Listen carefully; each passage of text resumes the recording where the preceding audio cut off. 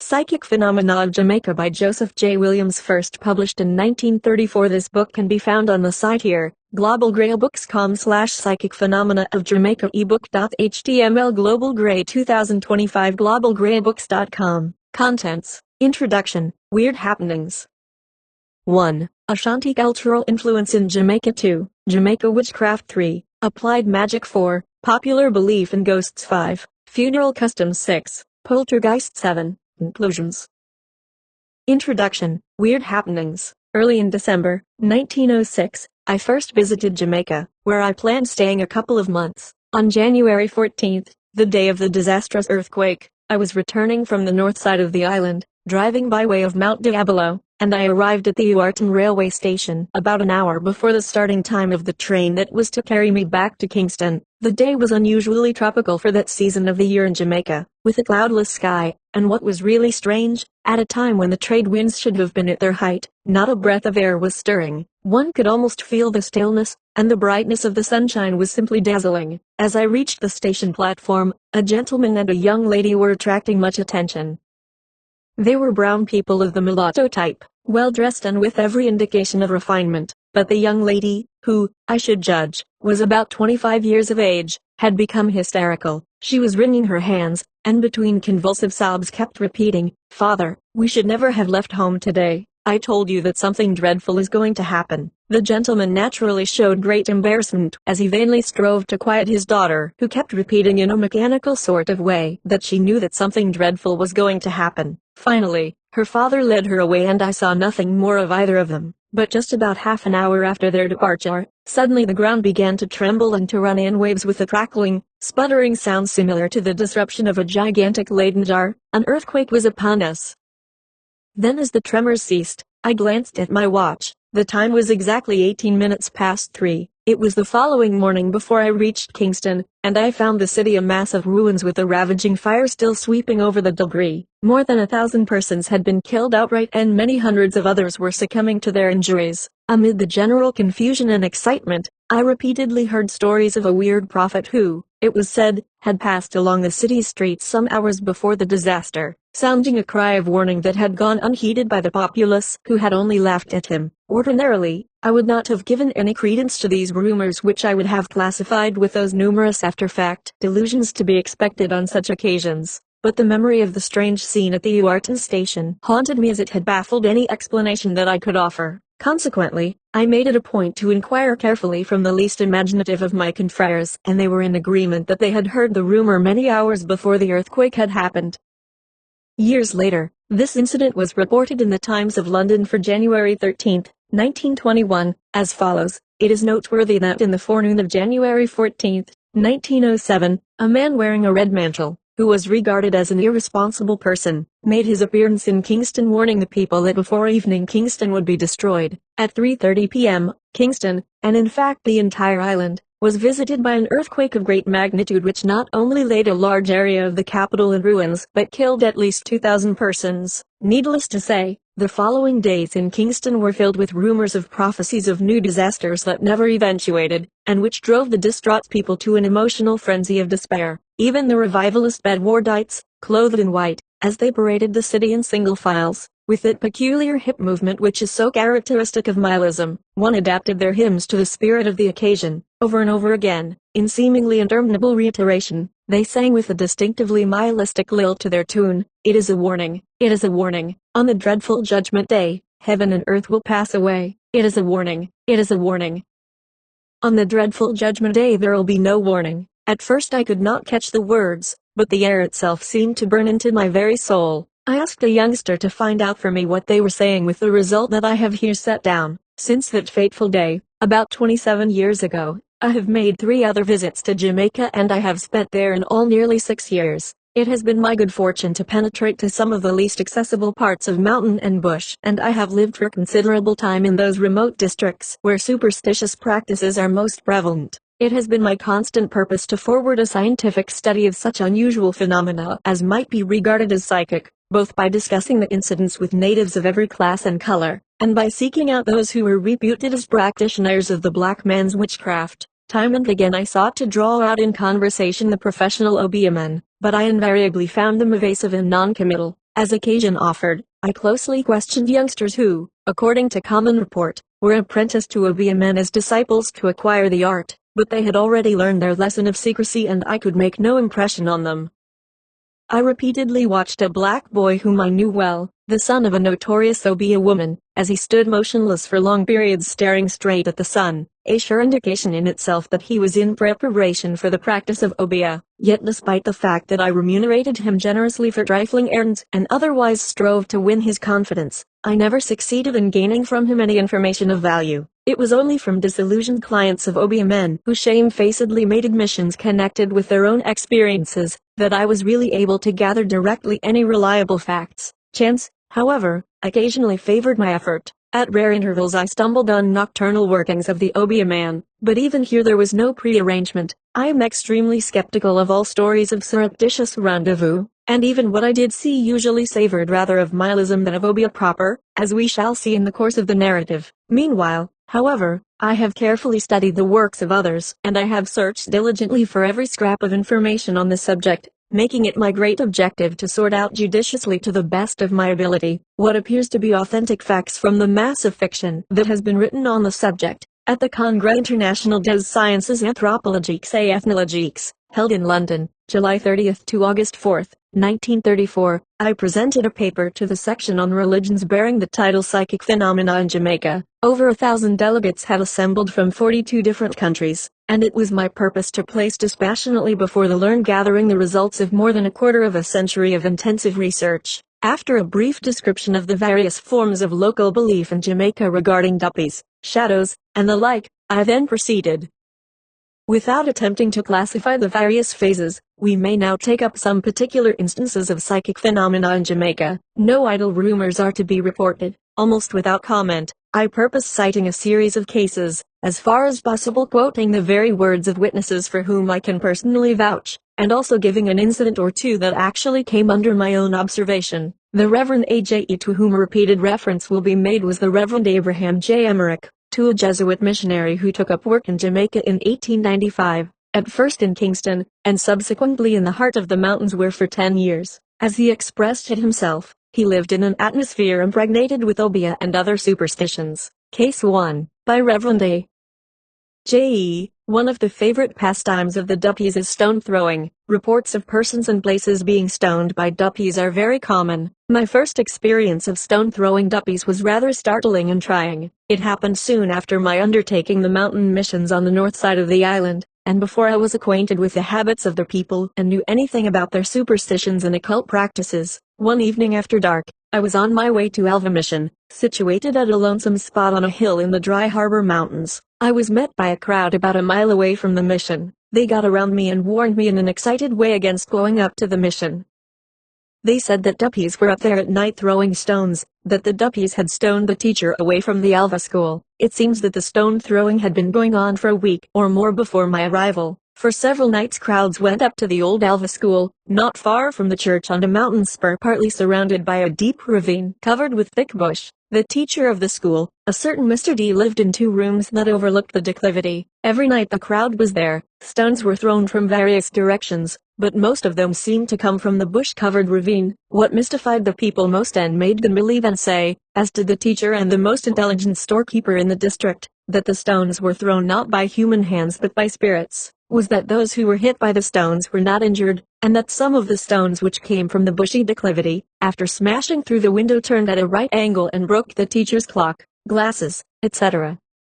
On a sideboard, in spite of the dreadful stone-throwing duppies, I went up to the hill followed by a crowd. I found the school building littered with stones, broken windows and a generally smashed up, sure enough ghost-haunted place. The story of the stone throwing, which I afterwards put together, amounted to this. On a Saturday night, Mr. D and a hired girl noticed a suspicious person lurking around the premises. They became frightened, left the place, and returned later with a man by the name of H who brought a gun with him. They were not long in the school building before stones began to fall here and there in different rooms, at first one by one but gradually very plentifully. They ran away in fright with the stones pelting after them as they ran. H turned around once and fired, pointing his gun in the direction from which the stones were coming. As he did so, a stone flying from the opposite direction hit him in the back of the neck. The stone throwing followed them into the house, to which they fled for refuge about a quarter of a mile away. They, with the family living in the house, made a gathering of 6 or 7 or more. Stones were fired into this house and broke a number of things on the sideboard, but no one could tell from where the stones were coming.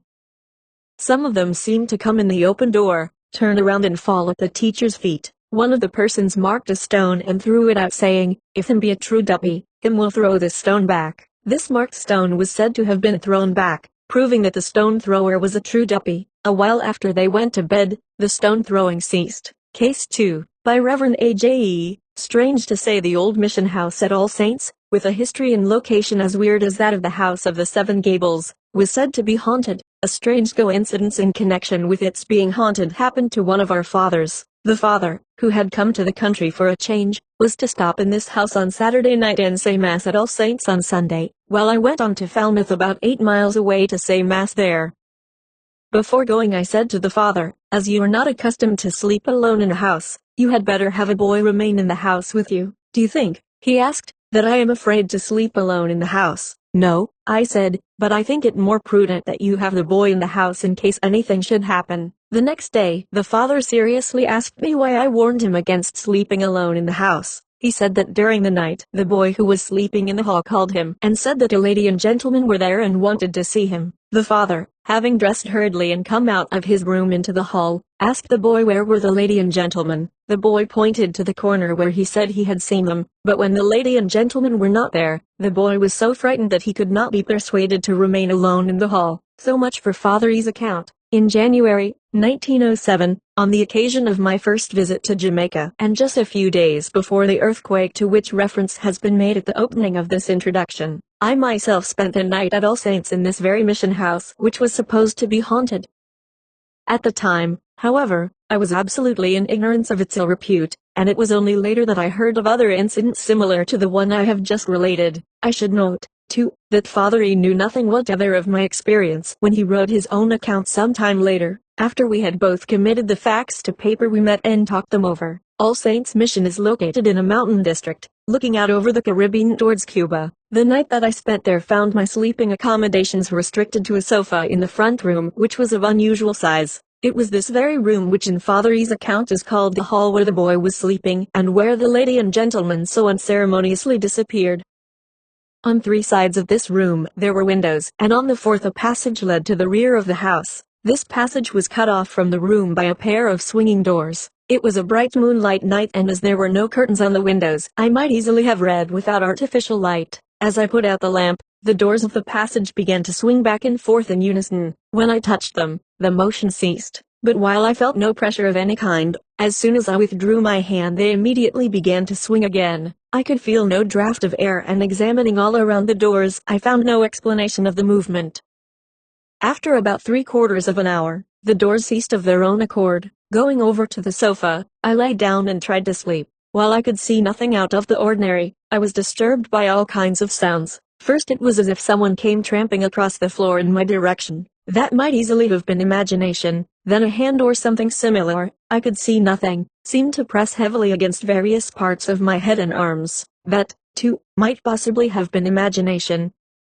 But this was no imagination. While the rest of my body was burning hot with fright, the parts touched were left not merely clammy but actually wringing wet with water, which I mopped up with my handkerchief in sufficient quantities to be squeezed out. And that, I repeat, was no imagination. Case 3, by Reverend A.J.E. One day a man living about a mile away from Elva Mission came to me and said that he was in trouble and asked me to help him out of it. He said that the spirits had been troubling him and his family for a long time, and that it had become unbearable. The duppies, he said, come every night and knock from sunset to sunrise, frightening the life out of my wife and children. I tried to shoot one the other night, but I could not. I put a cap on the pivot ammunition in my gun and fired at the place from which the knocking came, but the gun would not go off. I went into the house, opened the pivot with a pin and tried to fire at the ghost again, but again the gun would not go off. I felt something shaking in my hat rim, which turned out to be the cap I had put on the pivot of my gun. I tried the gun again, firing in another direction, and it went off. I told him that I would go to his house and bless it. At the appointed time I went to the house. After closing the door, I heard the knocking and all in the room heard it. It was a slow, dull knock. The man went out and knocked at the place from which the sound seemed to come, but it was not the same sound at all. I listened to the knocking for a while but could come to no conclusion as to the source of the sound. I was not in the least afraid or nervous but rather indifferent, having become habituated to sleeping alone in lonesome, outlandish places and hearing at night all sorts of creepy sounds, rappings, knockings, clankings, crawlings, etc., so that this knocking made very little impression on me. I thought to myself, I will bless the house and by so doing I will not commit myself to passing any judgment as to the source of the knocking. When I pulled out my ritual to read the blessing of the house, I was, as far as I remember, trying in my mind to account for the knocking by some kind of insect concealed somewhere in the house. While reading the prayer I suddenly became excited and with great difficulty finished it. I felt as if I had been put under some kind of an exhaust pump that drained me of all my supernatural energy. I felt as if I were injuring someone and tears, or a feeling of tears, came to my eyes. I tried to conceal what happened to me by saying in a joking way, "Now duppy him gone." My embarrassment left me. I sprinkled holy water in the house and out in the yard and especially in the place from which the sound seemed to come. When I returned into the house I raised my hand to give the common blessing, Benedictio Domini Nostri Jesu Christi descendit super hanc domum amanit semper. May the blessing of our Lord Jesus Christ descend on this house and remain forever. I found the same excitement come over me and the same difficulty in finishing the blessing, but it was not so strong as the first time. I was told that after I left, the duppy gave 2 hard bangs and then stopped knocking. Some time afterwards, I heard the people speaking of its return. This time it was outside of the house, and that crowds went up to see it, and some claimed that they saw it. It left shortly after, not to return. I learned later that the wife of the man whose house was troubled by the duppy was a revivalist, one of a religion which is nothing but a form of nihilism. If they are not possessed by the devil at times, there is no lacking in appearances of their being possessed. Case 4. The following incident was related to me by both parties concerned, and their accounts agreed in all details. As they are still alive, I do not feel free at present to disclose their identity even by initials or to fully identify the locality itself. It all happened at a particularly lonely spot on a mountain overlooking the sea where a priest made his headquarters in a house that was since demolished by a hurricane. A brother priest who came to visit him was spending the night in a room concerning which weird stories were told, although the occupant knew nothing of the fact at the time. On retiring, finding that there were no matches in the room, the visitor went in quest of a box and left it with a candle on a table near the door of the room. 3 times during the night he was awakened by someone entering the room, striking a match and lighting the candle. Each time he could just make out the figure of a man withdrawing from the room with face averted and closing the door behind him. Knowing that he and his host were alone in the house, he naturally concluded that it was all a practical joke that was being played on him. On the first 2 occasions he got up, extinguished the candle and retired again to bed, but on the 3rd perpetration he felt that the joke had been carried far enough. Quickly he sprang from the bed and rushed to the door just as it closed behind the figure. When he reached the hall, the figure had vanished, and going to the far end to his host's room, he found the occupant sleeping soundly, with the door of the room securely locked. On being aroused, the host vainly protested and strove to persuade his guest that he had been playing no tricks, and that the whole incident must have been a dream.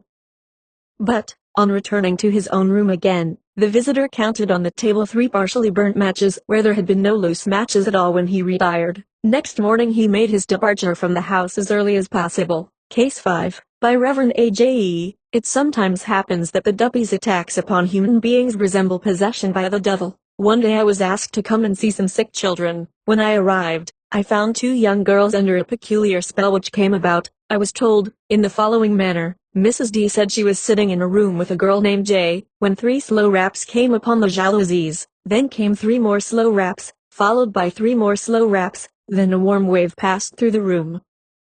At the same time J leaped into the air crying out, "Old man come," and from that time up to my arrival she had been acting queerly. When I arrived, about 3 days after the event, she was much better, I was told, than she was at first. Well, under this strange influence she said, "Old man catch em." The M in question was a quiet, shy, modest girl of about 17 years whose father was a Portuguese and whose mother was a slightly brown woman. When she came home she started laughing and kept it up for 2 or 3 days. When I came she was hoarse from laughing.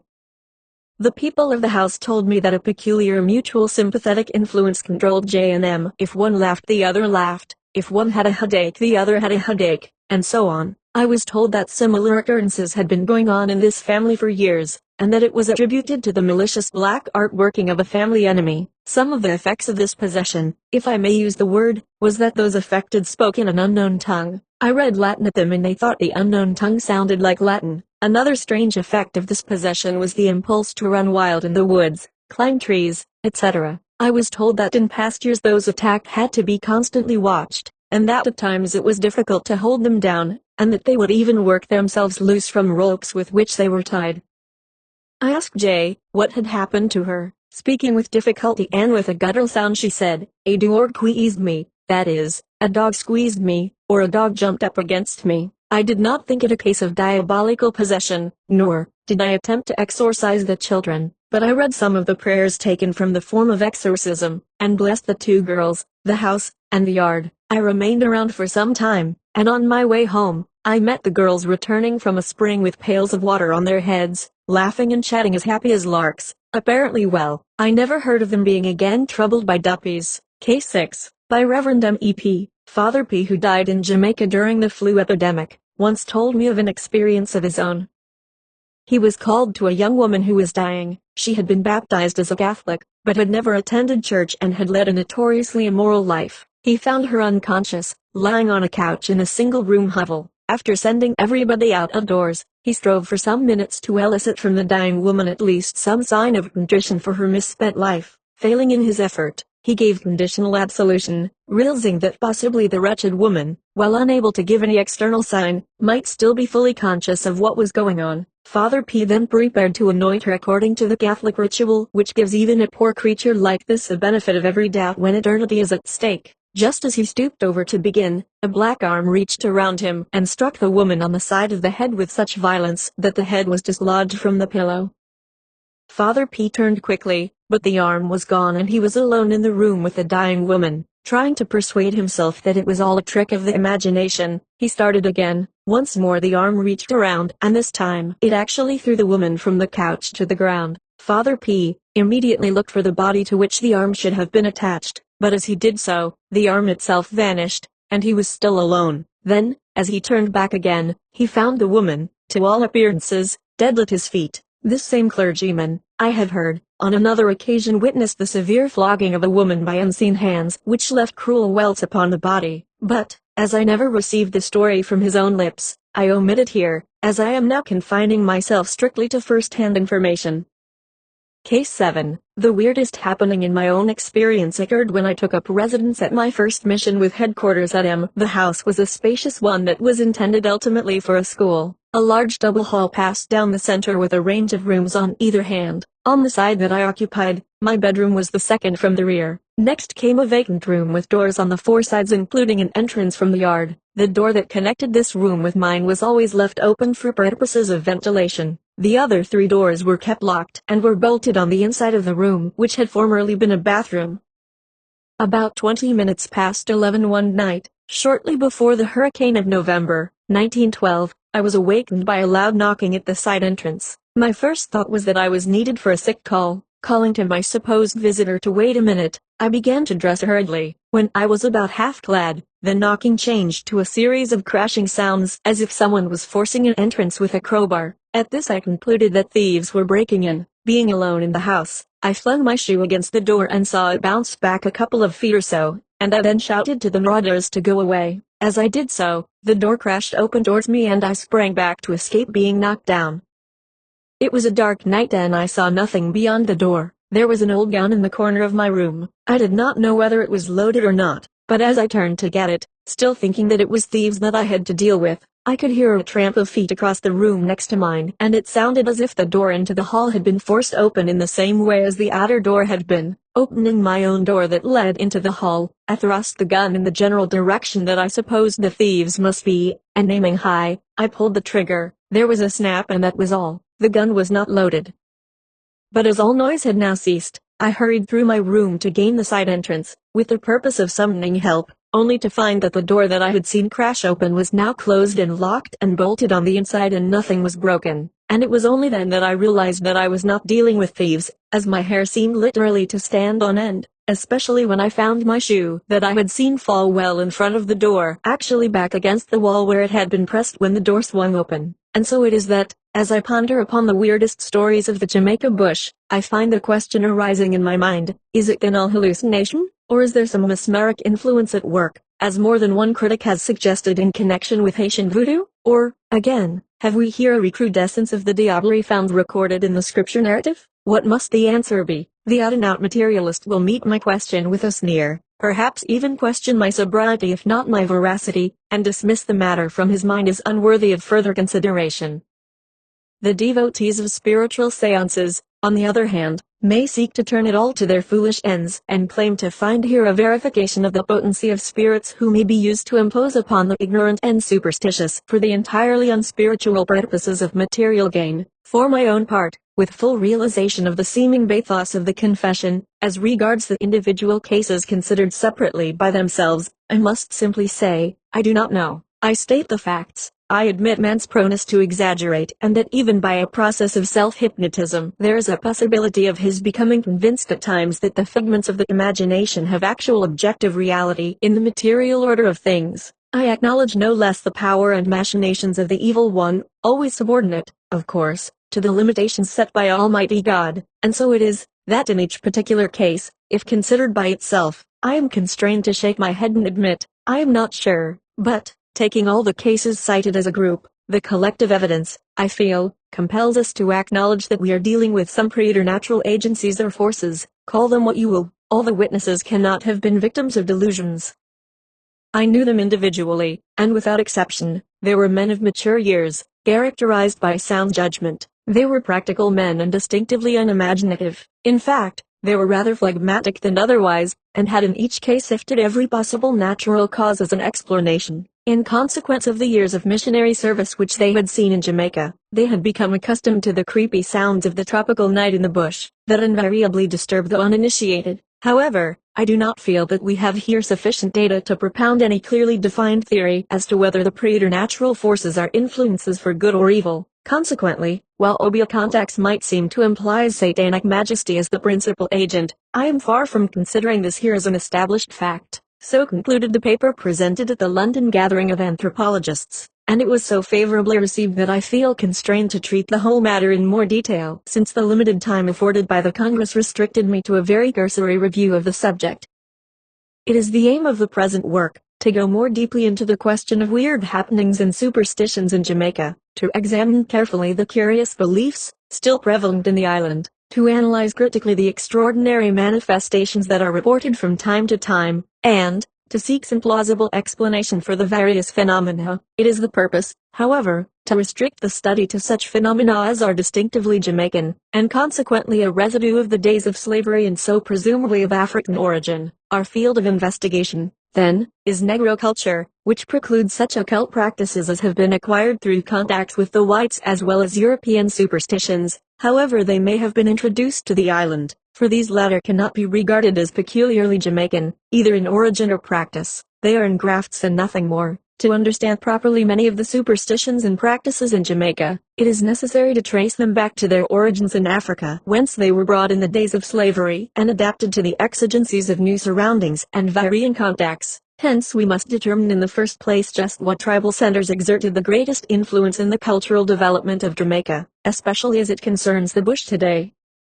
And here it should be carefully noted that the word bush is a colloquial term for the less accessible country districts in Jamaica, for, in the Isle of Springs, there is neither jungle nor forest. Even the most remote parts of the island are well cultivated and provided with schools and local shops where all necessities and even conveniences may be procured. 1. Ashanti cultural influence in Jamaica. The Reverend William James Gardner, a congregational minister, came to Jamaica in 1849, and after nearly a quarter of a century of observation and research, published in 1873 a history of Jamaica, which is characterized by its scholarly and dispassionate treatment of the domestic affairs of the island. We are told in the preface, in writing the history of the colony during the days of slavery, the author has availed himself of the labors of those who have preceded him, but the sources from which they derived their information have been carefully investigated. The public records of the colony have been searched, and a great mass of books and pamphlets, published from time to time, examined. In fact, No source of information to which it was possible to gain access has been neglected. Whether the writer has succeeded in eliciting the truth, so often obscured by party strife, his reader must determine. He can honestly say that such has been his endeavor. 3. Writing of the period that led up to the anti-slavery struggle of 1782. In his chapter on manners and customs of the inhabitants, Gardner describes what he calls the social life of the slaves, and tells us, little can be said with confidence as to the religious beliefs of these people. The influence of the Coromantans seems to have modified, if not entirely obliterated, whatever was introduced by other tribes. They recognized, in a being called a Kampuang, the creator and preserver of mankind. To him praise, but never sacrifice, was offered. 4. Edward Long, the first historian of Jamaica to go into such details, writing in 1774, expresses uncertainty concerning the source of these Coromantans. Unquestionably they came from the Gold Coast, but he finds it impossible to determine whether their tribal habitat was some distance inland or not. Their classification as Akims, Fantis and Ashantis raises a doubt in his mind. It may signify the town of origin or the market where they were bought. 5. However, he insists that the entire group are effectively banded together by their obeah men who administer the oath or fetish. 6. From our later knowledge, this fact alone would be sufficient to identify their leading spirits with the Ashanti. Long further informs us concerning these Coromantans, their language is copious, and more regular than any other Negro dialects. Their music too is livelier, and their dance is entirely martial. 7. And again, their persons are well made and their features very different from the rest of the African Negroes, being smaller, and more of the European turn. 8. And finally, on many estates, they do not mix at all with the other slaves, but build their houses distinct from the rest. 9. Concerning these same Coromantan slaves Sir Harry Johnston wrote in 1910, they were probably derived from the Ashanti and the warlike tribes of the Black and White Volta. The Coromantun slaves were always the prominent or the sole fighters in the great slave revolts of the West Indies and Guyana during the 17th and 18th centuries. 10. He adds in a note, they were also called Kafis from Kofi, a common Ashanti name. 11. As we shall see shortly, Kofi is the Ashanti name given to a male child who is born on a Friday. Later Sir Harry remarks, Coromantun was the first and greatest of the British slave trade depots on the Gold Coast. It was situated about 16 miles to the east of Cape Coast Castle. Either the larger proportion of the slaves was drawn from the Gold Coast, where the principal slave trading depots of the British were established between 1680 and 1807, or this ethnic type, Fanti, Ashanti, and their kindred, prevailed over the others. This is shown by the greater part of Jamaica folklore being traceable to the Gold Coast and its hinterland, and by the fact that the fragments of African speech still lingering in the Negro English dialect of Jamaica are derived from the Twi language of Ashanti Fanti. The popular Nancy stories are so called from their taking Anansi the Spider as the chief figure. Anansi is Spider in Ashanti. 12. Lieutenant Colonel Alfred Burton Ellis, of the lately disbanded West India Regiment, who spent many years in Jamaica and on the Gold Coast, adds his testimony as follows. The Gold Coast Negroes are termed Coromantes or Coromantans, in the jargon of the slave traders, this name being a corruption of Coromantine, whence the British had first exported slaves. They were distinguished from all other slaves by their courage, firmness, and impatience of control, characteristics which caused numerous mutinies on board the slavers, and several rebellions in the West Indies. In fact, every rebellion of slaves in Jamaica originated with, and was generally confined to, the Coromantans, and their independence of character became so generally recognized that at one time the legislature of Jamaica proposed that a bill should be brought in for laying an additional duty on the Fanti, Akan and Ashanti Negroes, and all others, commonly called Coromantans, that should be imported. The superior physique of the Gold Coast Negroes, however, rendered them very valuable as laborers, and this bill met with such opposition that it was withdrawn, and, notwithstanding their dangerous character, large numbers continued to be introduced to the island. 13. This agrees with the opinion of Gardner, who declares, the Negroes from the Gold Coast were known generally as Coromantans. The Ashanti and the Fans described by Chelu were included in the term. They were strong and active, and on this account valued by planters. The Spanish and French colonists shunned them on account of their ferocious tendencies, but attempts to prohibit their importation into Jamaica failed, though they were the instigators and leaders of every rebellion. 14.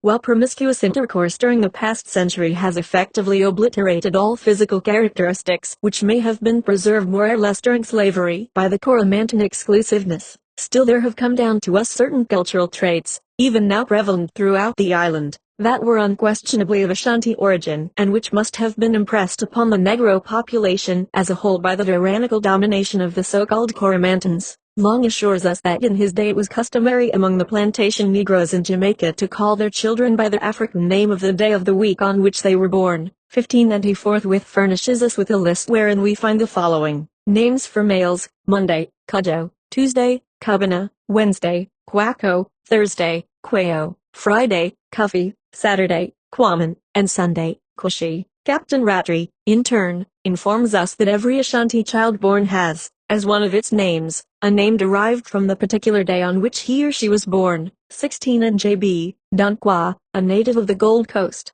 confirms this statement and gives us a set of Akan names closely corresponding to those met with in Jamaica. Thus we have, Monday, Quajo; Tuesday, Quabina; Wednesday, Kwaku; Thursday, Yao; Friday, Kofi; Saturday, Kwame; and Sunday, Kwasi. 17 Ashanti, of course, belong to the Akan group, and these Akan names in the Ashanti dialect become Gojo, Kabana, Kwaku, Yao, Kofi, Kwame and Kwasi. That this list is substantially identical with that given by Long for Jamaica need not be pointed out. What should be noted, however, is the fact that while the custom was general among the Jamaica slaves and not confined to the descendants of the Ashanti alone, it is the Ashanti terminology that is uniformly followed in the day names, indicating how complete the ascendancy of the Ashanti became over the entire slave population.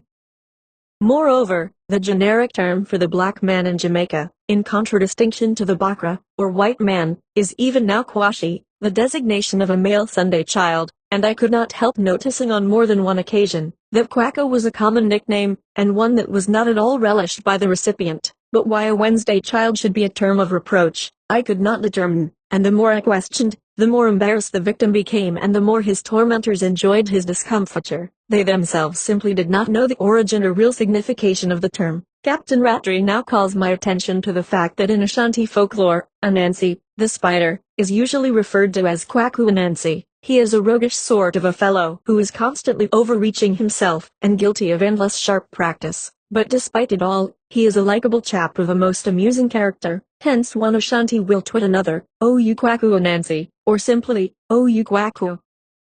Before leaving the subject, it may be well to call attention to the real significance of this day name among the Ashanti themselves, and consequently among their descendants in Jamaica. According to Ashanti custom, each day of the week is named after a subordinate deity or bosom to whom it is dedicated. Thus Wukuta, Wednesday, is compounded of the name of the bosom Wuku and the word Ida, a day. Children, in turn, receive a sole name according to the day of the week on which they are born, pretty much after the custom of many Catholics whereby the name of the child is determined by the calendar of the saints. Thus an Ashanti boy receives as a patronymic the name of the bosom of the day of his birth, with quo, from Akoa, a man or slave, prefixed, e.g., a boy born on Wednesday is named Kwaku, literally the man or slave of Wuku, implying that he is dedicated to this bosom. The idea of bosom, plural abosom, is not unlike the Catholic concept of saint or angel, for the abosom are tutelary or guardian spirits subordinate to God. 18. They are intermediaries between the Supreme Being and man and in practical life receive veneration though not the formal worship due to the Supreme Being alone.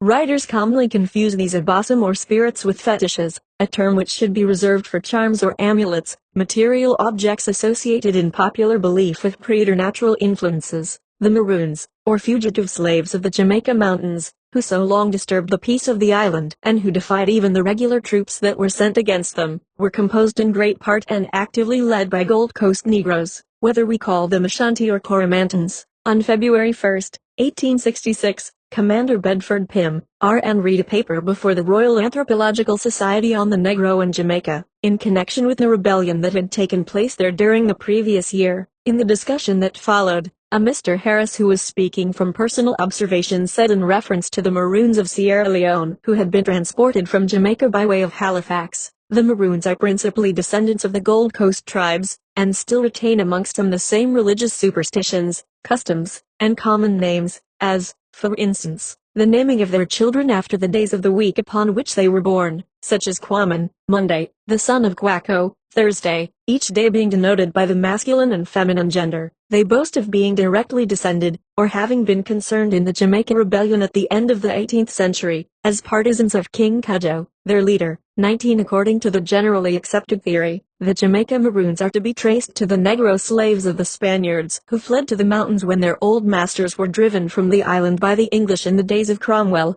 20. The first chief among them who has been recorded in history was Juan de Bolis. With the importation of slaves by the English, almost from the start irrepressible spirits among the Coromantans fled to the mountains and found refuge with the Maroons in such numbers that they soon gained control of the entire body. Thus as early as 1693 we find a Cudjoe chosen as a general leader of all the Maroons. 21. In 1730, another Cudjoe led an uprising in the central part of the island. 22. In Dallas in his History of the Maroons asserts, the original body of Negroes under Cudjoe was distinguished by the appellation of Kinkafis, in which line a succession of their chiefs continues. 23. This is probably the same as the term Kafis which according to Sir Harry Johnston, as we have seen, was applied to the Ashanti. Dallas makes the further statement that while the Negroes of other tribes joined the Maroons, the Coromantan language, however, superseded the others and became in time the general one in use. 24. Moreover, it is clear that Cudjoe's domineering influence over the slaves on the plantations was due in great part to the practice of obeah. 25. It is not surprising,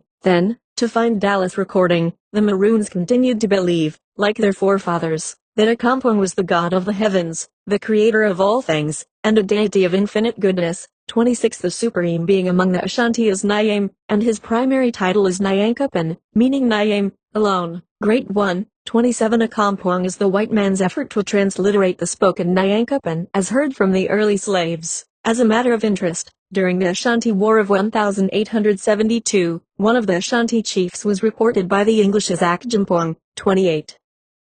When Governor Trelawney of Jamaica concluded a treaty with the Maroons on March 1, 1738, the Articles of Pacification were ratified with Captains Cudjoe, Akampuang, Johnny, Cuffy and Quacko. 29. With the exception of Johnny, these are all clearly Ashanti names, and as we actually find in the course of the articles that Johnny was a brother of Cudjoe and Akampuang, his appellation must have been only a nickname. 30. It should be remarked in passing that this use of the name of the supreme being by Akampuang might look like arrogance, but in the first place, his position was subordinate to that of his brother Cudjoe, and we are assured by Chrysler that among the Ashanti the divine name was frequently given to a slave in acknowledgement of the help of God, enabling the owner to buy the slave. 31. At the very time when Governor Trelawney made peace with Cudjoe, the leader of the Eastern Maroons was Quayo, another Ashanti name. 32. However, these distinctively Ashanti names now begin to disappear among the Maroons, who after their pacification took up the plan of adopting the names of gentlemen of the island, a usage which we are told was universally practiced among them.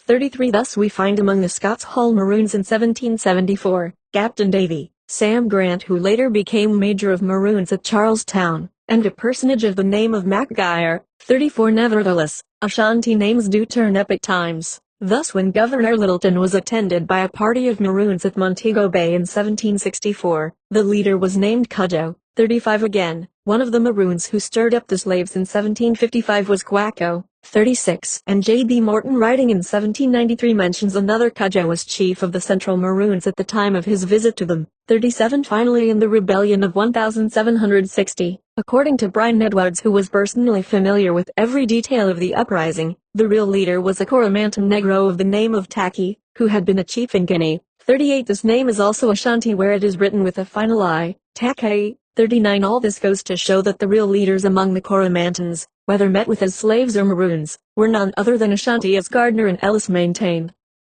This is further confirmed by an observation made by Sir William Butler who took part in the Ashanti campaign of 1873, to the effect that in the slave trade the protected tribes of the coast were the prime brokers. They bought from the black interior kingdoms of Dahomey and Ashanti, and they sold to the white merchant traders of Europe. 40. This statement indicates that the so-called Coromantan or Gold Coast slaves were not natives of the coast itself but were brought from the interior, and secondly, it clearly specifies the Ashanti as one of the chief sources of supply. Consequently, it is not to be wondered at, as Sir Harry Johnston has already assured us, that the vestiges of such words, etc., to be found today in Jamaica, as can be traced back to African sources, are almost invariably of Ashanti origin. Let me cite just a few examples that came under my own observation while I was in Jamaica. Throughout the bush there is a peculiar type of fowl with ruffled feathers and half-naked neck, as if they had been partially plucked. The Picnies 41 call them peel neck, i.e. bald neck,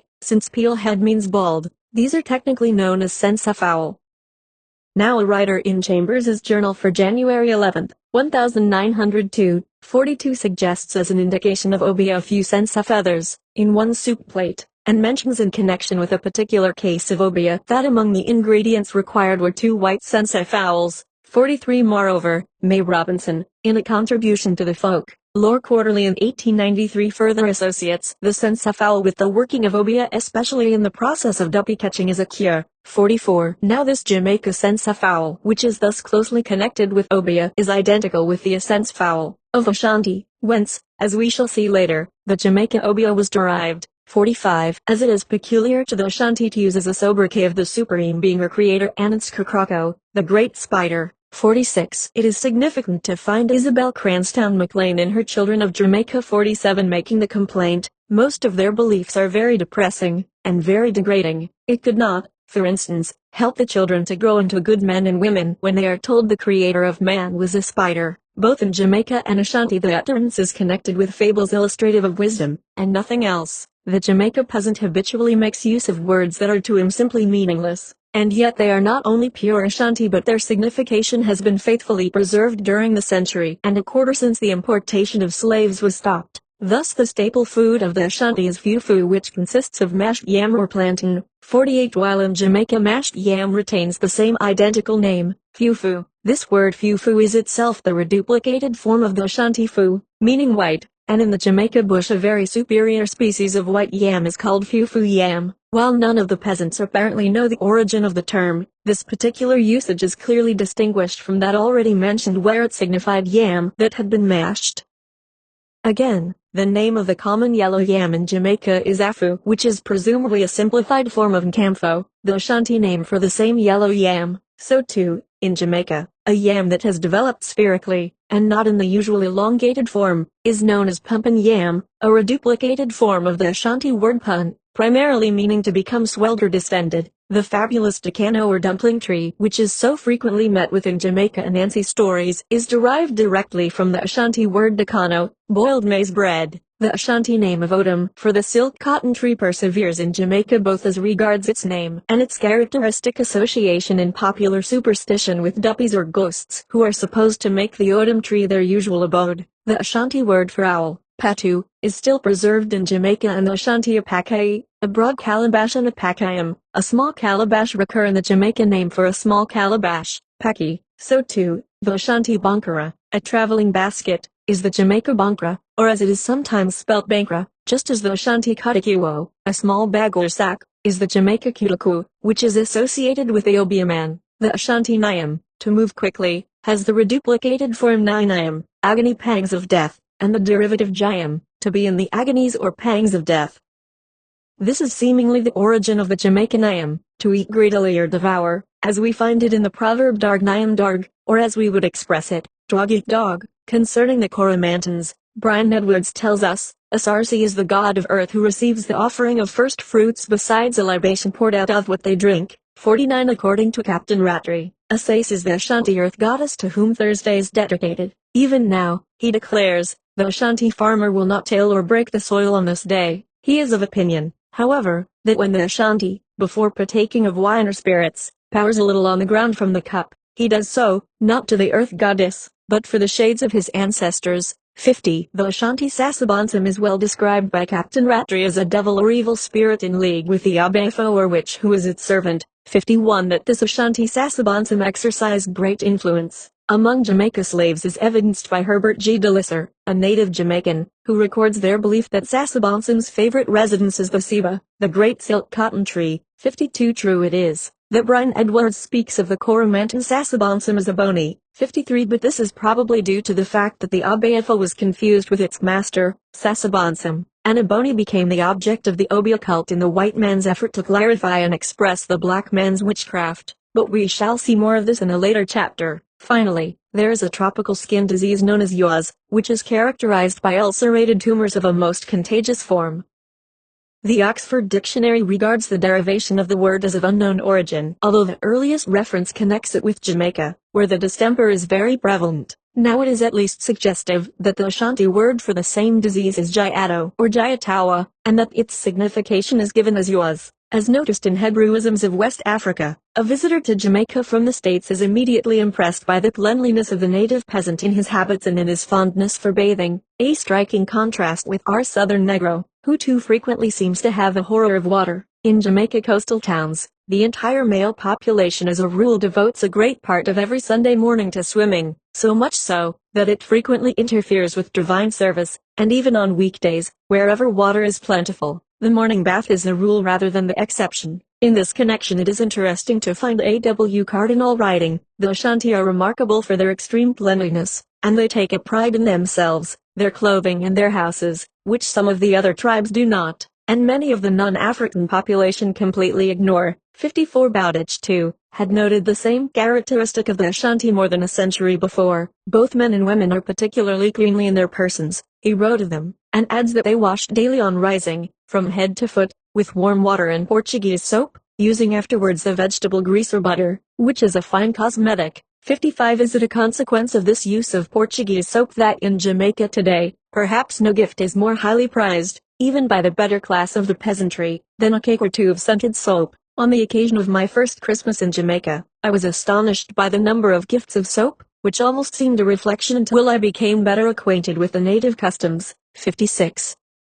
I was also long puzzled by a custom associated with the bush funeral in Jamaica. Before setting out for the burial ground, the coffin was raised and lowered 3 times. No one could give me any explanation for the practice, nor did any local superstition seem to be associated with it. In the public mind, it was always done in that way from time immemorial, and that was all there was about it. No one was willing even to make a conjecture regarding its origin or purpose. Strange as it may seem, a similar practice has been in vogue among the Ashanti from prehistoric times. It is thus described by Captain Rattray: "The coffin is now closed, and a hole is knocked in the wall. Through this the coffin is carried by the Asaquafo. On its arrival outside it is placed on the ground, but not without a pretense being made to set it down twice before it finally comes to rest."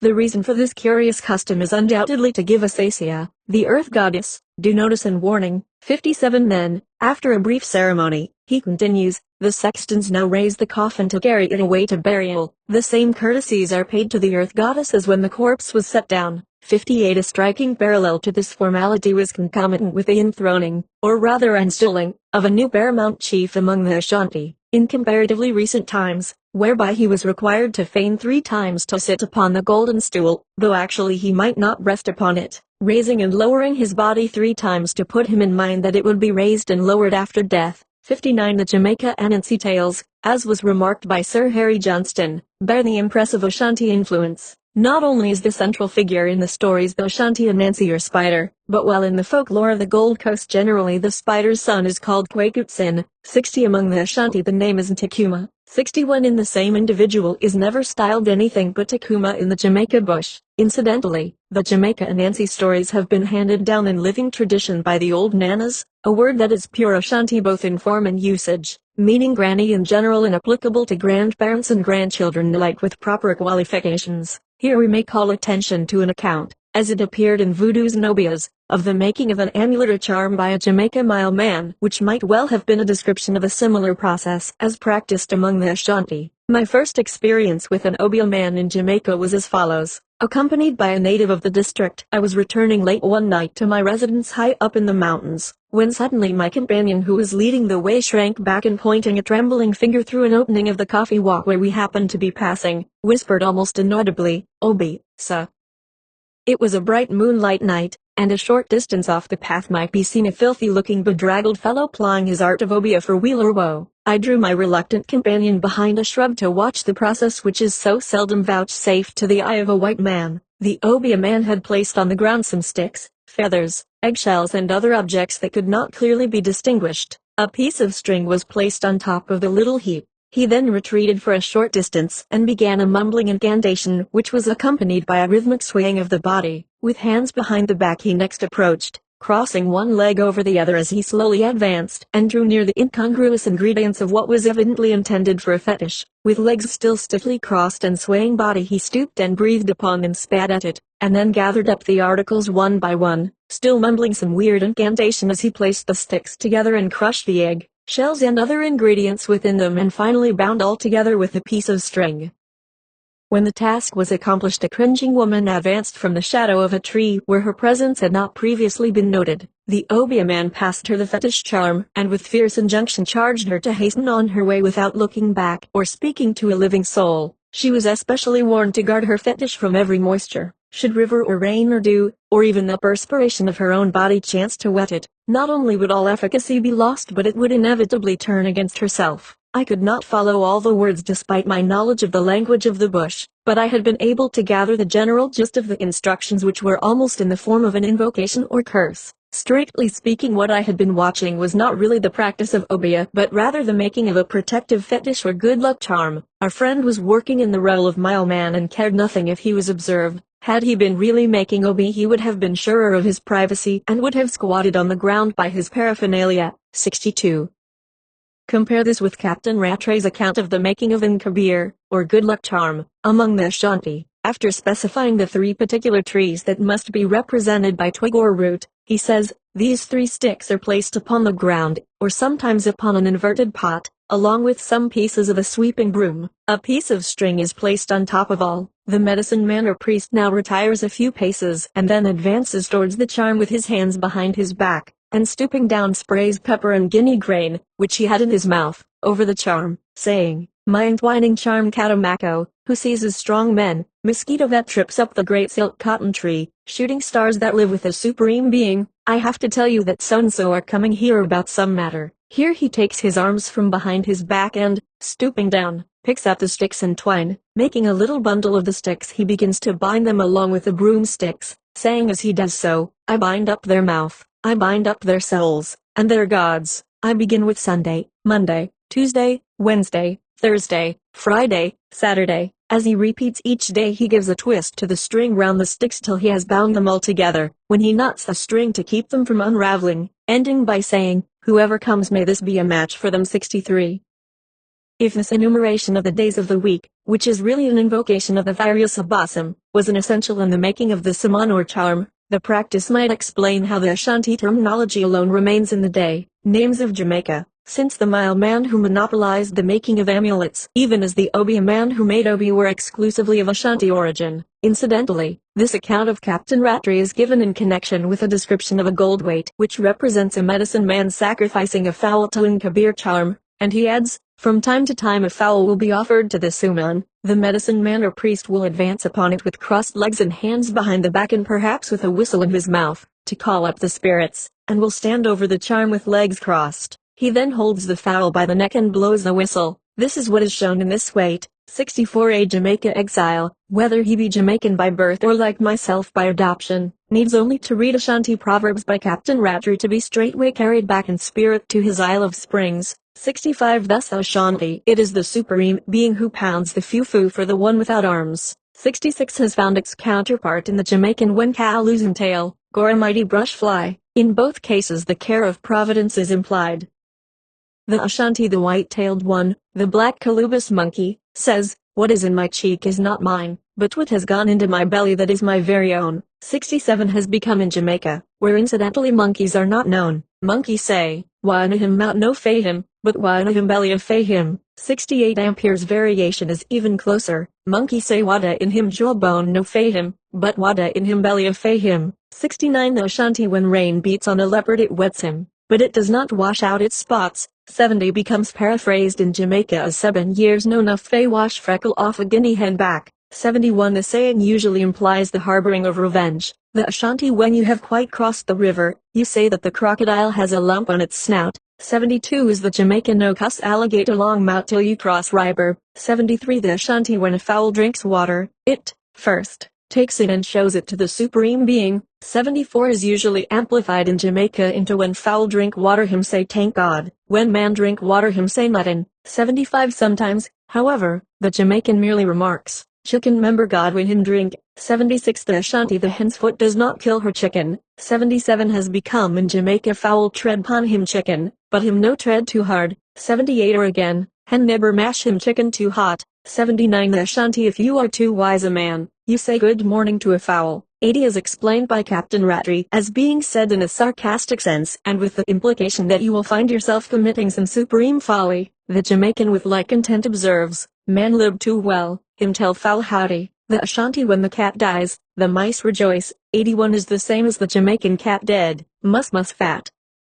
The Ashanti a sheep does not give birth to a goat. 82 is rendered in Jamaica sheep and goat no all one. 83 the Ashanti where the sheep stands its kid stands. 84 has become in Jamaica goat and him kid tand one place. The Ashanti if the horse does not go to war, its tail does. 85 is adapted in Jamaica goat no go a war, but him send him kin. 86 the Ashanti when a great number of mice dig a hole, it does not become deep. 87 is the Jamaican too much rat and never dig good hole. 88 the Ashanti no one begins to twist creepers into a rope in front of an animal he hopes to catch. 89 is rendered in Jamaica as set tie, no mek bud see you, i.e., in setting a snare don't let the bird see you. The Ashanti all animals sweat, but the hair on them causes us not to notice it. 90 is particularized in Jamaica dark sweat, but long hair cobra eye. 91 the Ashanti good morning, kills an old woman. 92 is explained by Captain Rattray as meaning the old woman who's sitting by the house all day, and having nothing to do but return salutations, is said to be killed eventually by them. The same sentiment is expressed tersely in Jamaica by too much sit-down brook breeches. 93.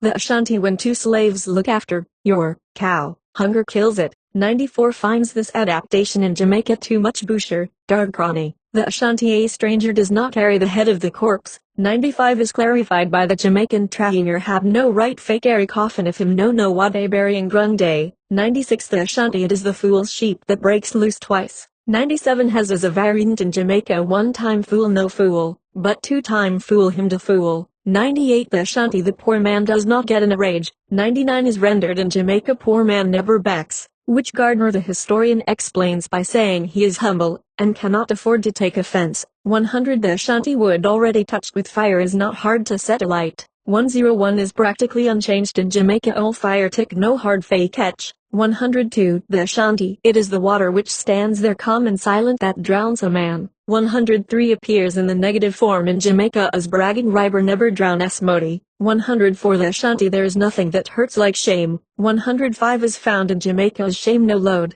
but it brook neck. 106 the Ashanti a peth has ears. 107 has the Jamaica paraphrase a bush happy ye. 108 the Ashanti when you do not know how to dance, then you say, the drum is not sounding sweetly. 109 finds a twofold expression in Jamaica, if a man can dance him say de music no good. 110 and also if a man can dance him say de fiddle no good. 111 the Ashanti folk story how it came about that ants, the spider, went up on the rafters. 112 is referred to by the Jamaica proverb a faz mek anansi de a housetop. 113 which signifies an impertinence makes anansi stay in the housetop. Admittedly, similar proverbs are to be found throughout Africa, but, since so much of the Jamaica culture is clearly of Ashanti origin and practically nothing can be definitely traced to other tribes, it is but reasonable to conclude that here also the actual introduction to Jamaica is to be ascribed to the Ashanti. A study of the records of slave arrivals in Jamaica leads to the conclusion that at no time did the Ashanti compose more than 15% of the whole slave population in the island. 114 how this small minority quickly asserted and continuously maintained a mastery over the more numerous and normally antagonistic tribes would be inexplicable were it not for the fact that there is clear evidence that the machinations of Obiat terrified all into submission and effectively eliminated those who might otherwise have opposed the dominance of the autocratic Ashanti.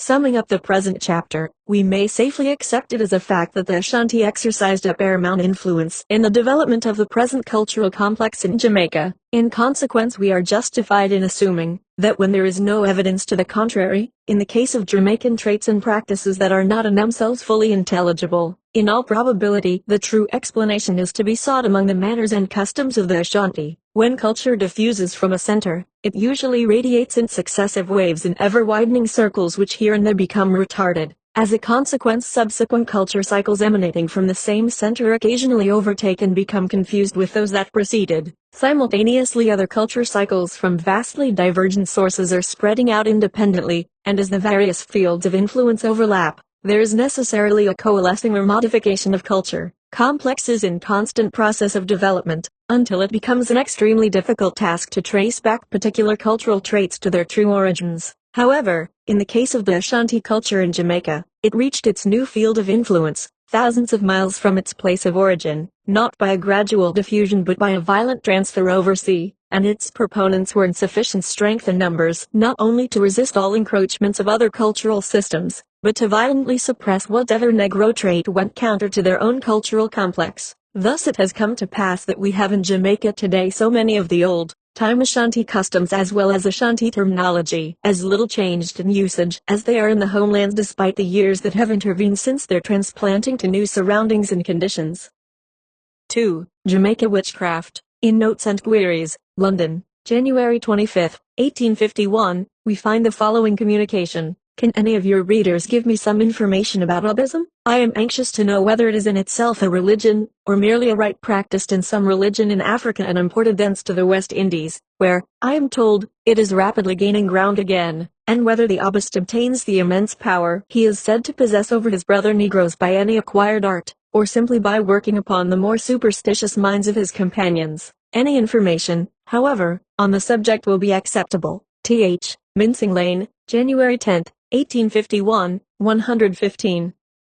This inquiry drew forth several replies. In the issue of February 22, 1851, we find, as our correspondent Th. desires any information on the subject of Obism, in the absence of more and better, I offer my mite, that in the early part of this century it was very common among the slave population in the West Indies, especially on the remote estates, of course of African origin, not as either a religion or a rite, but rather as a superstition, a power claimed by its professors, and assented to by the patients, of causing good or evil to, or averting it from them, which was of course always for a consideration of some sort, to the profit, whether honorary, pecuniary, or other of the dispenser. It is by the pretended influence of certain spells, charms, ceremonies, amulets worn, or other such incantations, as practiced with more or less diversity by the adepts, the magicians and conjurers, the false prophets of all ages and countries, etc. The writer thinks that Obism is on the decline and simply signs the letter M. 116. Another reply in the same issue runs as follows. In answer to Th's query regarding Abihism, though I cannot answer his question fully, as to its origin, etc., yet I have thought that what I can communicate may serve to piece out the more valuable information of your better informed correspondence. I was for a short time in the island of Jamaica, and from what I could learn there of Abihism, the power seemed to be obtained by the Obeah man or woman, by working upon the fears of their fellow Negroes, who are notoriously superstitious.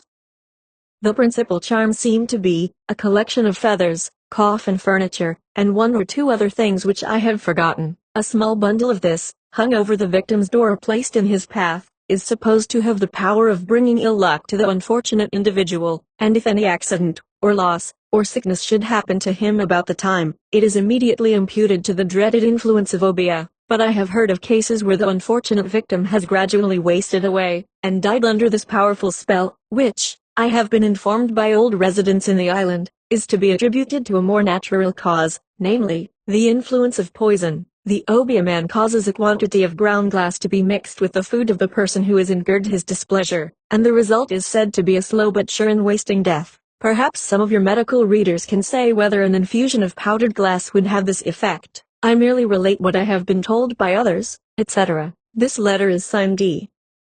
P.W. 117 in the issue of April 19, 1851, a communication signed T.J. furnishes a number of references to show that Abihism is not only a rite, but a religion, or rather a superstition. It is further stated that the influence of the Obist does not depend on the exercise of any art or natural magic, but on the apprehensions of evil infused into the victim's mind. 118 in Notes and Queries of May 10, 1851, Henry H. Breen writing from St. Lucia insists, Obism is not itself a religion, except in the sense in which Burke says that superstition is the religion of feeble minds. It is a belief, real or pretended, in the efficacy of certain spells and incantations, and is to the uneducated Negro what sorcery was to our unenlightened forefathers. This superstition is known in St. Lucia by the name Cambois. It is still extensively practiced in the West Indies, but there is no reason to suppose that it is rapidly gaining ground. 119 While the interest awakened in the subject by this correspondence was still rife, The Medical Times 120 published a communication from Dr. Stabo of Tortola, in the Virgin Islands, of a peculiar case of childbirth which had been accompanied by symptoms that he seems unable to diagnose. Although he evidently does not credit the patient's explanation that she was a victim of obia. The title of the article is Spasmodic Action of the Uterus, Obism, and the main fact in the case is thus stated. Anna Liza Smith, age 50, Sambo, domestic servant, mother of 3 children, has a miscarriage between first and second, and an interval of 17 years between second and third child. During that interval was in bad health, and under the delusion that she was hurted, a behead, and is now under that delusion. The editor of the Medical Times adds this information in a footnote. Obism was a species of witchcraft employed to revenge injuries, or as a protection against theft, and is so called from Obi, the town, city, district or province of South Africa where it originated. It consisted in placing a spell or charm near the cottage of the individual intended to be brought under its influence, or, when designed to prevent the depredations of thieves, in some conspicuous part of the house, or on a tree. It was signified by a calabash or gourd containing, among other ingredients, a combination of different colored rags, cat's teeth, parrot's feathers, toad's feet, eggshells, fish bones, snake's teeth, and lizard's tails. Terror immediately seized the individual who beheld it, and either by resigning himself to despair, or by the secret communication of poison, in most cases death was the inevitable consequence. The editor immediately adds, the following is a description of the superstition as given by a witness in a trial that took place some years ago. Do you know the prisoner to be an obia man? Is massa, shadow catcher true? What do you mean by shadow catcher? Him heb coffin, a little coffin was here produced. Him set fay catch dem shadow. What shadow do you mean? When him set obia for somebody, him catch dem shadow, and dem go dead. This example is really taken from Alexander Barclay, A Practical View of the Present State of Slavery in the West Indies, London, 1828, page 185f. Although no credit is given by the editor who quotes it in the Medical Times, from what has been said thus far, it is evident how confused has been the concept of that form of witchcraft which is known as Jamaica obia. Even in usually most reliable sources of information, it must be our purpose, then, at the very outset to try and clarify the origin of the name as well as the practice of this intriguing subject, obia. The following communication appears in Notes and Queries for July 15, 1899, signed by James Platt, June, obia. The origin of this well-known West Indian term is not precisely defined in any of our existing dictionaries. We find such statements as probably of African origin, Webster and Chambers, said to be of African origin, the century, said to have been introduced from Africa, Worcester. The following quotation from the Reverend Hugh Goldie's Dictionary of the Efik Language, of Old Calabar, Glasgow, 1874, page 300, appears to set the matter at rest, and should interest etymologists and students of folklore. Ubio, a thing, or mixture of things, put in the ground, as a charm, to cause sickness or death. The obia of the West Indies, 121. This little notice had far-reaching effects, or at least its writer's influence quickly made itself felt. For the Oxford Dictionary shortly afterwards accepted Mr. Platt's suggestion and came to describe obia with its variants obia, obia, as a West African word, cf. Efik ubio, a thing, or mixture of things, put in the ground, as a charm to cause sickness or death, and quotes as its authority Goldie's Dictionary of Efik, 1874.122. Sir Harry Johnston, 2, regarded the word as a variant or corruption of an Efik Aribo, word from the north, east or east of the Niger Delta, 123. But as his preface is dated May, 1910, long after the appearance of Volume 7 of the Oxford Dictionary, it would be only natural to suppose that Sir Harry drew his information from that source, unless perhaps he was originally the authority consulted by the editor of the dictionary. In either supposition, we would have overlapping authority for the Efik origin of the word and not independent sources. Now I am informed by those who are actually working among the Efik-speaking people that ubio really means rubbish or dirt, and that the derivative uba signifies wickedness in general. Further, that witchcraft is included under ubi or ubio only insofar as it is a wickedness like any other evil act. In keeping with this observation, Goldie himself gives the primary meaning of ubio as anything noxious, 124, and the citation quoted by the Oxford Dictionary is a secondary meaning. However, even here Goldie says nothing about witchcraft which he actually renders as Idaean, 125. This, in itself, might well imply that obeah is given as a particular illustration of the generic idea of what is noxious or wicked. All this is supported by tracing historically the introduction of the word obeah into English usage. The first appearance of the word in any dictionary is in an American Dictionary of the English Language by Noah Webster, revised and enlarged by Chauncey A. Goodrich, published by George and Charles Merriam, Springfield, Massachusetts, and copyrighted in 1847. In this, the third edition of Webster's dictionary, it does not appear in the earlier editions. We find the entry on page 762, obeah, a species of witchcraft practiced among the African Negroes. Encyclopedia.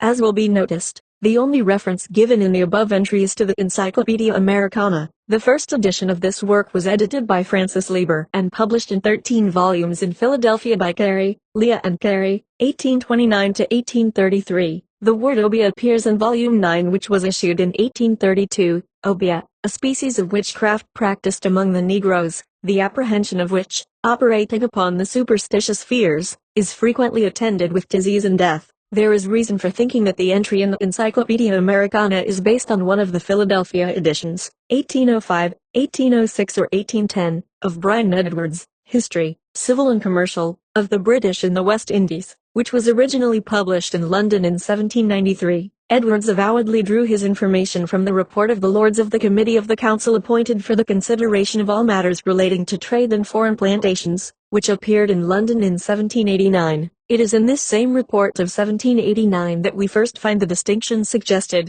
The term obeah, obeah, or obeah, for it is variously written, we conceive to be the adjective, and the obeah or obeah the noun substantive. As noted in that report, the principal source of information regarding obeah was Edward Long, who belonged to an old Jamaica family and who had already been Speaker of the House of Assembly in Jamaica. He had published a History of Jamaica, London, 1774, wherein is the first reference by an historian to obeah as such. As far as I can ascertain, the first actual record of the word in print is in the Acts of the Jamaica Assembly of 1760, Volume 2, Act 24, to remedy the evils arising from irregular assemblies of slaves, prevent possessing arms and ammunition, going from place to place without tickets, and for the preventing of obeah, etc., up to the report of 1789. As we find recorded therein, the word was not much in use outside of Jamaica. Thus Montserrat, Nevis, Dominica, St. Vincent, Bermuda and Bahama know nothing about obeah, and in the Barbados, Antigua, Grenada and St. Christopher, where obeah is more or less known, there are no restraining laws mentioned, indicating that it had not yet been recognized as a menace to the public peace.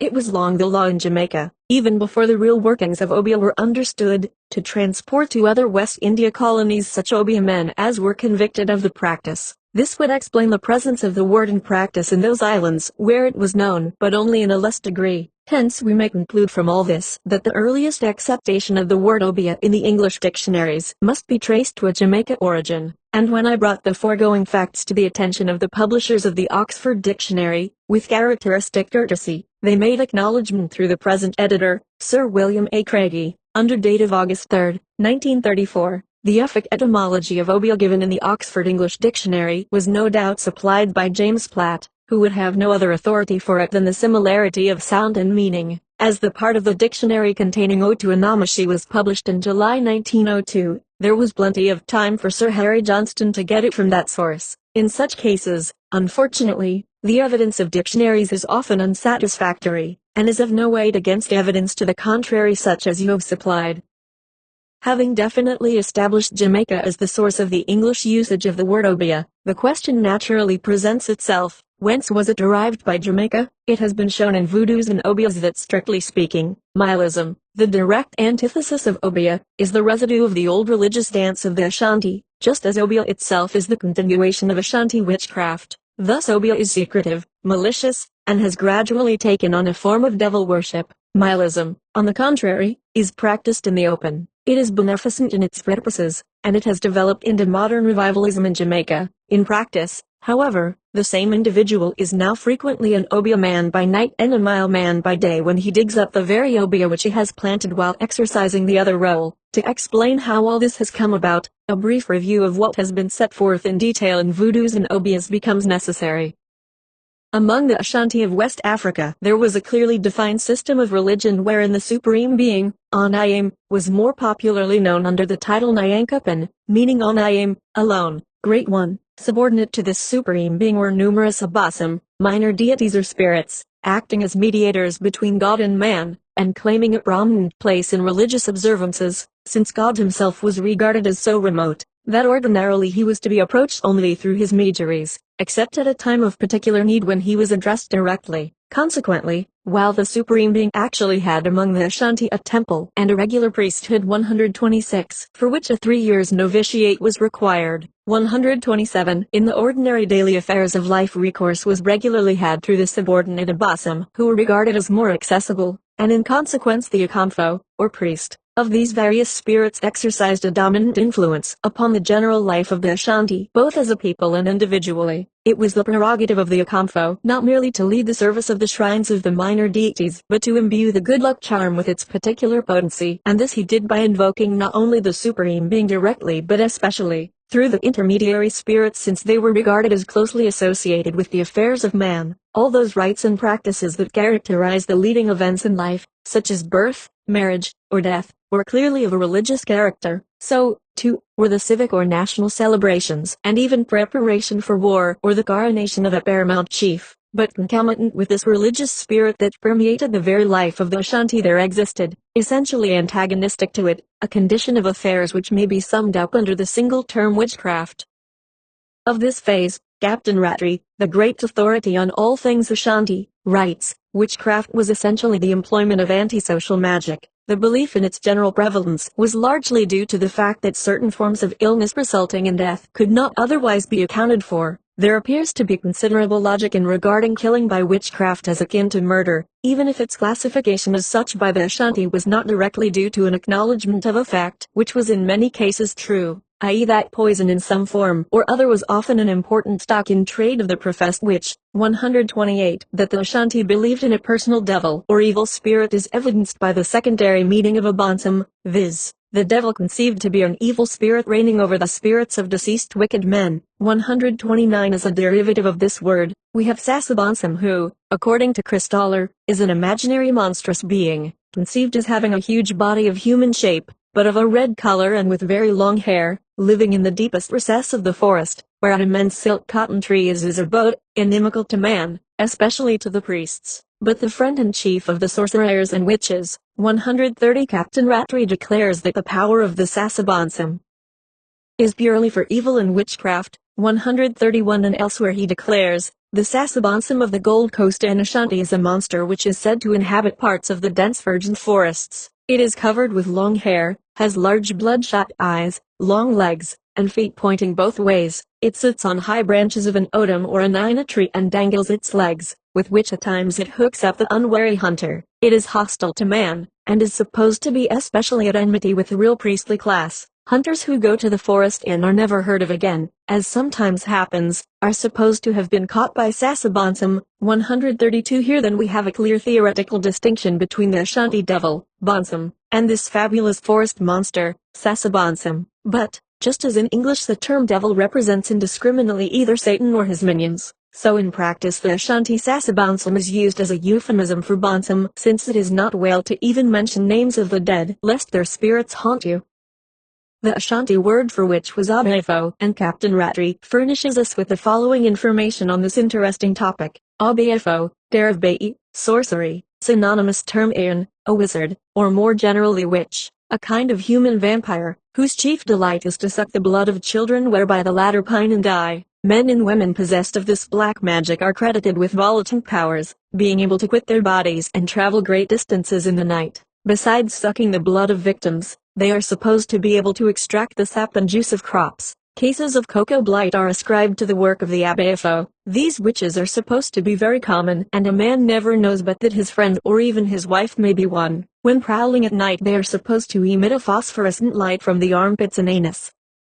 An Abaefo in everyday life is supposed to be known by having sharp shifty eyes, that are never at rest, also by showing an undue interest in food, and always talking about it, especially meat, and hanging about when cooking is going on, all which habits are therefore purposely avoided. A man will seldom deny another, even a stranger, a morsel of what he may be eating, or a hunter a little bit of raw meat to anyone asking it, hoping thereby to avoid the displeasure of anyone who, for all he can tell, is a witch or wizard. 133 At the recent Anthropological Congress in London, Mujibin Daona, Esquire, a native West African and one of the vice presidents of the African section of the Congress, presented a most interesting and scholarly paper on the subject of witchcraft. According to his view, there are in the main two forms in which witchcraft is practiced. The first takes the form of a power to do harm to other people, especially children, without any physical contact or concrete act of poisoning. Death due to poisoning is considered separate from that believed to be due to witchcraft, though in practice it is not always distinguished from it.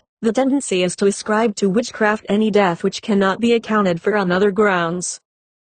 It seems that this non-physical way of killing was first directed against children, as is evidenced from the Twi word for witchcraft, Bai, meaning literally taking away or removing children. It is interesting to find that a corrupt form of the word, namely obia, appears in the West Indies, though there it is associated with the worship of various cults. Again Mr. Daona stated, I think that we may connect the belief in witchcraft of the first kind with the desire to find reason for the heavy infantile mortality which exists in African communities. A saying among the GA seems to support this view. It is this: if you have no witch in your family, your children do not die young. And he explained this assumption by the fact that the power of a witch is limited to the members of her own family, and that therefore no witch outside the family can do harm to anyone in the family except through the co-operation of a witch inside it. Mr. Daona thus traces back Jamaica obia through the Ashanti Abeafo, a witch, to the term for witchcraft, Bai, meaning literally taking away children. This view is supported by Chris $134 who derives Bai, witchcraft, from oba, child,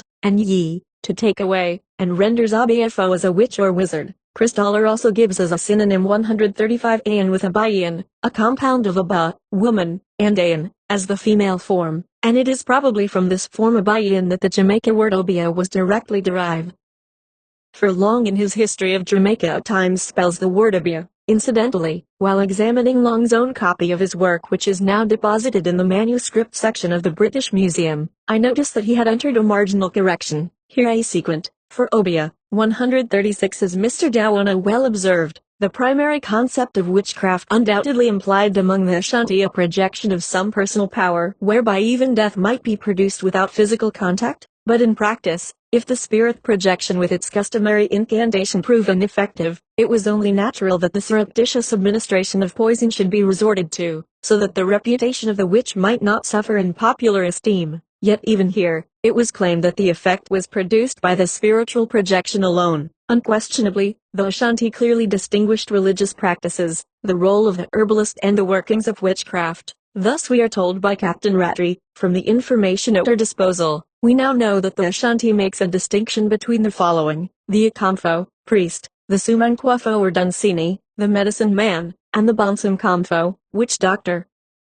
The word Akamfo, without any further qualification, refers to a priest of one of the orthodox Abasam gods. We see, however, that a witch doctor is allowed the same name as a kind of honorary title or degree, being known as a Baiakamfo, a priest of witchcraft. Again, ordinary medical practitioners are never termed Akamfo, they are Sumankwafo, dealers in Suman, or Dunsifo, workers in roots, or Aduifo, workers in medicine. 137 It would be well to notice here that Ashanti witchcraft, as a practice of black magic, is essentially antagonistic to religion in any form, and that it is as clearly dissociated from the making of a Saman, which may be regarded as white magic, as its practitioner, the Abeafo, is distinguished from the medicine man, Sumankwafo. Nevertheless, the title Baiakamfo, a priest of witchcraft, indicates that even in Ashanti there has developed a phase of what might be called devil worship, inasmuch as the Sasabonsam, or devil, is so closely associated with witches. 138 This would help to explain the assertion of J. Leighton Wilson, who on writing of that part of West Africa which lies between Cape Verde and the Cameroons, declares, fetishism and demonology are undoubtedly the leading and prominent forms of religion among the pagan tribes of Africa.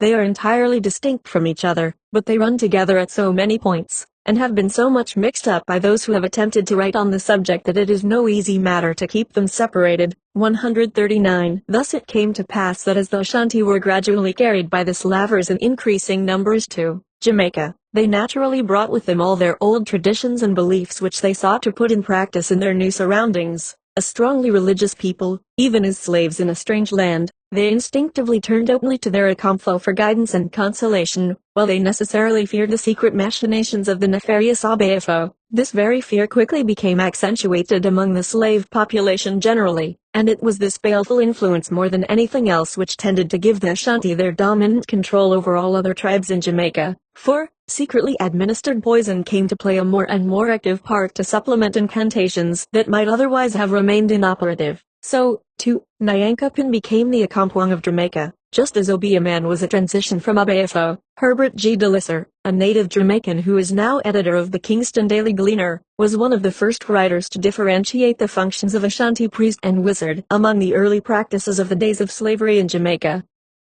More than 20 years ago, he wrote, "The West African natives and particularly those from the Gold Coast, from which the larger number of Jamaica slaves were brought, believe in a number of gods of different classes and unequal power. All these gods have their priests and priestesses, but there is one particularly malignant spirit, which, on the Gold Coast, has no regular priesthood. He is called Sasabonsum, and any individual may put himself in communication with him. Sasabonsum's favorite residence is the Seba, the giant silk cotton tree. He is resorted to in the dead of night, his votary going to the spot where he is supposed to live, and collecting there a little earth, or a few twigs, or a stone. He prays the god that his power may enter this receptacle. If he believes that his prayer has been heard, he returns home with his summon, as the thing is now named, and henceforward he has a power which is formidable for injurious purposes, to which he offers sacrifice, and to whose worship he dedicates a special day in the week. By the aid of this summon he can bewitch a man to death.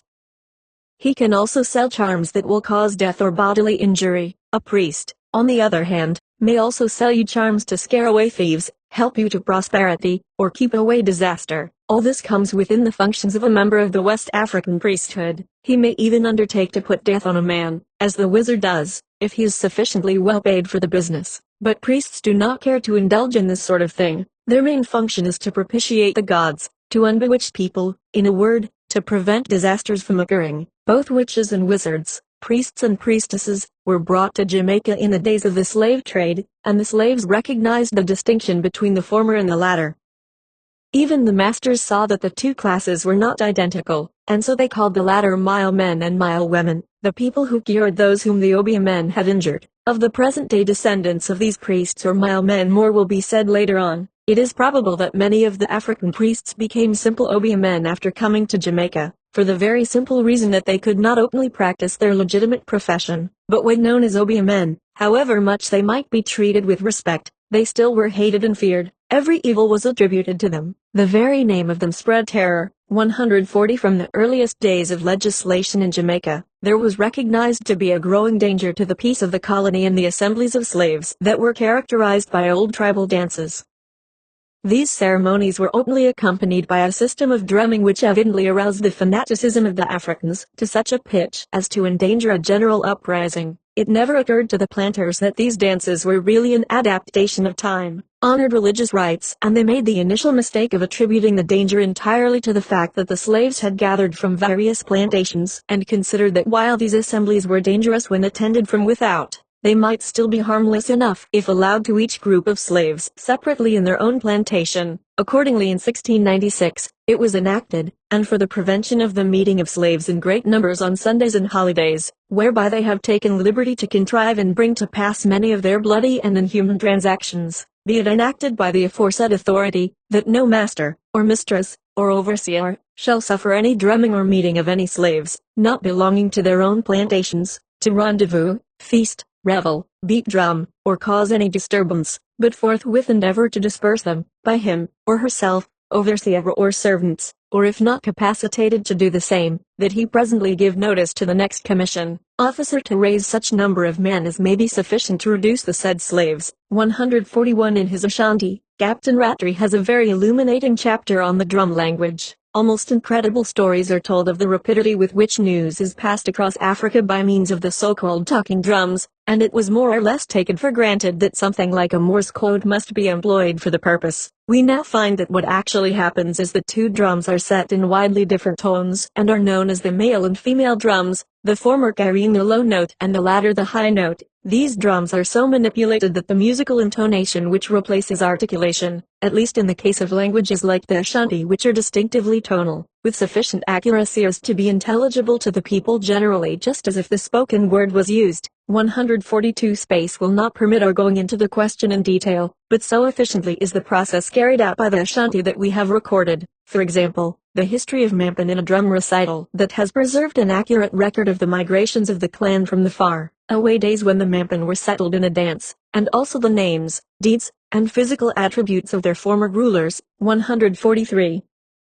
Indeed, so exacting is the demand for accuracy in this drum record, that we are told, a drummer who falters and speaks a wrong word is liable to a fine of a sheep, and if persistently at fault he might in the past have had an ear cut off. 144 When we remember that the entire audience is checking up every sound at each recital, the drummer must needs be skillful before he attempts publicly to display his proficiency. What particularly interests us here is the fact that the early Ashanti slaves in Jamaica must have numbered among them some really expert drummers who would naturally exchange messages throughout the island, while all their fellow Ashanti could perfectly understand the conversation. And even when the use of the drum was prohibited, native ingenuity made use of barrels, gourds, boards, or any other medium of producing notes that would correspond with those of the male and female drums. This immediately gave rise to a new anxiety among the planters, for, while they seemingly knew nothing of the system of talking drums, they certainly realized that their troublesome Ashanti were signaling to one another at considerable distances and were actually communicating their designs back and forth.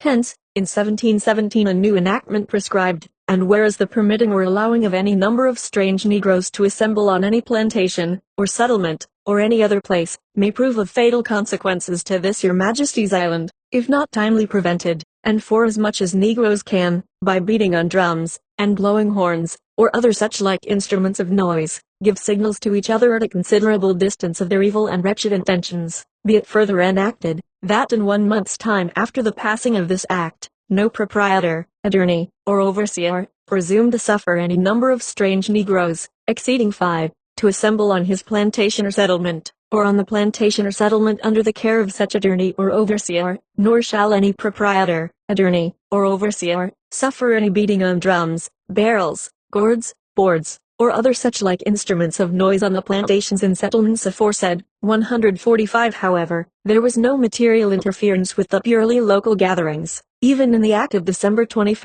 1781, amusements are permissible to the slaves on the properties to which they belong, although the use of drums, horns, and other unlawful instruments of noise are, of course, prohibited. 146 And in the Act of December 19, 1816, the restriction is made, provided that such amusements are put an end to by 10 o'clock at night. 147. Meanwhile, as a precaution against complete proscription, the Ashanti Akamfo began to further disguise what was left of the old religious rites under cover of one of the dances that were permissible in the local amusements, until it was gradually appropriated to his own purposes. This dance in its adapted form became known to the whites as the Mile Dance. Possibly this was its original title, but thus far I have not been able to trace its origin. Certainly the name itself is not Ashanti, since no letter L is included in the Ashanti alphabet, and the only words in which it occurs are foreign proper names. 148 This subtle appropriation of an alien dance completely disguised the true purposes of the Akamfo as far as the planters were concerned, but as a consequence the Akamfo himself gradually lost his own identity until he became known to the whites as Mile Man, or leader in the Mile Dance, and Mile Man he has remained up to the present time. Mileism, then, was in reality the old tribal religion of the Ashanti with some modifications due to conditions and circumstances. It substantially featured the veneration of the minor deities who were subordinate to Akampoang and included communication with ancestral spirits. The age-old antagonism to obia or witchcraft on the part of the priestly class gradually became accentuated and eventually took on a role of major importance, so that it actually came to form a part of the religious practice, to dig up obia. As I have remarked elsewhere, 149 In Ashanti, the Akamfo openly combated the Abafo as a matter of principle, and he had the whole force of Ashanti religious traditions and public sentiment to support him, until he eventually looked down with more or less disdain on the benighted disciple of Sasabansam. In Jamaica, on the other hand, native religious assemblies were proscribed by law, which greatly hampered the Akamfo in his sphere of influence, even his title being changed to Mile Man, while the Abeafo or Obia man, who had always worked in secret, flourished in his trade, for the very status and restrictions of slave life put his fellows more and more at his mercy and filled them with a growing fear of his spiteful incantations, backed up as they were with active poisonings. Their gods had abandoned them. Why not cultivate the favor of the triumphant Sasabantum, or at least assuage his enmity and placate his vengeance? It was natural, too, for the Akamfo to adapt his practice to the new state of affairs. His hated rival, the Abeafo, must be conquered at any price. Personal interests demanded this as strongly as religious zeal. Since public service of the deities was no longer possible, he in turn was forced to work in secret, and it is not surprising that he met fire with fire, incantation with incantation. His religion had aimed primarily at the welfare of the community, even as the object in life of the Abeafo was the harm of the individual. Open intercession for tribal success and prosperity necessarily gives way to secret machinations to break the chains of bondage. A fanatical zeal takes hold of the Milist Akamfo, and he devises the most impressive ritual he can, to arouse the dormant spirits of his fellow slaves. Thus it came to pass that it was the Akamfo and not the Abeafo, as is generally assumed, who administered the terrible fetish oath. It was he who mixed the gunpowder with the rum and added grave dirt and human blood to the concoction that was to seal upon the conspirators' lips the awful nature of the plot for liberty, and steel their hearts for the dangerous undertaking. It was he, no less, who devised the mystic powder that was to make their bodies invulnerable, and enable them to meet unscathed the white man's bullets. Finally, it was the Akamfo and not the Abeafo who, taking advantage of herbal knowledge, induced a state of torpor on subservient tools, that might seem to raise the dead to life. Yet, through it all, while he frequently substitutes for his own religious ceremonial the dark and secret rites of his rival practitioner, his aim at least is still within the tribal law, as he works white magic for the welfare of the community, no less than he continues to combat the black magic of his adversary. It is not surprising, then, that the role of the Milist Akamfo has been so little understood, and that his most effective work was ascribed by the whites in Jamaica to the agency of Obia, and that Milism itself should become confused with witchcraft and even regarded by some as an offshoot of Obia. Even in the days of slavery, the Jamaica planters came to recognize a twofold menace: danger to the individual from carefully devised but secretive poisonings, and danger to the peace of the entire colony from a spirit of unrest that was engendered at the assemblies of slaves.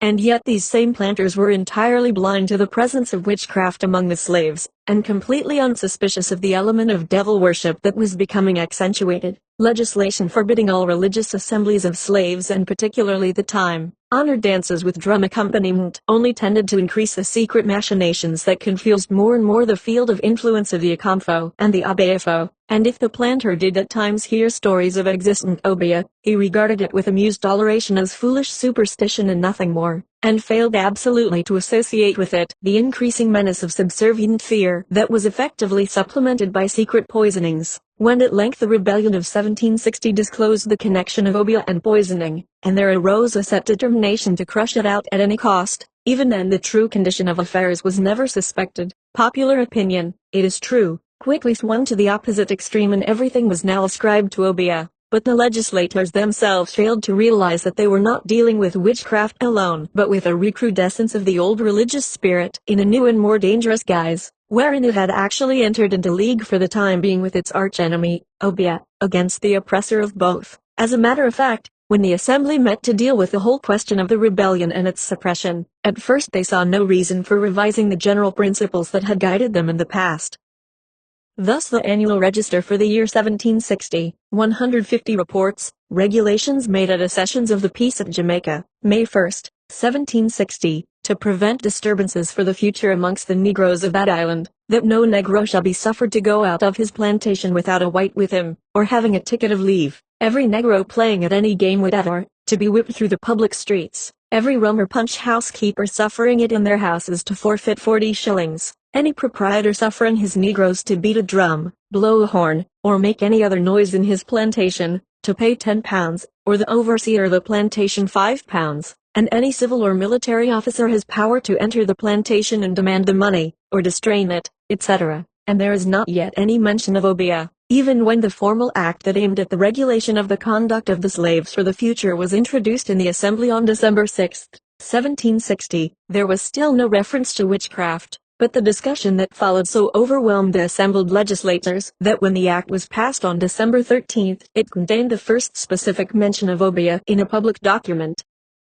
The full text of this Act of 1760, which was never printed as it failed of the royal assent and consequently never became a law of the colony, may be found in the Public Record Office, 151 London. The preamble runs as follows: whereas there has largely been very dangerous rebellions and rebellious conspiracies amongst the slaves of this island, and whereas suffering slaves to be instructed with arms and lodging large quantities of arms and ammunition in houses improperly guarded may be a means of enabling such rebellious disposed slaves to execute their bloody intention, and whereas permitting slaves to go abroad from their respective places of abode without tickets, or suffering them to assemble from different plantations or places to beat their drums, gourds, boards, barrels, or other instruments of noise, or blow their horns in production of the most dangerous consequences, and whereas on many estates and plantations in this island there are slaves of both sexes commonly known by the name of obeah men and obeah women, by whose influence over the minds of their fellow slaves through an established opinion of their being endued with strange preternatural faculties, many and great dangers have arisen destructive of the peace and welfare of this island. In order to prevent for the future such rebellions or rebellious conspiracies and the fatal consequences of such meetings, we your majesty's most dutiful and loyal subjects, etc. Coming to the section on obeah, we read, and in order to prevent the many mischiefs that may hereafter arise from the wicked art of Negroes going under the appellation of obeah, men and women pretending to have communication with the devil and other evil spirits, whereby the weak and superstitious are deluded into a belief of their having full power to exempt them whilst under their protection from any evils that might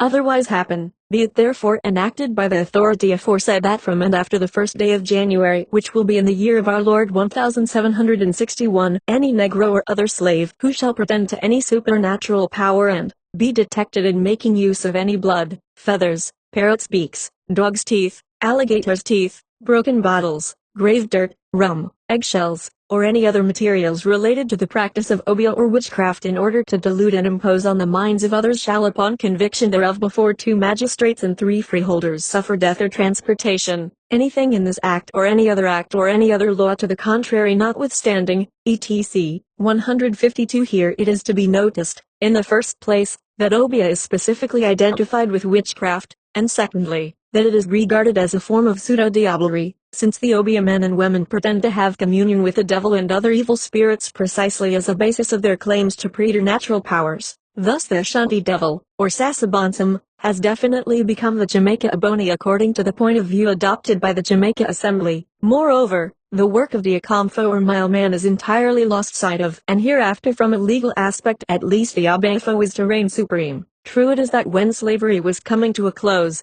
the descendants of the old priestly class made one last effort to regain their old prestige, bringing themselves to the notice of the whites especially by their zeal in digging up obeah. But their identity had been so long submerged in the chaotic superstitions of the plantations that the new activity was not recognized as a recrudescence of the old Ashanti religious practices, but was commonly regarded as merely an offshoot of obeah, and even the title of Mileman given by the whites to the readjusted Akamfo had so evolved that it left absolutely nothing that was suggestive of the ancient Ashanti priesthood. Edward Long, the first historian to mention obeah by name, joined the Jamaica Assembly shortly after the passage of the Act of 1760, and for the next 7 years he assisted at the discussions of the subject as it recurrently came up for consideration. His account, then, may be accepted as a fair portrayal of what was commonly accepted at the time in popular belief regarding obeah. Thus he writes concerning the slaves: they firmly believe in the apparition of specters. Those of deceased friends are duppies. Others, of more hostile and tremendous aspect, like our rawhead and bloody bones, are called bugaboos. The most sensible among them fear the supernatural powers of the African obeah men, or pretended conjurers, often ascribing those mortal effects to magic, which are only the natural operation of some poisonous juice, or preparation, dexterously administered by those villains. But the Creoles imagine that the virtues of baptism, or making them Christians, render their art wholly ineffectual, and for this reason only, many of them have desired to be baptized, that they might be secured from obeah. Not long since, some of these execrable wretches in Jamaica introduced what they called the mild dance, and established a kind of society, into which they invited all they could. The lure hung out was, that every Negro, initiated into the Mile Society, would be invulnerable by the white man, and although they might in appearance be slain, the Obeah man could, at his pleasure, restore the body to life. The method, by which this trick was carried on, was by a cold infusion of a herb-branched callaloo, which, after the agitation of dancing, threw the party into a profound sleep. In this state he continued, to all appearance lifeless, no pulse, nor motion of the heart, being perceptible, till on being rubbed with another infusion, as yet unknown to the whites, the effects of the callaloo gradually went off, the body resumed its motions, and the party on whom the experiment had been tried, awoke as from a trance, entirely ignorant of anything that had passed since he left off dancing. 153. Here again we must remark the confusion of ideas regarding the functions proper to the Mile man as distinct from those which belonged by right to the Obeah man, although in practice no doubt the same individual had by this time frequently assumed to himself the dual role. Writing in 1740, Charles Leslie describes what might well be called a milistic seance. It is in reality a religious ordeal, on the pattern of those practiced in Africa, and not, as is so often stated, a true example of Obeah.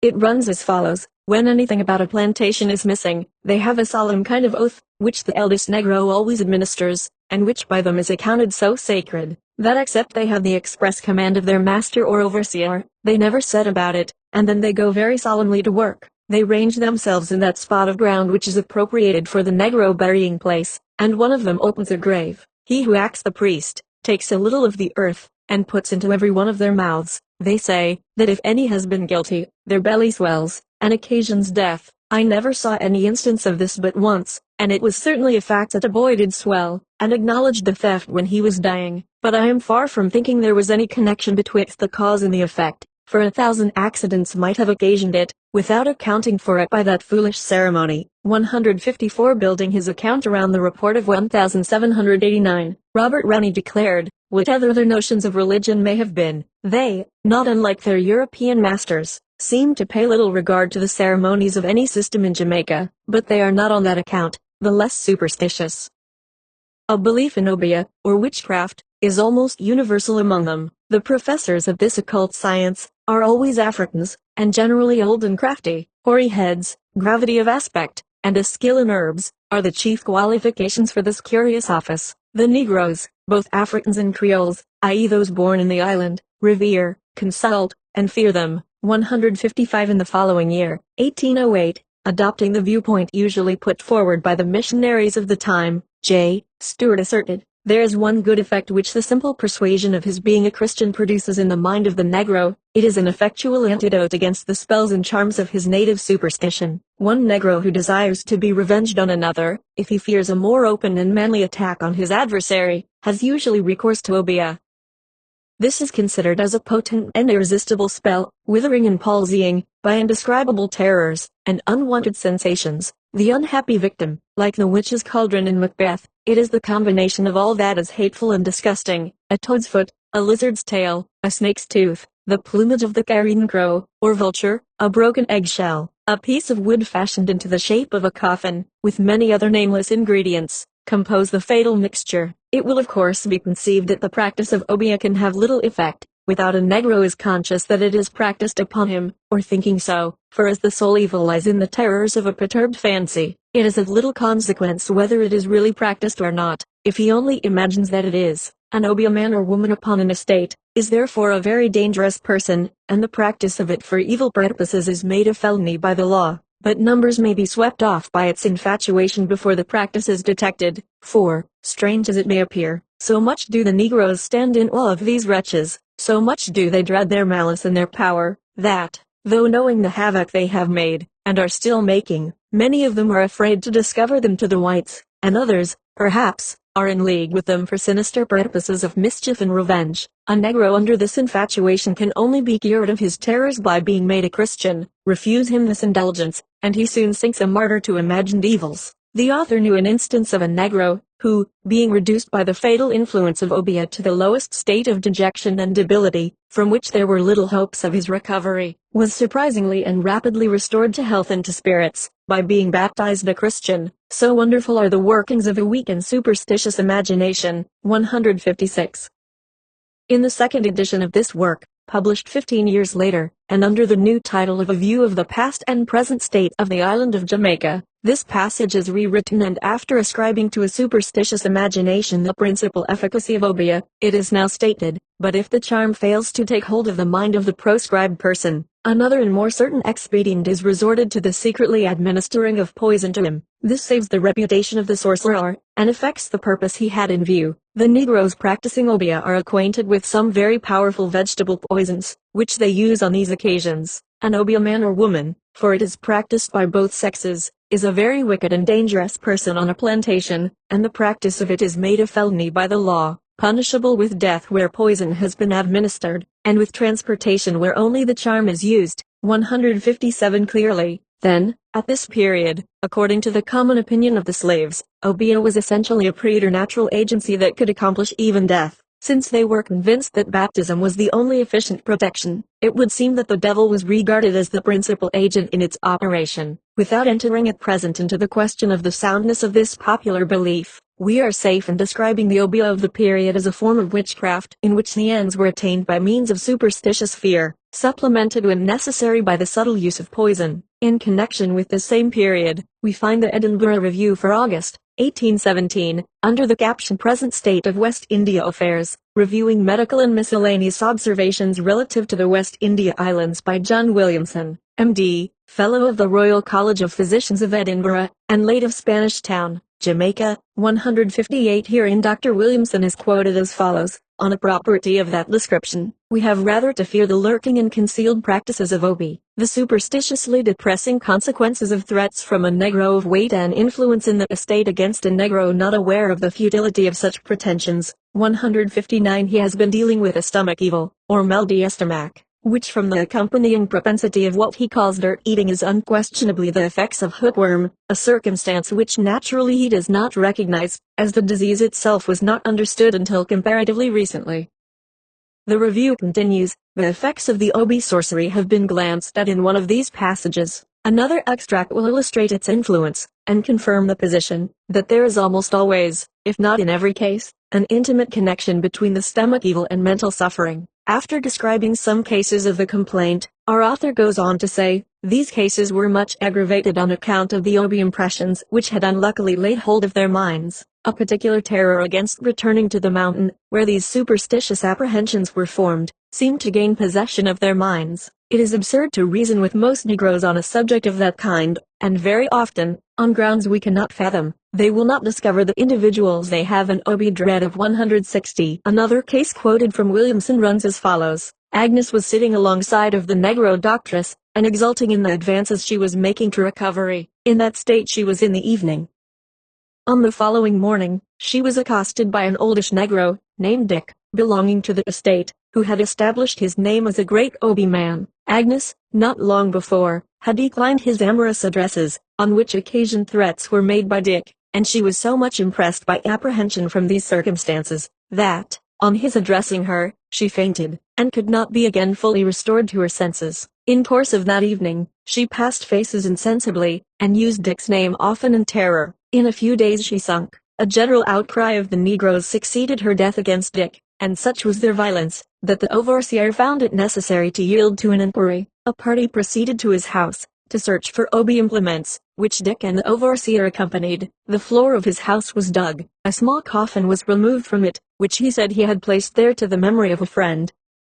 This the Negroes denied, and pronounced it to be one of the instruments of his obeah practices. It is incalculable what mischief is done by such designing, crafty people as Dick, when they establish a superstitious impression on the minds of the Negroes, that they possess powers beyond human. Such persons gratify revenge against their own color in a destructive manner, and when bent on ruin to their masters, that malignant disposition is gratified by also destroying the Negroes' property. Mineral poison has been sometimes artfully procured, and it is believed that there are vegetable poisons which are less likely to lead to discovery. The agency of neither is often required, for the effect of a threat from an obeah man or woman is sufficient to lead to mental disease, despondency and death. The evidence against Dick was undoubted, and the Negroes regarded his stay on the estate with horror. The whole was submitted to the proprietor, and he was transported to some of the Spanish possessions. 161.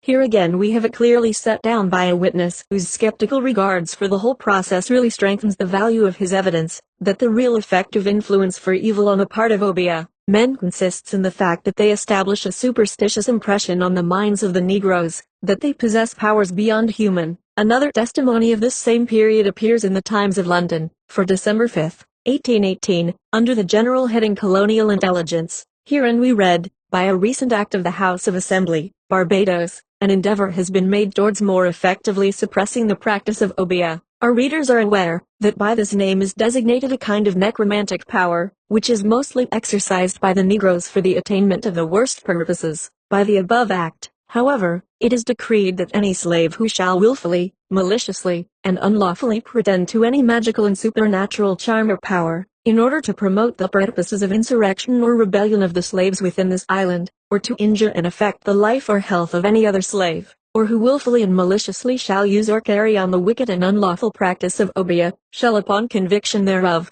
suffer death or transportation as the court shall think proper. Also, that if any slave willfully and maliciously, in the practice of Obeah, or otherwise, shall mix or prepare, or have in his or her possession, any poison, or any noxious or destructive substance or thing, with an intent to administer to any person, whether the said person be white or black, or a person of color, or willfully and maliciously shall administer to, or cause to be administered to, such person any poison, or any noxious or destructive substance or thing whatsoever, although death may not ensue, upon the testimony thereof, every such slave, together with his or her counselors, aiders, and abettors, being slaves, knowing of and being privy to such evil intentions and offenses, shall upon conviction thereof, suffer death, transportation, or such other punishment as the court shall think proper. All this in principle is but the extension of the Jamaica Act on the subject of Obeah to the island of Barbados, where conditions were pretty much the same as in the larger colony. The past century may be briefly reviewed by a few citations which will show that substantially Obeah remains the same, but that as time goes on, the Obeah man has been appropriating to himself more and more of the functions and the technique of the Mile man, until the latter as a separate entity has practically ceased to exist.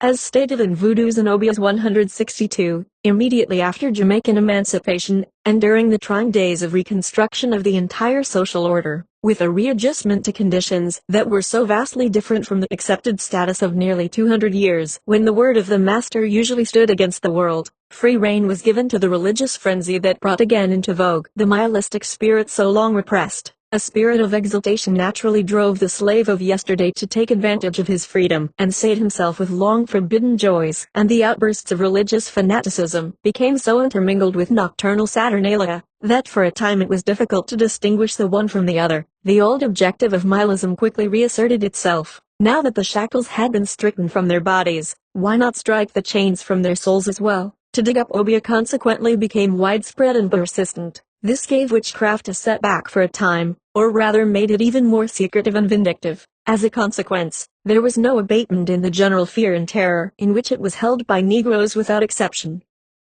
And it cannot be surprising if occasionally the practitioner of Obeah, for self-protection, assumed the role of nihilist, and dug up perhaps the Obeah that he himself had planted. In public, too, he might become a nihilist doctor, while in secret he was still the Obeah man. He could apply the healing properties of herbs to counteract the very poisons he had occultly administered. Finally, together with the vile concoction devised at the midnight hour for harm and ruin, he might fashion the protective fetish as a counter-irritant, and the Mile man would naturally be expected to retaliate. Is it entirely improbable that he may have on occasion stooped to unprofessional practices, and with his knowledge of vegetable poisons played the role of his rival in herbal lore? In any case, from this time on, we find an ever-increasing confusion of Obeah and nihilism in the accounts that have come down to us.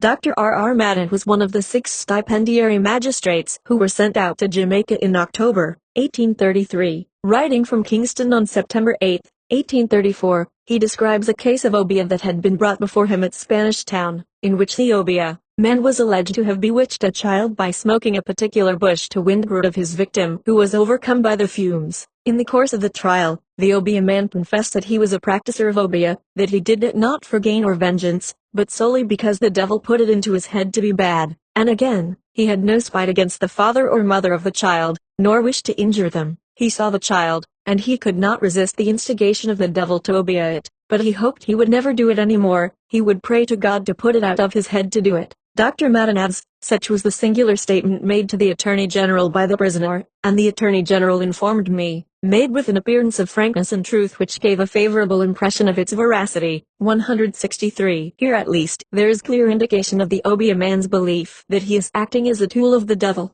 and it may be safely said that the same point of view is taken by his victims generally. Reverend Benjamin Luckock declared in 1846, Obeahism, or Obeah, as it is most generally called in the islands, attains its power by a supposed, or pretended, intercourse with spirits, both capable of inflicting and controlling evil. However, he expresses the doubt, there is some difficulty in understanding whether the belief was given to Obeah, or Obeah, as a fancied personage, or to Obeahism, as a system founded on the imaginary influence of malignant spirits. 164. He is face to face with the old difficulty of confusing the craft of Obeah with the evil spirit back of it that resulted in the transformation of the Ashanti Sasabansum into the Jamaica Ebony.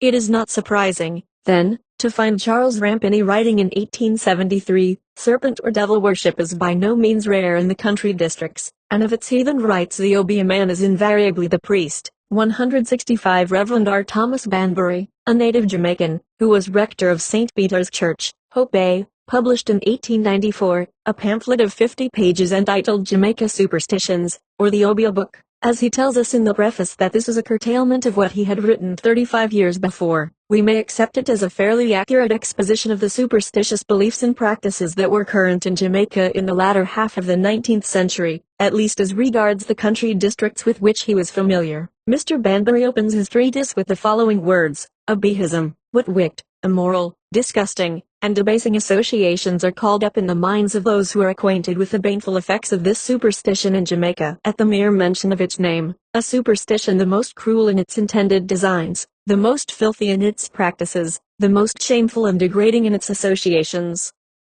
It has not only directed its baleful influence against popular society in the island at large, but alas, it tends greatly to the pulling down of the Church of Christ. There is hardly any of the people connected with religion whose minds are not to some extent imbued with it, who do not believe that the influence of Obeah is capable of exerting some evil effects either on their minds, bodies, or property, and there are very few we have reason to believe, who do not directly practice it. Superstition is the parent of idolatry and all the concomitant evils of this sin. What pestiferous demon has swept through the land of Africa with tainted breath devouring its inhabitants? It is superstition. 166. In connection with the importation of Obeah from Africa, Mr. Banbury makes the amusing observation, it is stated that the African Obeah man carried his Obeah magic with him under the hair of his head when imported. For that reason the heads of the Africans were shaved before being landed, or if that was not done, he swallowed the things by which he worked in Africa, before leaving. 167. As regards the Obeah man himself, Mr. Banbury declares, he is the agent incarnate of Satan, the Simon Magus of these good gospel days, the embodiment of all that is wicked, immoral and deceptious. You may easily at times distinguish him by his sinister look, and slouching gait. An Obeah man seldom looks anyone in the face. Generally he is a dirty-looking fellow with a sore foot, but some few have been known to be decent in their appearance, and well clad. He never goes without a bankra, wallet or bag, in which he carries his things. He is a professional man that is as well paid as the lawyer or doctor, and sometimes better. It is a well-known fact that in cases of lawsuit the Obeah man is retained as well as the lawyer, and at times he not only works at home on the case, but goes into court with his client for the purpose, it is called, of stopping the mouths of the prosecutor and his witnesses and of influencing the judge and jury. The Obeah man is to be feared in the system of poisoning which he carries on. He is well versed in all the vegetable poisons of the island, and sometimes has them planted in his garden. He is up to the knowledge that vegetable poison is not so easily detected after death as mineral, and therefore prefers to do his diabolical work with that. He takes advantage also of this to poison by the skin as well as by mouth. He is known to make a thin decoction of these poisons and soak the undergarments of people taken to him, which when taken back, and put on by the unsuspecting owner, the poison is absorbed along with the perspiration, and engenders some direful disease in the system. Many have suffered in this way and have not been able to account for their maladies. 168. Before leaving the subject of Obeah and going on to consider Milism, Mr. Banbury makes the rather startling statement, Whilst reading about ableism and other superstitions of Jamaica, we do not wish to leave the impression on the minds of our readers that it is only the black people of the country that have faith in them. The majority of the colored people also come under the category of the superstitious, and even some white people are not exempted. As we have already hinted in setting out, there are but few among the people whose minds are not imbued with a superstitious dread of obeah influences, though they may not enter into the practice of it. 169 5 years after the appearance of Mr. Banbury's pamphlet, W.P. Livingston declared, "Obeism runs like a black thread of mischief through the known history of the race. It is the result of two conditions, an ignorant and superstitious receptivity on the one hand, and on the other, sufficient intelligence and cunning to take advantage of this quality.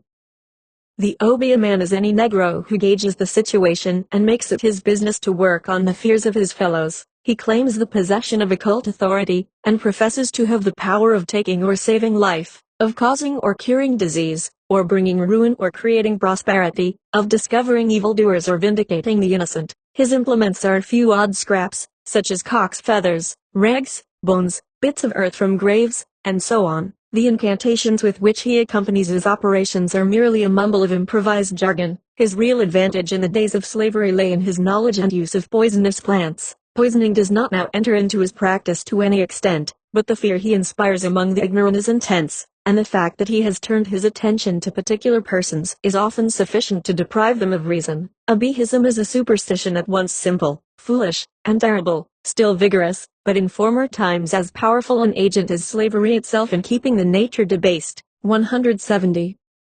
Writing of this same period, a missionary who had worked for more than a decade in some of the worst obeah districts of Jamaica, thus critically sums up the situation. Obeah may be defined in general to be a superstitious belief that certain men and women, known as obeah men and obeah women, can exercise certain preternatural power over places, persons and things and produce effects beyond the natural powers of man, by agencies other than divine. It seems to be a combination of magic and witchcraft. Magic, we are told, is an attempt to work miracles by the use of hidden forces beyond man's control. So it is an obeah. It is an attempt to produce by some undetermined, invisible power, effects out of proportion to and beyond the capabilities of the things and activities employed. In witchcraft, we are told, there is involved the idea of a diabolical pact, or at least an appeal to the intervention of the spirits. In the history and makeup and practice of obeah, there is involved the idea of association with the devil. His satanic majesty is the invisible head of obeah. The visible agent, head and front of obeah, is the obeah man or obeah woman, more often and more characteristically the obeah man. Who and what is the obeah man? In general, the obeah man or woman is any man or woman who is supposed to have communication with some invisible agent through which he or she can exert preternatural power over animate and inanimate beings. You have obeah men of all sorts, just as you have professional doctors and quack doctors. As obeism is so common among the people and as a form of religion, it comes natural for any individual to practice it as he would practice any religious rite. From this you can easily understand how any rascal who wants to gratify his revenge, avarice or lust, can work upon the superstitious, practice obeah and get a following as an obeah man. Hence obeah working is very common. 171. Again the same writer tells us, the obeah man's incantation is generally the muttering of strange sounds, often meaningless, the pronouncing of some word or words over the objects to be obeahed, joined with some grotesque actions. It may consist in words or actions alone. The following lines, which I find in my notes on obeah, by a Jamaican poet, describe an obeah man at work. Crouched in a cave I saw thee, and thy beard white against black gleamed out, and thy gaunt hands mixed lizard skins, rum, parrots' tongues and sand found where the sinking tombstone disappeared. Sleek gully wasps looked on thee, grimly peered blood-christened John Crows with a hiss demand, who art thou? Then like ghouls to a dim land fled, for they saw thee working and they feared. Compare this description of the obeah man making obeah or an obeah charm with that given by Shakespeare in Macbeth of the witches making a charm through which they raised spirits and deceivingly foretold to Macbeth his future, and you will find that they have much in common. 172. As was stated in Voodoos and Obeahs, 173, during the long years of slavery, Milism might be regarded as dormant. There was no opportunity of its development or branching out. It was preserved secretly and cherished as the fondest tradition of the past. No doubt the hours of amusement allowed to the slaves on their own cultivations preserved in some degree the nihilistic rites, disguised as one of the social dances that were countenanced by the planters. The native African is essentially religious in his own way, and as formal ceremonies were debarred, he found an outlet by associating with obeah an element of worship. if not of Ikampong, at least of Sasabansam or Iboni. If he could not venerate the Supreme Being through the minor deities and ancestral spirits, he might at least placate the Evil One, and bespeak his influence for purposes of revenge or to coerce his master to grant him something that he sought. We find Obeah thus really becoming a form of devil worship in the Christian sense, and when at length Milism entered into an alliance with it for the overthrow of the white regime, it naturally gained in the popular estimation of the slaves, since its archenemy Milism had come to recognize its power.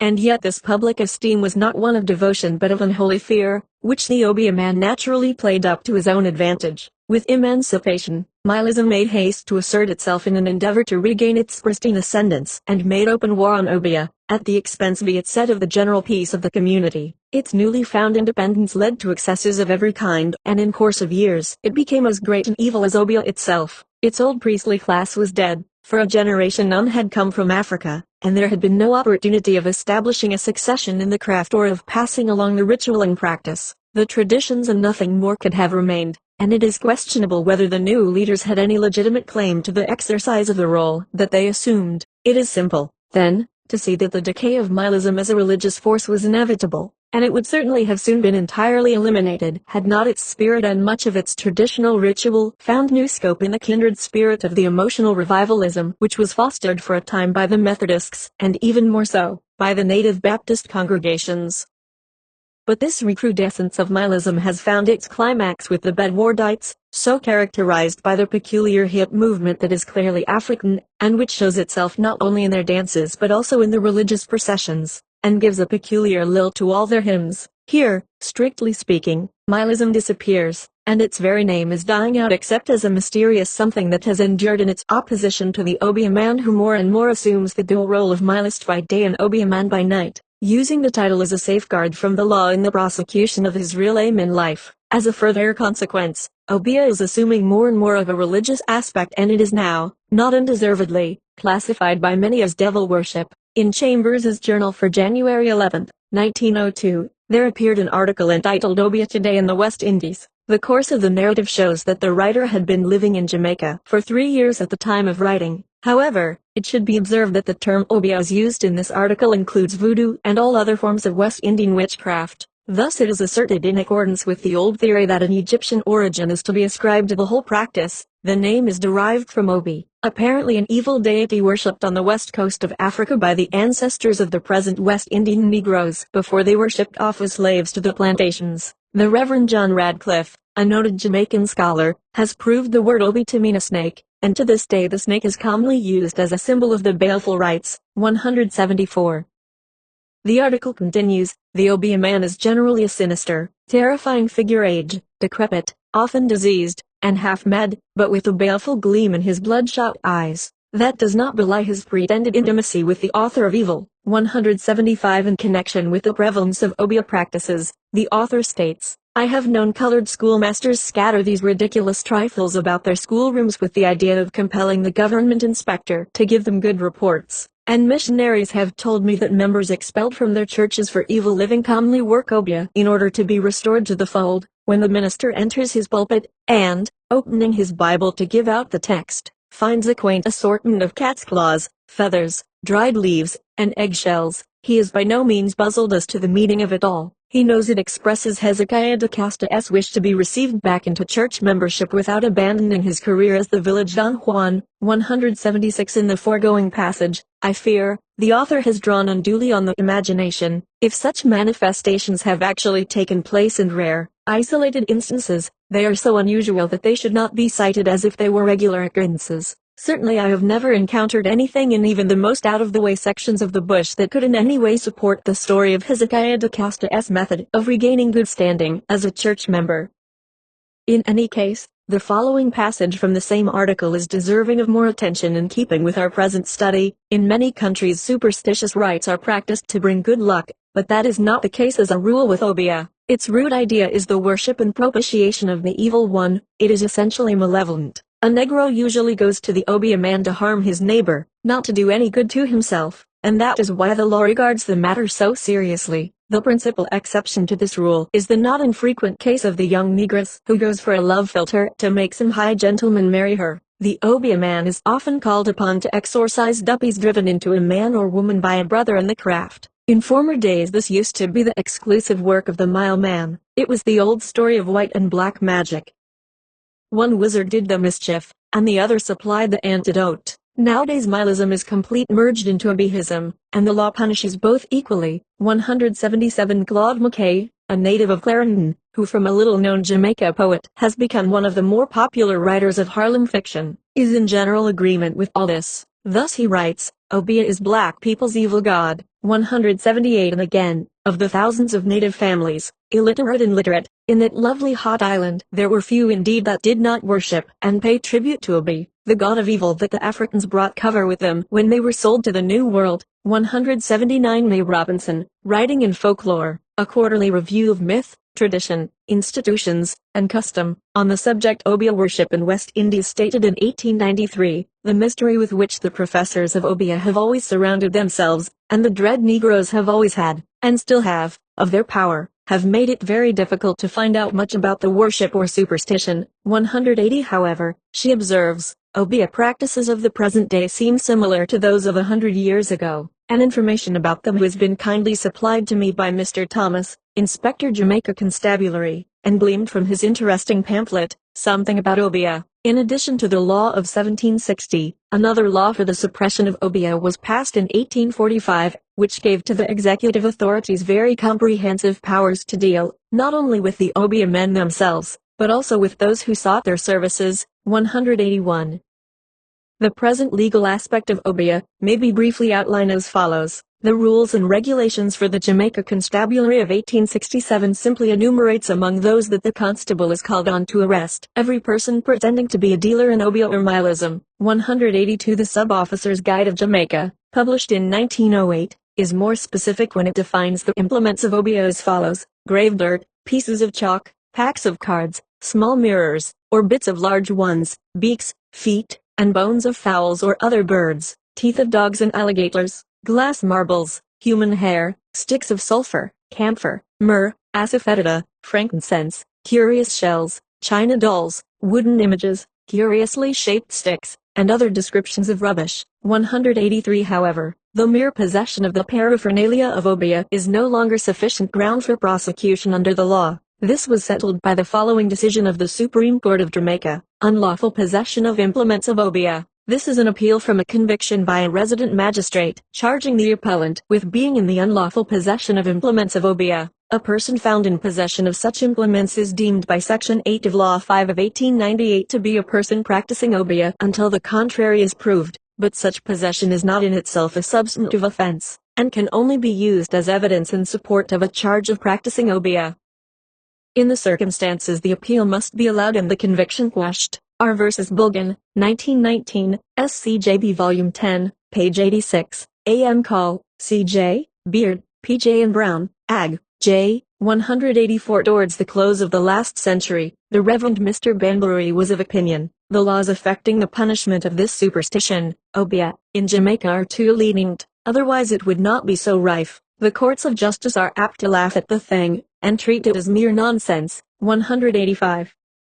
But the very opposite view was taken by a recent correspondent in the Daily Gleaner of Kingston, Jamaica. The letter is dated January 15, 1934, and runs as follows. Obeah law repeal suggested the editor. Sir, the time has arrived when the legislature should eliminate the Obeah law from our statute book. Jamaica passed that stage long ago. The constant reference in the newspapers to this or that arrest for Obeah is a reflection on our present-day civilization and does the country harm. I will concede that this African cult was brought here from the west coast by some of the poor slaves, but having no recruits it burnt itself out as some diseases do, decades ago.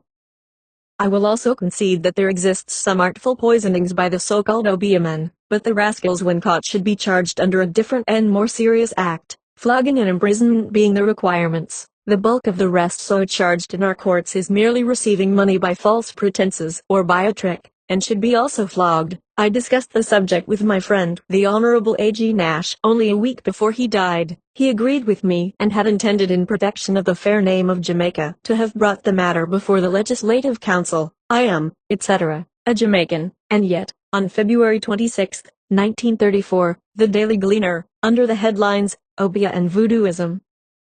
Still practiced in West Indies, says Judge Bullock, runs as a news item a digest taken from the Brighton Herald of February 5, 1934, which concludes as follows. The lecturer supplemented his pictorial and geographical details of the British West Indies with some fascinating stories of Obeah worship, which with voodooism, is still secretly practiced among the native communities. The lecturer, it is noted, was Judge Willoughby Bullock, formerly Chief Justice of St. Vincent, British West Indies. Undoubtedly, the present-day practice of Obeah, particularly as found in city and town, does include a great deal of charlatanism, pretty much as is to be found in the spiritual seances in all large American communities, together with an engraft of superstitions that have been borrowed from the whites. Even modern books, professedly treating of the mysteries of magic, are greedily assimilated and their formulae are attempted in practice. But my personal observations throughout the bush, which have aggregated in all about 6 years, during the past quarter of a century, lead me to conclude that the Obeah man as a rule takes himself very seriously and honestly believes that he can and does exercise supernatural powers, and assuredly the great mass of the populace, whatever their protestations to the contrary may be, live in veritable dread of some nefarious influence of the Obeah man, whose enmity must be avoided at any cost.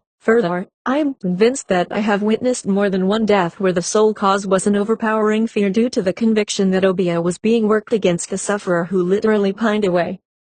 What is more, I am driven to the conclusion that just as in the days of slavery, Obeah was too long regarded with amused toleration merely as a foolish superstition devoid of real efficient power to do harm, so today there is a tendency in Jamaica to shut the eyes to the true nefarious influence of the cult on the entire Negro population of the island, and to regard this practice of the black art as an exuberance of superstition and nothing more. The real menace comes not from the quixotic external practices, professing by a sort of sympathetic magic to control ghosts, to prosper some love affair, or assist in legal disputes and commercial transactions, but from the underlying conviction of the potency of a spiritual force, which is nothing more nor less than an assumption that if properly invoked, His Satanic Majesty will exert an efficient directive force in the affairs of man's daily life. Certainly, if you can persuade anyone who has gone to an Obeah man for a love philter to disclose what really went on in the nauseating process and the accompanying incantations, the last doubt will vanish from your mind regarding the diabolic association of the whole practice. In fine, Obeah as such, in its purpose and acceptance, must be classified as a form of devil worship.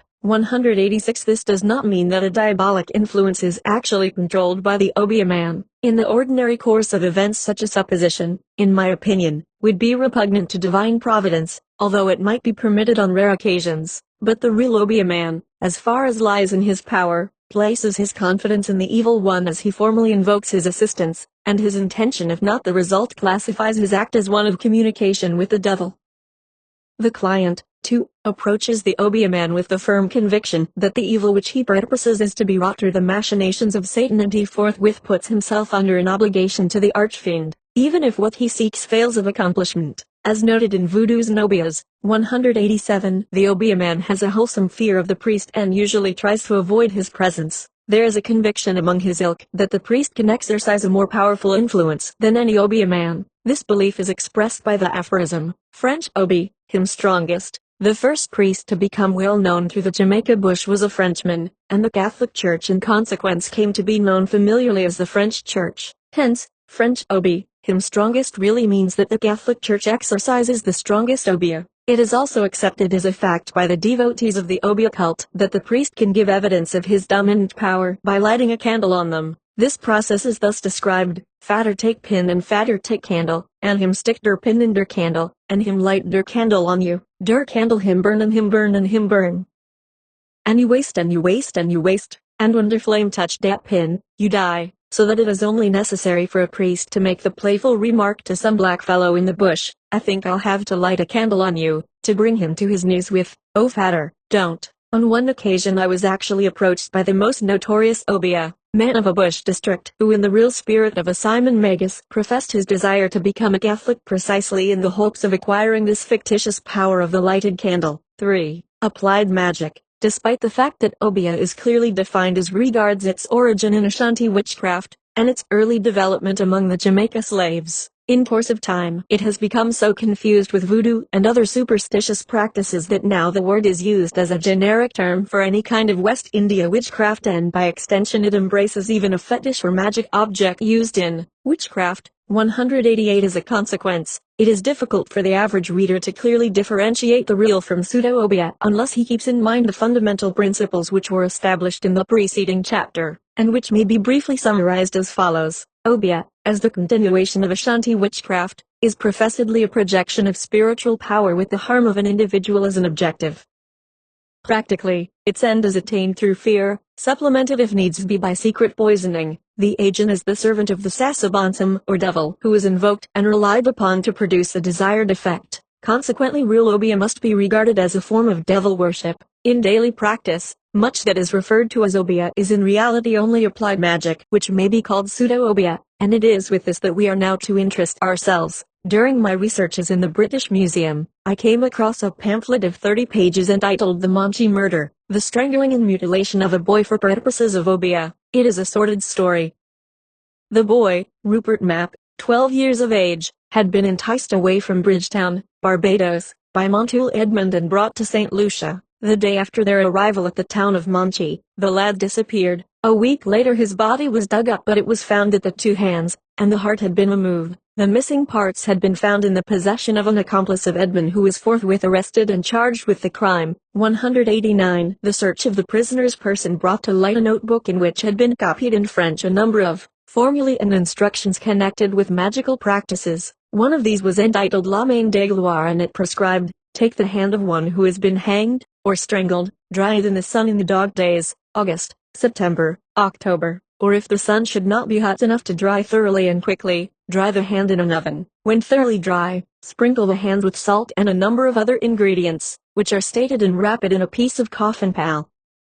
Then make a taper of virgin wax, anoint it with various fantastic oils and fats. Fix the taper between the fingers of the dried hand. The light of the taper will paralyze completely the faculties, both mental and physical, of everybody who comes within its influence. Unquestionably, it was Edmund's purpose to apply this formula in the hopes that he would be able in this way to enter any house that pleased him and to rob it with impunity, as the victim would supposedly be rendered utterly incapable either of resisting the intrusion or of remembering later who it was that perpetrated the crime. However, it is a serious mistake to associate such practices with obeah in the true sense of the word. It was brought out in the course of Edmund's trial at St. Lucia that the formulae which had been found in his possession had been copied from a work entitled Petit Albert, the pretended author of which is claimed to be a monkish occultist of the Middle Ages. 190 Edmund had spent many years in Haiti, where he had formerly studied the black art and had gained access to the book from which he had copied his formulae for spells, etc. The volume ascribed to Petit Albert, written originally in Latin, was for a time regarded as a posthumous work of Albertus Magnus, either as a whole or in part. 191 However, such a supposition is definitely disproved by a critical edition of the work which appeared in Paris in 1885 under the title Les Secrets Admirables du Grand Albert, comprenant un traité des herbes des pierres et des animaux avec un traité des merveilles du monde suivi du trésor des merveilleux secrets du Petit Albert avec préface et annotations par Marius de Crespe. Herein de Crespe explicitly discredits the opinions of those who attribute this dual work either to Albertus Magnus or to a compiler of about the 15th century who based them on an unedited manuscript of Albert the Great, supplemented by the works of more modern authors, such as Paracelsus, Cornelius Agrippa, etc. 192 On the following page, de Crespe insists, what appears much more probable is that Grand Albert as well as Petit Albert are both the work of several individuals whose discoveries have been joined together regardless of order by some poorly instructed and unscrupulous librarian, who produced these disorderly collections at Lyons, towards the end of the 16th century. Actually, there is a tradition, very useful in practice, that when one gives himself to the study of occultism, just as when one experiments in chemistry, he should have a laboratory record wherein he records all experiments with their results. 193 This suggestion is supported by the fact that La Main de Gloire does not appear in the edition of Petit Albert, which I have before me as I write, and which was published at Lyons in 1668. It was evidently added to the collection after that date. Consequently, such abnormalities as the Manchi murder should not be attributed to the practice of obeah or any other form of Negro witchcraft. It was nothing but cold-blooded murder, instigated, if you will, by medieval superstitions which had become impinged on Haitian voodoo. But even then it was not the product of the Negro in any way beyond the fact that he had borrowed it from the white man. Another common mistake is to classify as Obeah the use of protective charms simply because they are the product of the Obeah man when he is actually working in the capacity of mileman. We have seen in the case of slave rebellions how general was the misapprehension that the instigator was the Obeah man, when as a matter of fact it was the mile man who stirred up the trouble and administered the terrible oath of secrecy and distributed powders that were supposed to impart invulnerability against the weapons of the white man. So, too, it has become customary to regard as Obeah practice much that is really nihilistic in the amulets imparted to individuals to enable them to overreach the law or to defy their enemies by a charmed life. Thus we have the example of the notorious outlaw known as Three-Fingered Jack from the fact that early in his career he had lost 2 fingers in an encounter with a maroon. His depredations, after the scattering of the little group of runaway slaves who gathered around him at the beginning of his career, were actually accomplished single-handed. Moreover, his operations covered so wide an area that it left the impression that he was leading a numerous and well-organized band of desperados, and his name became synonymous with terror throughout the country districts, especially as it was generally accepted that his reliance was the machinations of a particularly powerful Obeah man from whom he had received a gruesome amulet which will be described later. As this incident is absolutely unique in the history of Jamaica, we may be pardoned going into some details. Under date of August 5, 1780, we find the following newspaper item: a gang of runaway Negroes of above 40 men and about 18 women have formed a settlement in the recesses of 4 Mile Wood in St. David's, are become very formidable to that neighborhood, and have rendered traveling, especially to mulattoes and Negroes, very dangerous. One of the former they have lately killed, belonging to Mr. Duncan Monroe of Montrose, and taken a large quantity of linen of his from his slaves on the road. They also have robbed many other persons' servants, and stolen some cattle, and great numbers of sheep, goats, hogs, poultry, etc., particularly a large herd of hogs from Mr. Rial of Tamarind Repair, and they are chiefly Congos, and declare they will kill every mulatto and Creole Negro they can catch. Bristol, alias Three-Fingered Jack, is their captain, and Caesar, who belongs to Roselle Estate, is their next officer. This banditry may soon become dangerous to the public, if a party agreeable to the 48th and 66th Acts in Volume 1 of the Laws of the Island, or the Maroons, are not sent out against them, which should be applied for, and no doubt it would be ordered. 194 December 2, 1780, it is announced, Three-Fingered Jack continues his depredations in St. David's. Last week he intercepted 3 Negroes coming to town with loads, and carried them off. A mulatto of Dr. Allen's with a party, went in pursuit of him and recovered the Negroes, who gave him information where Three-Fingered Jack was, and he laid a plan for securing him, but Jack, being on his guard, shot the mulatto through the head and made his escape. 195 3 weeks later, there is the further item: we are informed that the wife of Three-Fingered Jack has been lately removed from St. David's, to the jail in this town, and that directions have been given some time since, to deliver her and the other Negroes, taken by the Maroons, to be dealt with as the law directs. 196 Another fortnight, and we find a formal proclamation that continues through several issues of the Royal Gazette. 197 by the King, a proclamation, whereas we have been informed by our House of Assembly of this our island of Jamaica, that a very desperate gang of Negro slaves, headed by a Negro man-slave called and known by the name of Three-Fingered Jack, hath for many months past committed many robberies and carried off many Negro and other slaves on the windward roads into the woods, and hath also committed several murders, and that repeated parties have been fitted out and sent against the said Three-Fingered Jack, and his gang, who have returned without being able to apprehend the said Negro, or to prevent his making head again. And whereas our House of Assembly hath requested us to give directions for issuing a proclamation, offering a reward for apprehending the said Negro called Three-Fingered Jack, and also a further reward for apprehending each and every Negro man-slave belonging to the said gang, and delivering him or them to any of the gaolers of this island, we have taken the same into our consideration, have thought fit to issue this a royal proclamation, hereby strictly charging and commanding, and we do hereby strictly charge and command all and every our loving subjects within our said island, to pursue and apprehend, or cause to be pursued and apprehended the body of the said Negro man named Three-Fingered Jack, and also of each and every Negro man-slave belonging to the said gang, and deliver him or them to any gaolers of this island, and we do, at the instance of our said House of Assembly, offer a reward of £100, to be paid to the person or persons who shall so apprehend and take the body of the said negro called Three-Fingered Jack, and we do, at the instance of our said House of Assembly, offer a further reward of £5 over and above what is allowed by law, for apprehending each and every negro man slave belonging to the said gang, and delivering him or them to any of the gaolers of this island, to be dealt with according to law. Then follow the usual signatures and attestations.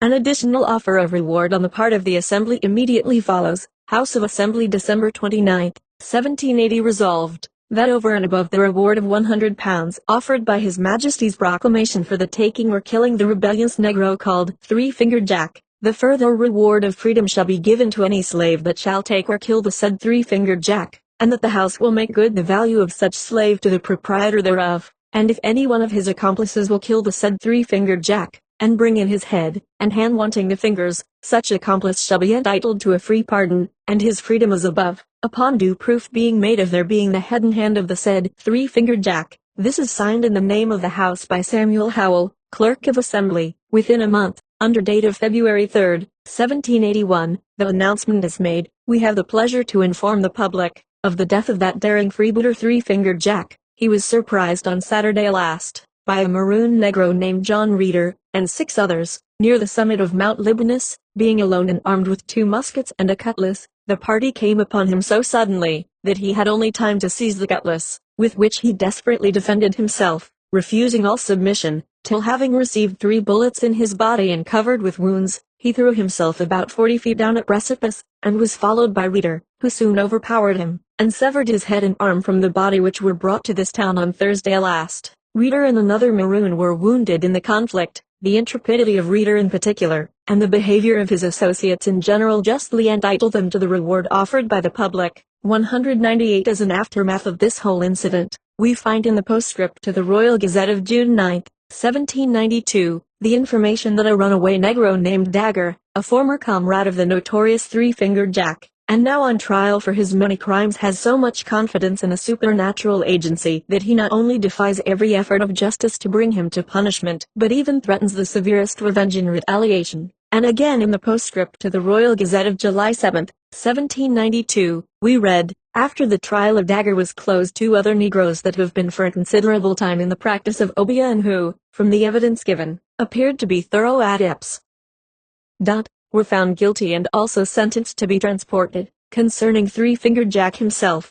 the most authentic account which has come down to us is furnished by Dr. Benjamin Moseley, who was a resident of Jamaica at the time of his exploits, fixing the date of the death of Three-Fingered Jack as January 27, 1781. Dr. Moseley tells us, I saw the obi of the famous Negro robber, Three-Fingered Jack, the terror of Jamaica in 1780. The Maroons who slew him brought it to me. His obi consisted of the end of a goat's horn, filled with the compound of grave dirt, ashes, the blood of a black cat, and human fat, all mixed into a kind of paste, a cat's foot, a dried toad, a pig's tail, a flip of virginal parchment of kid's skin, with characters marked in blood on it, were also in his obian bag. These with a keen saber, and 2 guns, like Robinson Crusoe, were all his obi, with which, and his courage in descending into the plains and plundering to supply his wants, and his skill in retreating into difficult fastnesses, among the mountains, commanding the only access to them, where none dared to follow him, he terrified the inhabitants, and set the civil power, and the neighboring militia of the island at defiance for nearly 2 years. He had neither accomplice, nor associate. There were a few runaway Negroes in the woods near Mount Libanus, the place of his retreat, but he had crossed their foreheads with some of the magic of his horn, and they could not betray him. But he trusted no one, he scorned assistance, he ascended above Spartacus, he robbed alone, fought all his battles alone, and always killed his pursuers. By his magic, he was not only the dread of the Negroes, but there were many white people, who believed he was possessed of some supernatural power. But even Jack himself was born to die, allured by the rewards offered by Governor Dowling, in proclamations, dated December 12, 1780 and January 13, 1781, and, by a resolution of the House of Assembly, which followed the first proclamation, 2 Negroes, named Quashie and Sam. Sam was Captain Davy's son, he who shot a Mr. Thompson, the master of a London ship, at Old Harbor, both of Scott's Hall Maroon Town, with a party of their townsmen, went in search of him. Quashie, before he set out on the expedition, got himself christened, and changed his name to James Reeder. The expedition commenced, and the whole party had been creeping about in the woods for 3 weeks, and blockading, as it were, the deepest recesses of the most inaccessible part of the island, where Jack, far remote from all human society, resided. But in vain. Reeder and Sam, tired with this mode of war, resolved on proceeding in search of his retreat, and taking him by storming it, or perishing in the attempt. They took with them a little boy, a proper spirit,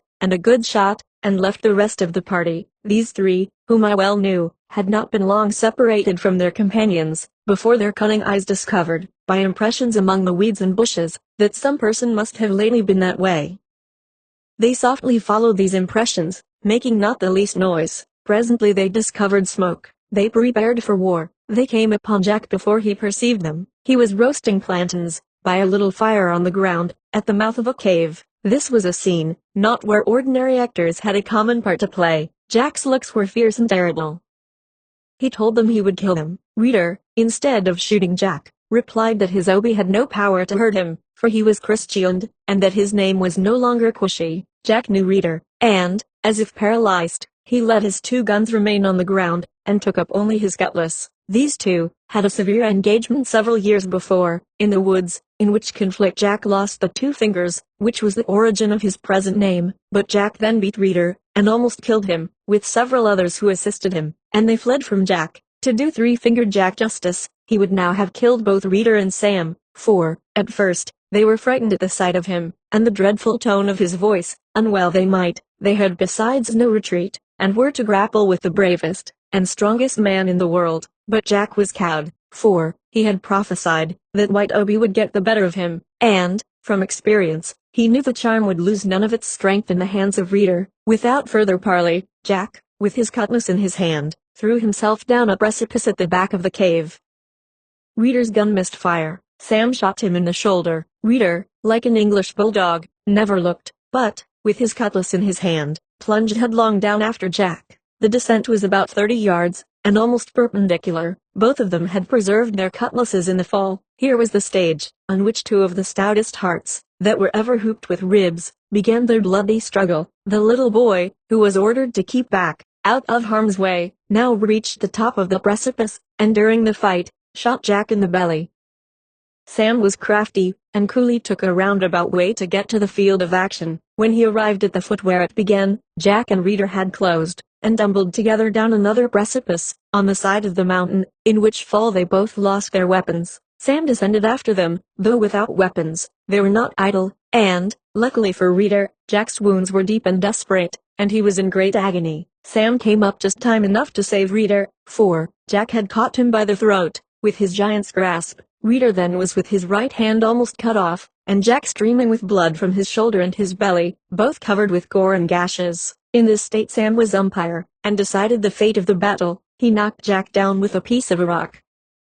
When the lion fell, the 2 tigers got upon him, and beat his brains out with stones. The little boy soon found his way to them. He had a cutlass, with which they cut off Jack's head, and 3-fingered hand, and took them in triumph to Morant Bay. There they put their trophies into a pail of rum, and followed by a vast concourse of negroes, now no longer afraid of Jack's Obi, blowing their shells and horns, and firing guns in their rude method, they carried them to Kingston, and Spanish Town, and claimed the rewards offered by the King's proclamation, and the House of Assembly. 199 William Burdett, also a contemporary in Jamaica, thus described the Obi, a man who bestowed the gruesome amulet on 3-fingered Jack, whom he calls Manson in his narrative. Mwakir, the Obi practitioner, dwelt in a loathsome cave, far removed from the inquiring eye of the suspicious whites, in the Blue Mountains. He was old and shriveled, a disorder had contracted all his nerves, and he could hardly crawl. His cave was the dwelling place, or refuge of robbers. He encouraged them in their depredations, and gave them Obi, that they might fearlessly rush where danger stood. This Obi was supposed to make them invulnerable to the attacks of the white man, and they placed implicit belief in its virtue. 200 as might be expected, he thus played the part of Milist as well as that of Obi man.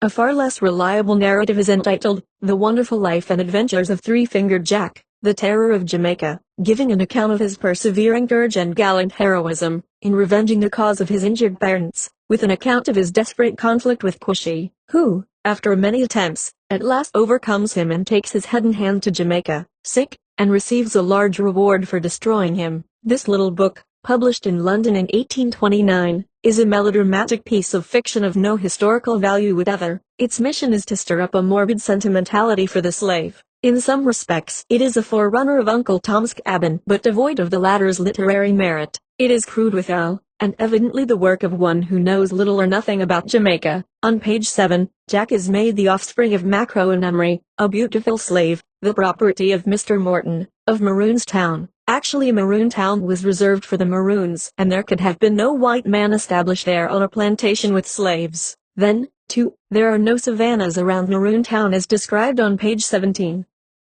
Again, page 18 places the plantation near enough to Mount Libanus for a night journey there to the cave of Bashra. The Obi woman, who is represented as slinging the Obi horn around Jack's neck as she starts him on his way of revenge. On page 25, Quishy, a brave black of Scots Hall, Maroontown, on the promise of that liberty which was so dear to him, resolved to try the effect of an expedition. But, being a Maroon, he was already free. Finally, on page 26, when Omri is to be burned at the stake, a priest, in Christian mercy, implored rest for her soul, despite the fact that at the date of the supposed incident there were no priests in Jamaica, unless the Anglican rectors are meant, and they were never referred to under this title. And yet caricatures of this sort find their way at times into presumably historical descriptions of Obeah in Jamaica. There is preserved in the Jamaica Institute of Kingston a scrapbook that contains many interesting items, usually, however, without disclosing the source of the clippings. Thus we find on page 10, a couple of tracts that were used as evidence by the Hon. D.G. Gideon in the Legislative Council when discussing the Obeah Bill, on March 17, 1898. We have here the confession of an Obeah man named Daniel Hart, a native of Long District, Portland, who is dying to all appearances under the curse of another Obeah man of stronger power than his own. He acknowledges that in his own practice of Obeah, his fees varied from a few shillings up to £6 for a single job. His efforts had been directed to all sorts of ends, mainly to kill people, to drive them mad, to exact revenge for jilted lovers, to make goods sell better in the market, etc. He frequently uses in his confession the terms, "I play hell, I play fire," like rolling calf. As regards different people, he declares that he often sent John Crows, i.e. buzzards, as ministers of his evil power, but that the main instruments were Obeah pots and vials which he planted at the places where his influence was to work. He sent other men who killed for him. He put duppies on people and they went mad. He openly confesses to the gross immorality of his personal actions. One passage of this confession runs as follows: On Monday evening this wicked Obeah man cried out, "I am going to die and cannot wait until the 10th of this month, for I am only skin and bones. I wanted Portland people to come and see how flies eat my skin. Today is my ripping day. I will call names, and who want mad, can mad me the bungo man and make it plain ABC, that you can know friend from enemy. I play hell with people, but the devil is riding me down to hell." It might be remarked that bungo is probably a corruption of the Ashanti bunkum, to be supereminent. On page 55 of the Jamaica Institute scrapbook, are 3 printed tracts. The first of these describes the death and confession of a notorious Obeah woman who had been known as Old Mother Austin. She died on June 25, 1892, after having lived and practiced her art at Landui and St. David's. She called herself Fire Rush and makes the terrible avowal that she has killed 25 babies, 7 women and 13 men in the district. She claims to have employed 2 old hydras, and when they gashed her fire in dem eyes, it shine as lightning. "Anyway I send, death must come," is her boast. By means of a peace cup and spoon she says that she dropped off all the fingers and toes of a woman who had stolen from her. Possibly she had communicated leprosy to her victim by mixing the saliva of a leper in what she calls the peace cup. On her deathbed she cried out, "Fire, oh, fire, oh, fire." The second tract consists of the disclosures contained in the Obeah book of a dead Obeah man named John Nugent, who had hidden the book in a cave hole. He professes to have killed a man for cutting a bunch of plantain off his father's plantation, to have killed another man for a fee of £25, to have put a frog in a woman's womb and made her carry it for 2 years, to have received £18 and 10 shillings for cutting the nose and teeth of a woman, to have killed her husband for another woman who gave him her body in payment, to have charged £15 for killing another man, but as £3 were not paid he let the man off, but the ghosts still blow on him and he don't get over as yet. The third tract purports to be the confession of old George Ellis, a native of Hampton Road in Porus.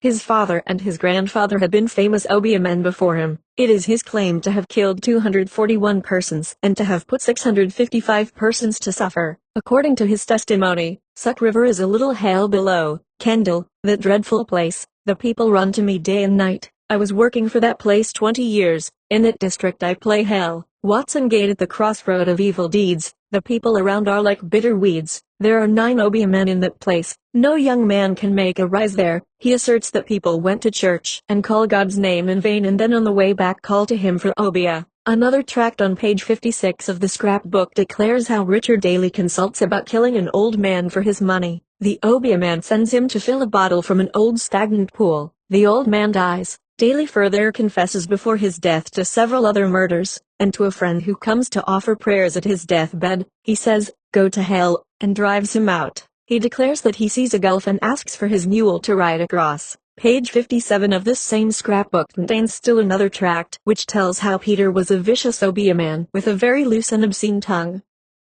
He is said to have killed many people and to have been killed himself by the overflow from a cup of poison which he had been preparing for another. These cases from the scrapbook are for the most part workings of real obeah, in marked contrast with the examples of recent occurrences to be mentioned shortly. Daniel Hart, in striving to make goods sell better in the market, does display a nihilistic tendency, but even he is habitually true to form in his obeah practice. The objective is almost invariably harmful or vindictive. As a general rule, such cases as are brought to trial under the obeah law, which does not distinguish between obeah and nihilism, are usually instances of applied magic, and that too of the white variety. It would be a difficult matter to prosecute for real obeah. Even a clear case with serious consequences would have to rely almost entirely on circumstantial evidence.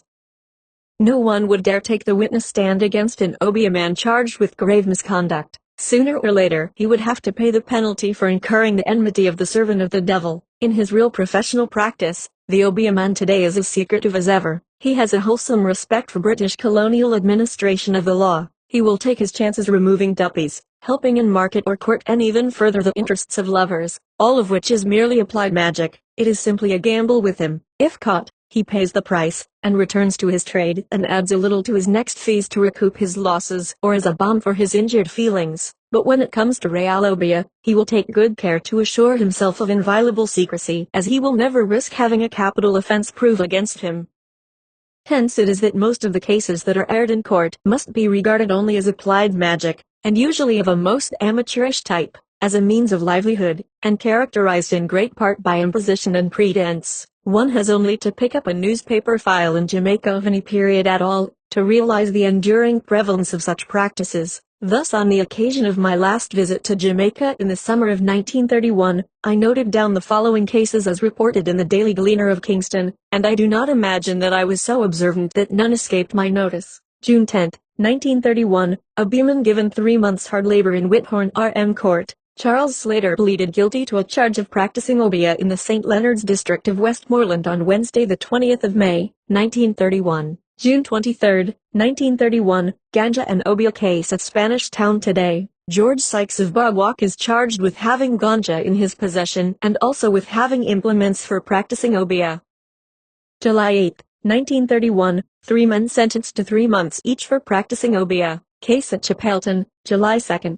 July 11, 1931, a beeman sentenced to prison for 6 months. In the Kingston RM Court, on July 9, James Thomas, August 4, 1931, worked black art, 70 years. Old man fined £15. Joseph Reed found guilty of charge in Whithorn RM Court, August 8, 1931, charged at Richmond for practicing obeah. Thomas Stewart accused of working obeah at Big Gut on Monday, July 27.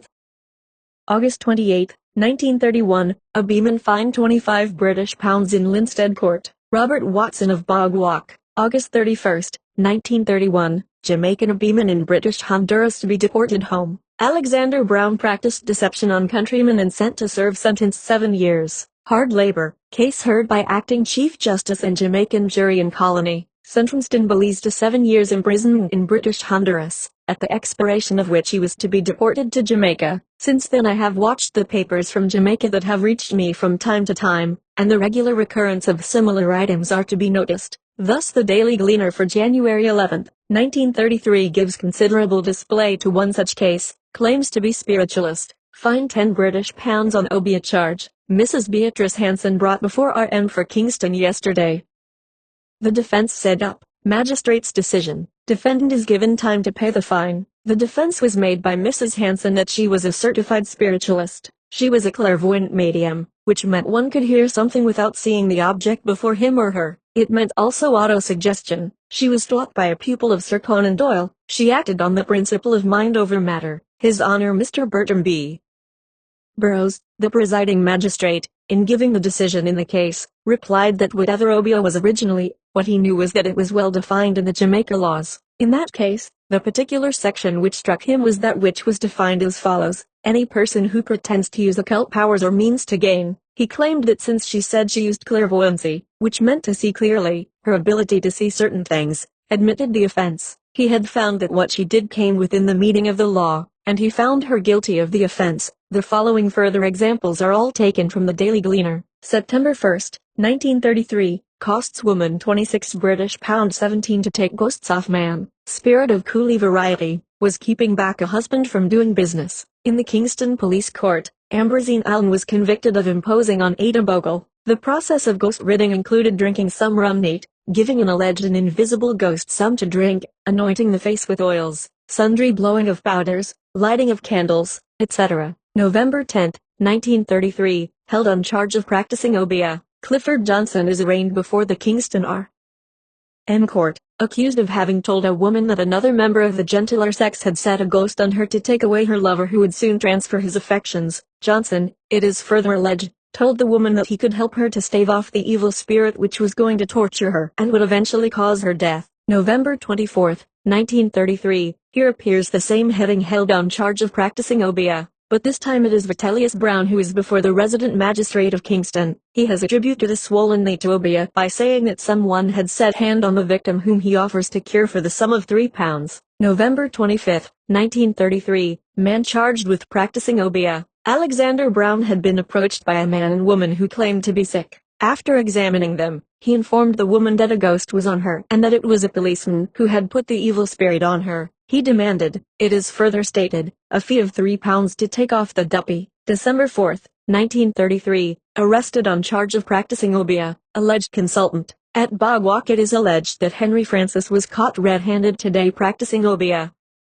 December 6, 1933, mysterious slips of paper found on men held by police. I breathe upon thee the drops of blood I took from thy soul, etc. They say, these mysterious slips of paper, it is recorded, have been found by the police in the pockets of at least 3 men arrested in recent times. It is evident that some charmer is at work distributing these bits of manuscript to afford protection to his clients. Now James Adolphus Turner is caught as a thief, and on his person is found a slip bearing this inscription: I, James Adolphus Turner, breathe upon thee the drops of blood I took from thy soul, the first out of thine heart, the second out of thy liver, and the third out of thy vital powers, and with this I deprive thee of the strength of thy manliness. Amen. December 9, 1933, no deception practiced by faith healer. Florence Swear, a faith healer, was arraigned for practicing medicine, and acquitted by the resident magistrate, who implies in his decision that she might be successfully prosecuted under the obeah law. December 14, 1933, here we find 3 distinct cases of obeah in different parts of the island. 2 held on charge of practicing obeah introduces a case at Landui against Timothy Jackson, alias Stanley Reynolds, who has proposed to a woman that he would so fix her that she would not fall out with her employer. Held on charge under obeah law regards Henrietta Wiles of Kingston, where she offers to restore to a client a lost job. But the principal case of the day bears the headlines, 6 months for a beeman, case tried at Spanish TN, man who pretended to be able to keep away ghosts from a woman. David Simon of Thompson Pen District is convicted of contracting to remove the duppies who are supposed to be annoying Ada Bogle. Her house was being stoned, the windows scratched, and the doors pushed by ghosts. It was to be his task to drive away the ghosts. December 15, 1933, to serve 6 months for practicing obeah. This is the trial of Timothy Jackson, at Landui, referred to yesterday. December 17, 1933, 2 separate cases. Arrested on charge of practicing obeah refers to Sophie Wallace, who is offered to remove a ghost from Maud Wilson, which it is asserted has been put on her by the wife of the friend who accompanies her. Woman given 6 months for working obeah relates how Viola Phillips for a consideration undertook to give help in a court case. December 2, 1933, 12 months hard and 12 lashes with cat for obeah worker. Michael Ferguson, in the Halfway Tree Courthouse, is convicted of another get-back job imposture with the usual implications of the removal of ghosts or duppies which have been set.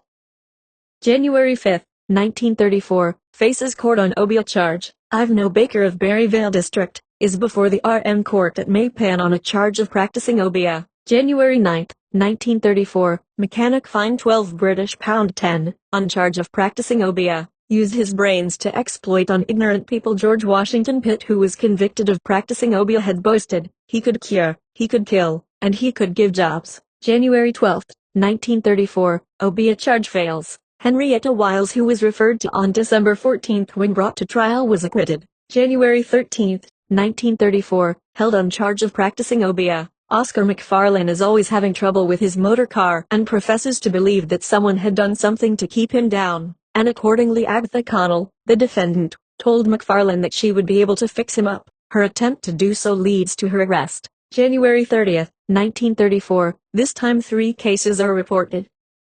4 months term for Hanover Abiman. At Lucia, Ebenezer Clark is convicted of imposing on Newton Brown, a shoemaker at Mount Pleasant, who reports having been informed by Clark that duppy's on me and on my shop. He is to receive a dealing stick that is to be kept in his shop to keep away the duppy. 6 months for man who practiced the black art. In the Sandy Bay RM Court, Leonard Weekly, of Cold Spring, is convicted. What is of particular interest here is that the following books were found in his house: the 6th and 7th books of Moses, the Albertus Magnus or the White and Black Arts for Men and Beasts, the Great Book of Black Magic, the Book of Magical Art, Hindu Magic and Indian Occultism, a fact that would indicate that we are not here dealing with Obia in any sense of the word, but a practice of magic similar to that found in St. Lucia in the case of the Monchi murder. Meanwhile, one conviction in Obia case is quashed. Regards the appeal from the conviction of Viola Phillips, which was recorded under date of December 17, 1933. The appeal prevailed on the ground that the evidence on which the conviction had been secured was insufficient. In connection with this case, it would be well to notice an argument advanced by Mr. N. W. Manley, K.C., in behalf of the appellant, to the effect that it was necessary, in order to constitute Obia, not merely that a person should do something utterly foolish and futile on a pretense that it would accomplish something, but that they should definitely use occult means or pretend to supernatural powers. The use of the word pretend was, he supposed, that the framers of the statute did not believe that there was any such thing. Obia was connected with a pretense to invoke occult or supernatural powers. It bore, he supposed, some resemblance to what used to be considered witchcraft or necromancy. Necromancy was a branch of occult power, but in his submission many cases that might be considered a mere obtaining of money by false pretenses were being treated as Obia. If the powers one professed were considered to arise from oneself and not from any supernatural thing, one was not practicing Obia. There was no representation that the process was supernatural. Mr. Manley would have been interested in the discussion on witchcraft which took place at the recent Congrès International des Sciences Anthropologiques et Ethnologiques in London. Frank Home Melland, speaking from an experience of more than a quarter of a century in northern Rhodesia, where he had held many positions as native commissioner and magistrate, called attention to the fact that the law relating to witchcraft in British African colonies and dependencies started with the fundamental idea that witchcraft being an impossibility was non-existent, and despite this basic assumption, enactment after enactment was promulgated against what does not exist, to the endless confusion of the native mind. It was Mr. Melland's contention regarding witchcraft in general. It is necessary to study this subject from the point of view of those who live in fear of witchcraft, because only in this way can we hope effectively to eradicate the belief and the fear which it engenders. Even if witchcraft be non-existent, the belief in it is real. Moreover, while African primitive religions are local, centered in the home district, witchcraft, in native eyes, is universal, and its terrors follow the native when away from his home, deprived of such help as he feels his ancestral spirits might afford him, which affords exceptional opportunities for the quack witch doctor. Our present official attitude and our law seem to the African unjustified and unjust, incomprehensible and unreasonable. This must necessarily detrimentally affect relations between governors and governed, and, apart from the legal aspect, it is not in accordance with the equitable idea that laws should be in the interests and by the consent of the governed.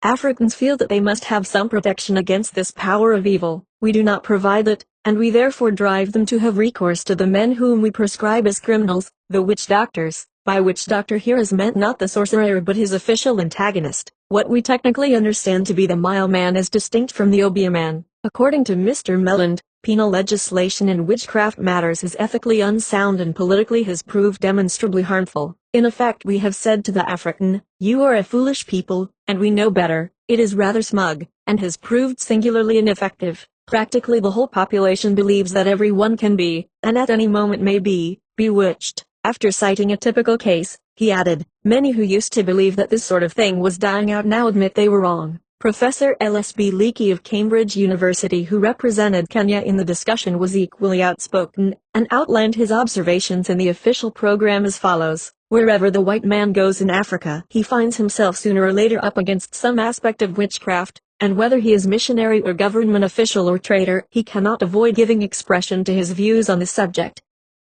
The reactions of the African native to the various European attitudes to witchcraft are full of interest, and can teach us a lot. And the best way to find out what the African thinks about the white man's attitude is to listen to conversations between Africans upon this subject. This I have often had opportunity to do. What has always struck me most is that the African considers us to be the most illogical people living, and I must say he is not unreasonable in thinking so. For when the statements and actions of white men concerning witchcraft are looked at from the black man's point of view, nothing could be more absurd and illogical. To the African, the European on the one hand himself practices witchcraft in many forms, b. attacks witchcraft where he finds it being practiced by black men, c. says it is wrong for Africans to punish members of their community whom they find practicing black magic, d. refuses to punish people who are accused of having killed people by witchcraft, on the ground that this is not possible and therefore cannot have been done. He denies the existence or possibility of doing things by means of witchcraft, and yet does them himself. Not only attacks black man's witchcraft, but also tries to prevent Africans from using white man's witchcraft. In short,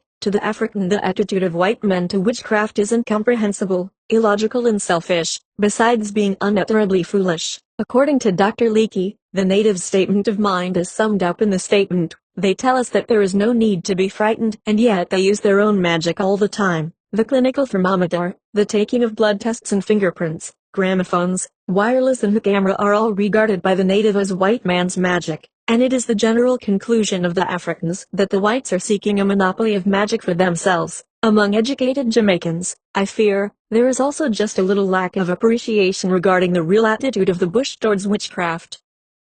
The law may assume the impossibility of the fact and stress the pretense at supernatural power, as constituting the offense, as Mr. Manley states. But it is the conviction of the practitioners of Obeah that the Obeah man can and does control a superhuman influence that may destroy life itself without any physical contacts, and further that this projection of power does not arise, as Mr. Manley suggests, from the Obeah man himself, for the Obeah man is merely an agent of the evil one who really produces the effect desired in virtue of the incantation of the devotee and the acceptance of the client, both of whom are placing themselves in communication with him with full reliance on his cooperation. The Obeah man only directs the necessary power or force which ultimately comes from the author of evil. After this lengthy digression, let us return to the files of the Daily Gleaner. February 1, 1934, held on charge of practicing medicine as well as Obeah. This regards Robert Giscomben Kingston. February 5, 1934, convicted in Maypen Court on charge of practicing Obeah. Ivanhoe Baker had sold a ring to Ada Bogle to keep a ghost off her.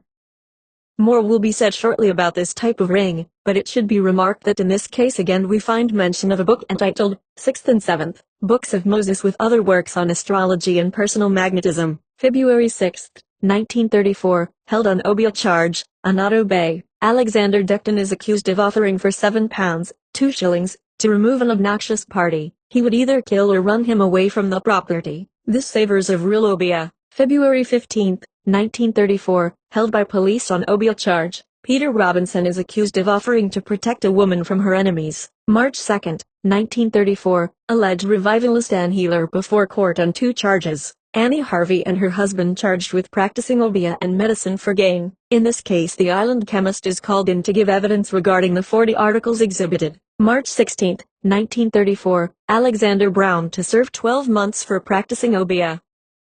Acting RM for City says he proposes to deal severely with those found guilty. Alexander Brown entered a plea of guilty to an information charging him with practicing Obeah. In passing sentence, His Honor said, "Brown, your solicitor has made a very eloquent plea for you, but I cannot lose sight of the fact that there is far too much belief in Obeah in this country, and this has been the cause of its insistent practice by you and others like you. So far as I am concerned, I intend to treat anyone found guilty by me with the utmost severity. In spite of all that has been urged on your behalf by Mr. Winter, I cannot be lenient with you, and so you will have to go and serve a term of 12 months with hard labor, and you will also receive 12 lashes of the cat. 09, March 31st, 1934, man and wife are convicted on charge of working obeah. This is the sequel of the case of Annie Harvey and her husband mentioned on March 2nd, 1934. April 6th, 1934, obeah case dismissed by Kingston. RM accomplice testifies how Peter Robinson said he could assist her. Ghost said on her position of bed changed to confused spirit,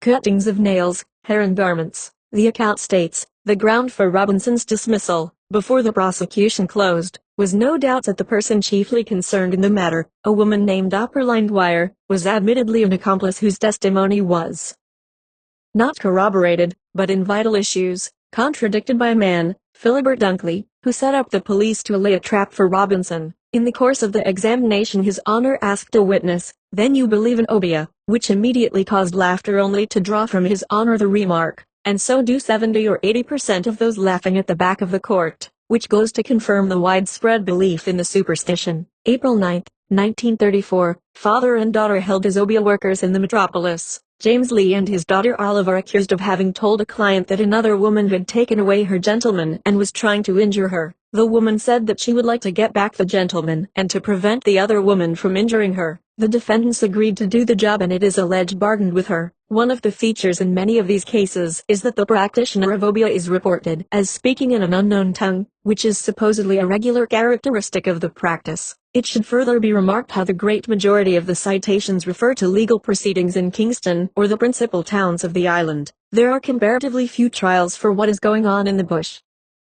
One of the latest institutions of applied magic is known as the Obi Ring, to which reference was made in the case of Ivanhoe Baker, as cited in the Daily Gleaner of February 5, 1934. I can find no mention of it in any book to which I have had access, which leads me to the conclusion that it is of comparatively recent origin. During my own stay on Jamaica I was never able to trace the ring itself, but since my return a captured obi ring was sent to me. In appearance it is an ordinary signet ring made of brass, or at best cheaply plated, such as usually sells for a few shillings. On the inside a hole has been drilled, and this serves as a receptacle for a little charm that looks like the head of a very tiny rivet, in which the medicine is contained. In the particular case connected with the ring sent to me, a woman had been ailing for some time when she was approached by an obeah man who offered to cure her by means of this ring, which was to cost £1. The terms were accepted and the patient rapidly recovered her health.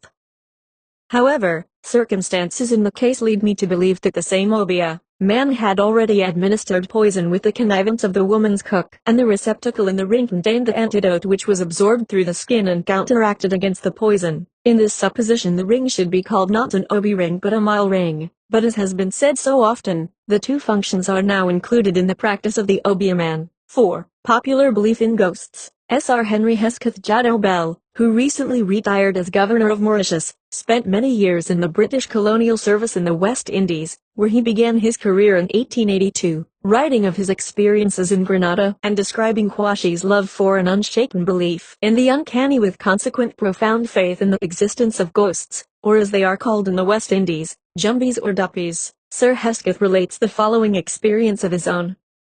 I rented for some time a place rejoicing in the name of Paradise. It was in rather a lonely situation and had no near neighbors, on account of the reputation the house bore, namely, of being haunted by troops of jumbies. It was with the greatest difficulty that I could induce a groom to sleep in the place, and only succeeded in getting one to stay by allowing him to sleep on the mat outside my bedroom door. I certainly used to hear, during the night, all sorts of peculiar noises and gruesome sounds, but the house, being an old one, was infested by rats, and to the gambols of these gentry I ascribed the uncanny noises. The groom, however, emphatically denied the culpability of the rats, and insisted on blaming the ghosts for the noise. Over and over he would tell me that he would have to leave the work, as the jumbies does trouble me too much, and frequently, in the middle of the night, I would wake up with a start, hearing the boy yelling out to me, "What on earth is the matter, you?" I would call out in exasperation, only to receive every time the same answer about the jumbies. "Just listen, sir, they lighting matches all around the house." I certainly could hear sounds as of matches being drawn, but that was all, and the other sounds could be put down to the hats that infested the place.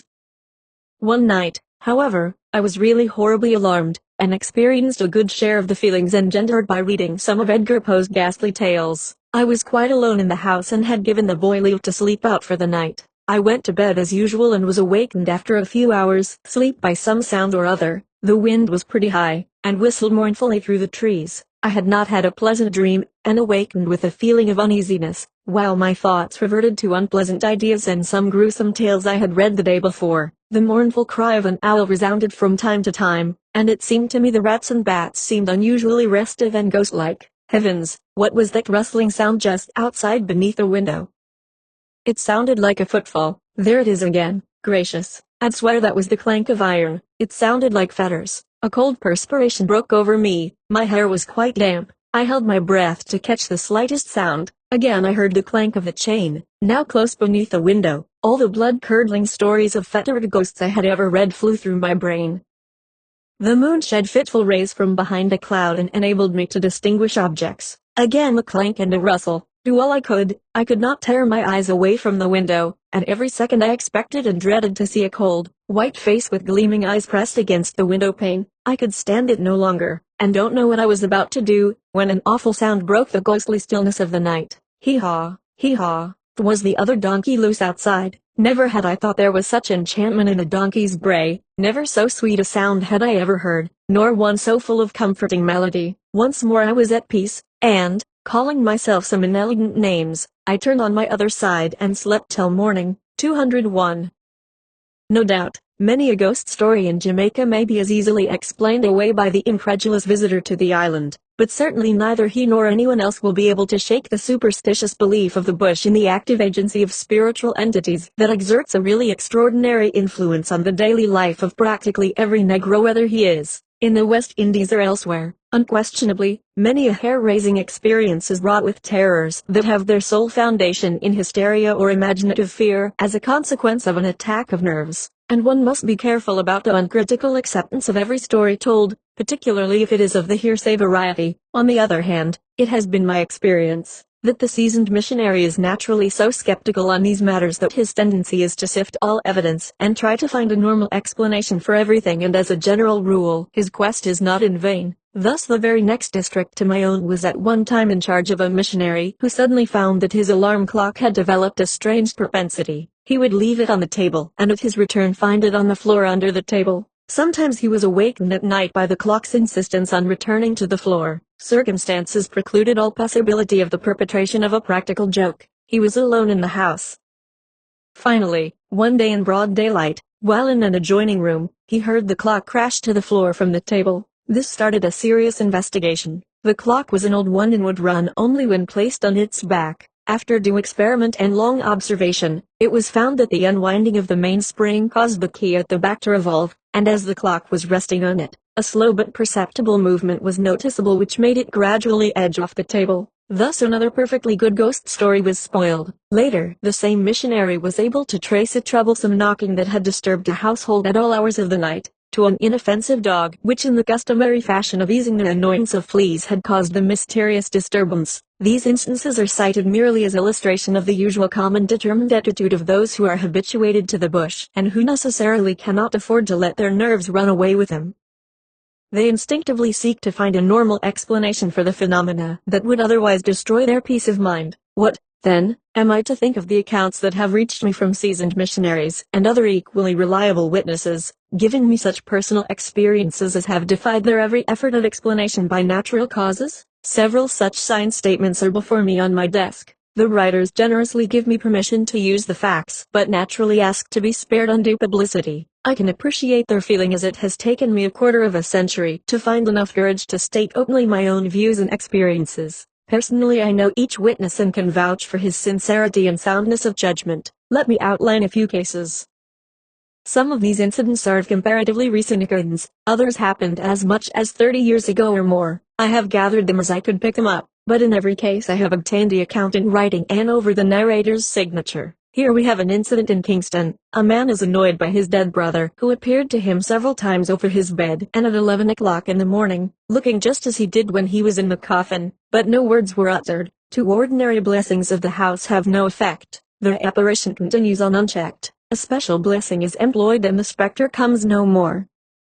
To all appearances, the harassed man is sane and normal. If it is only a delusion, it has so taken hold of the unfortunate that he is certainly convinced of its reality. Also in Kingston, we have a distracted woman and her children who are almost driven mad by the repeated apparition of a man in their house who disappears as soon as accosted. The account continues, upon going to the house and questioning the woman, what struck me as sincere and genuine was that the woman and especially the son of about 10 years were really terrified, so much so that I was concerned for the boy lest he become deranged by fear. There was no fooling about his story, and no contradictions in it. I made him tell me the details, and show me the places where he stood and where the man was, in the repeated apparitions. I blessed the house and warned the mother to keep the boy's mind off the whole affair.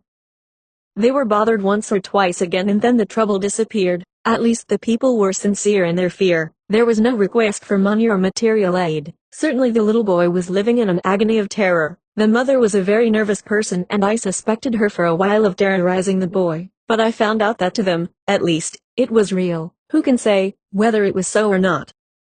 Out in Westmoreland we encounter the conviction that unless a child of 4 is properly buried, the ghost will come back and haunt the home. Up in the Dry Harbor Mountains, an unbaptized boy is troubled with spirits and his father seeks the help of the priest who writes. I started out with the boy's father and tramped through the mountains until I wondered whether a white man had ever penetrated into that part of Jamaica before. After a long climb, we at last reached the hut. Much to my amazement I found the sick boy sitting on a high homemade bed. He looked far stronger and more healthy than myself with apparently nothing wrong with him. When I questioned him, he gave me the same story as his father had given me, that he was troubled with spirits. As he lived so far away from civilization, I gave him what instruction was necessary and baptized him. A few days later I heard that the boy had died almost immediately after my departure. Now we have the example of an unfortunate leper who during his sickness used to be taken up and thrown around the room by some unknown spirit. From another part of the island this comes to us. A woman sent for me to come and bless her house for the reason that she and her daughter were annoyed by evil spirits. I went and first questioned her on the nature of the molestation. Her first complaint was that the malignant spirits rattled the shutters, but that could be the wind, I suggested. But then they throw stones in her window. Some boys plaguing you. She was visibly annoyed at my difficulty to be convinced. Fedar, I go and tell you the whole truth.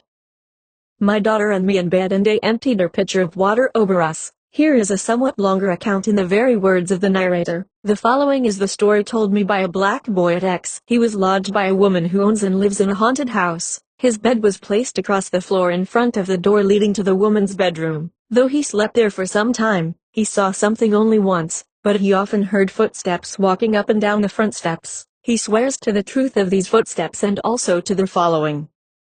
One night he awoke and saw a woman standing above him. She stood there for a time while he looked at her. She said never a word and finally turned and went out. He gathered the impression that she wanted to get into the bedroom, but his presence had stopped her. The next day I spoke with the woman who owns the house. She says that she used to see ghosts when she was a little girl but was never afraid because they never harmed her, but just appeared to her. That stopped and she had never any more experiences with the supposedly preternatural until 8 years ago. She is now about 45 years old.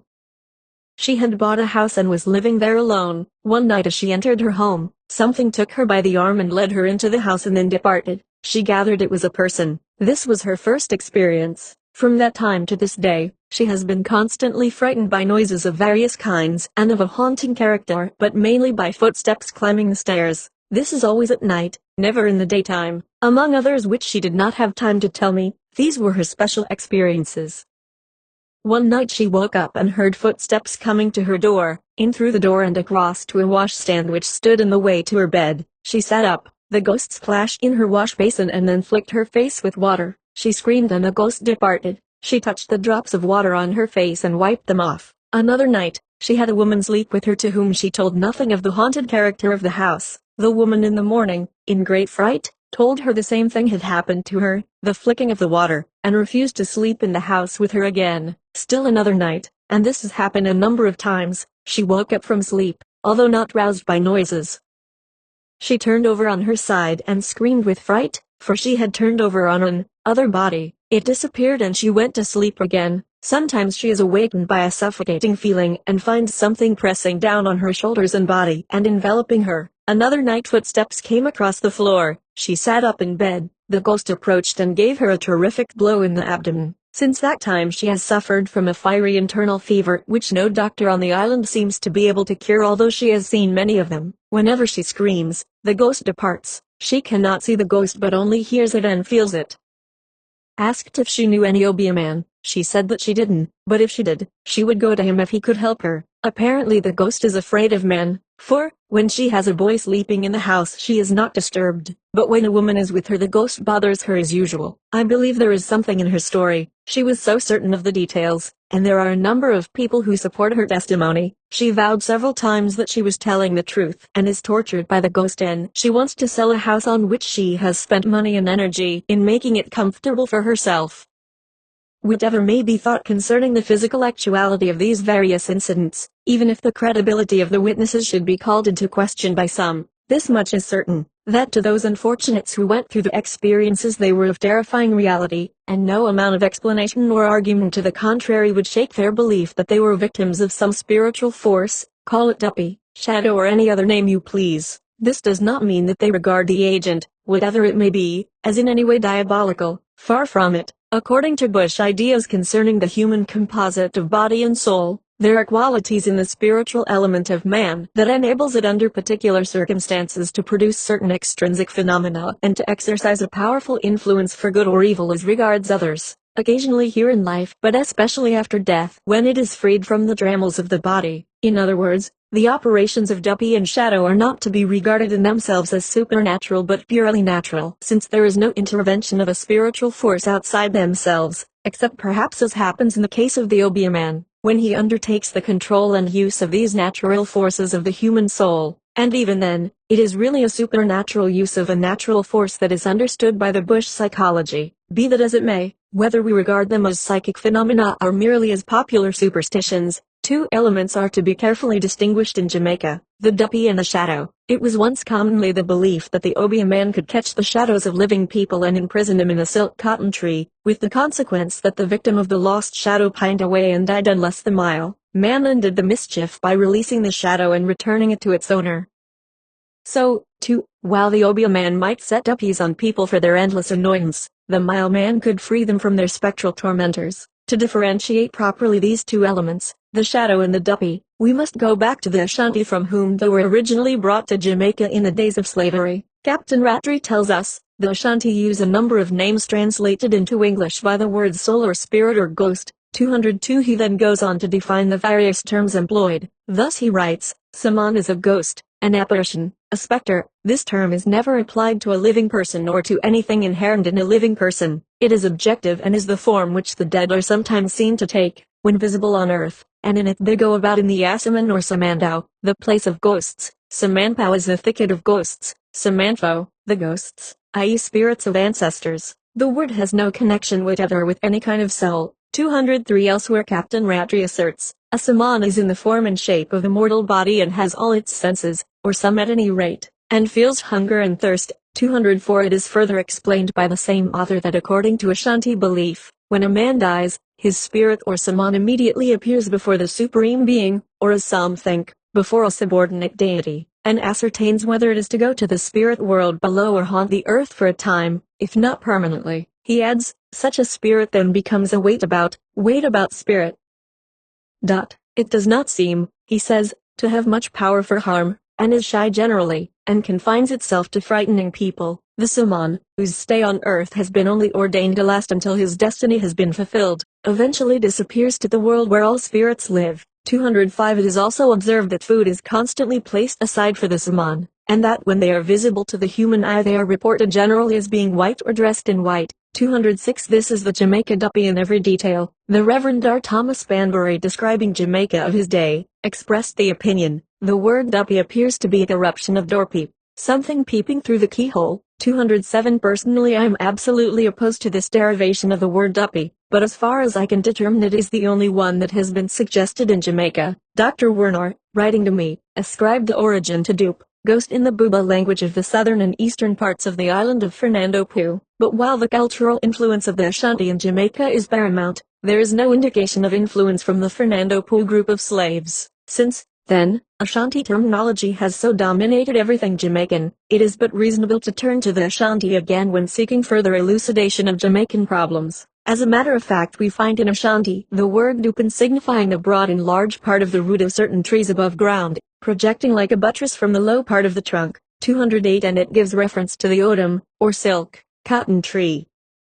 Now it is precisely among these buttressed roots of the silk cotton tree that the duppies in Jamaica are supposed to reside, and I cannot help feeling that either the word duppy is derived from dupin, or possibly the latter has acquired its name from the duppies who frequent the roots. Mr. Banbury further states, duppies are ghosts which are supposed to appear to persons in this country termed foyed or gifted with second sight. It is commonly believed that departed souls return to earth, haunt their habitations, or remain near where their bodies are buried. These eat and drink like living beings and are displeased when the inmates of houses leave nothing for them in the house at nights. For this reason the superstitious are known to let food remain on the table for the duppies. 209. He further observes, the duppies generally appear in their grave clothes. 210. While the duppies are primarily spiritual entities, they unquestionably include a material element in their composition. On occasions of deaths in the neighborhood, especially if by violence, good care is taken at night to plug up every crack and crevice in the hovels, to keep the duppies out. In fact, when about 100 unfortunates were drowned at Montego Bay during the hurricane of 1912, it was almost impossible to find a messenger to go on an errand that would keep him out after dark, the general excuse being,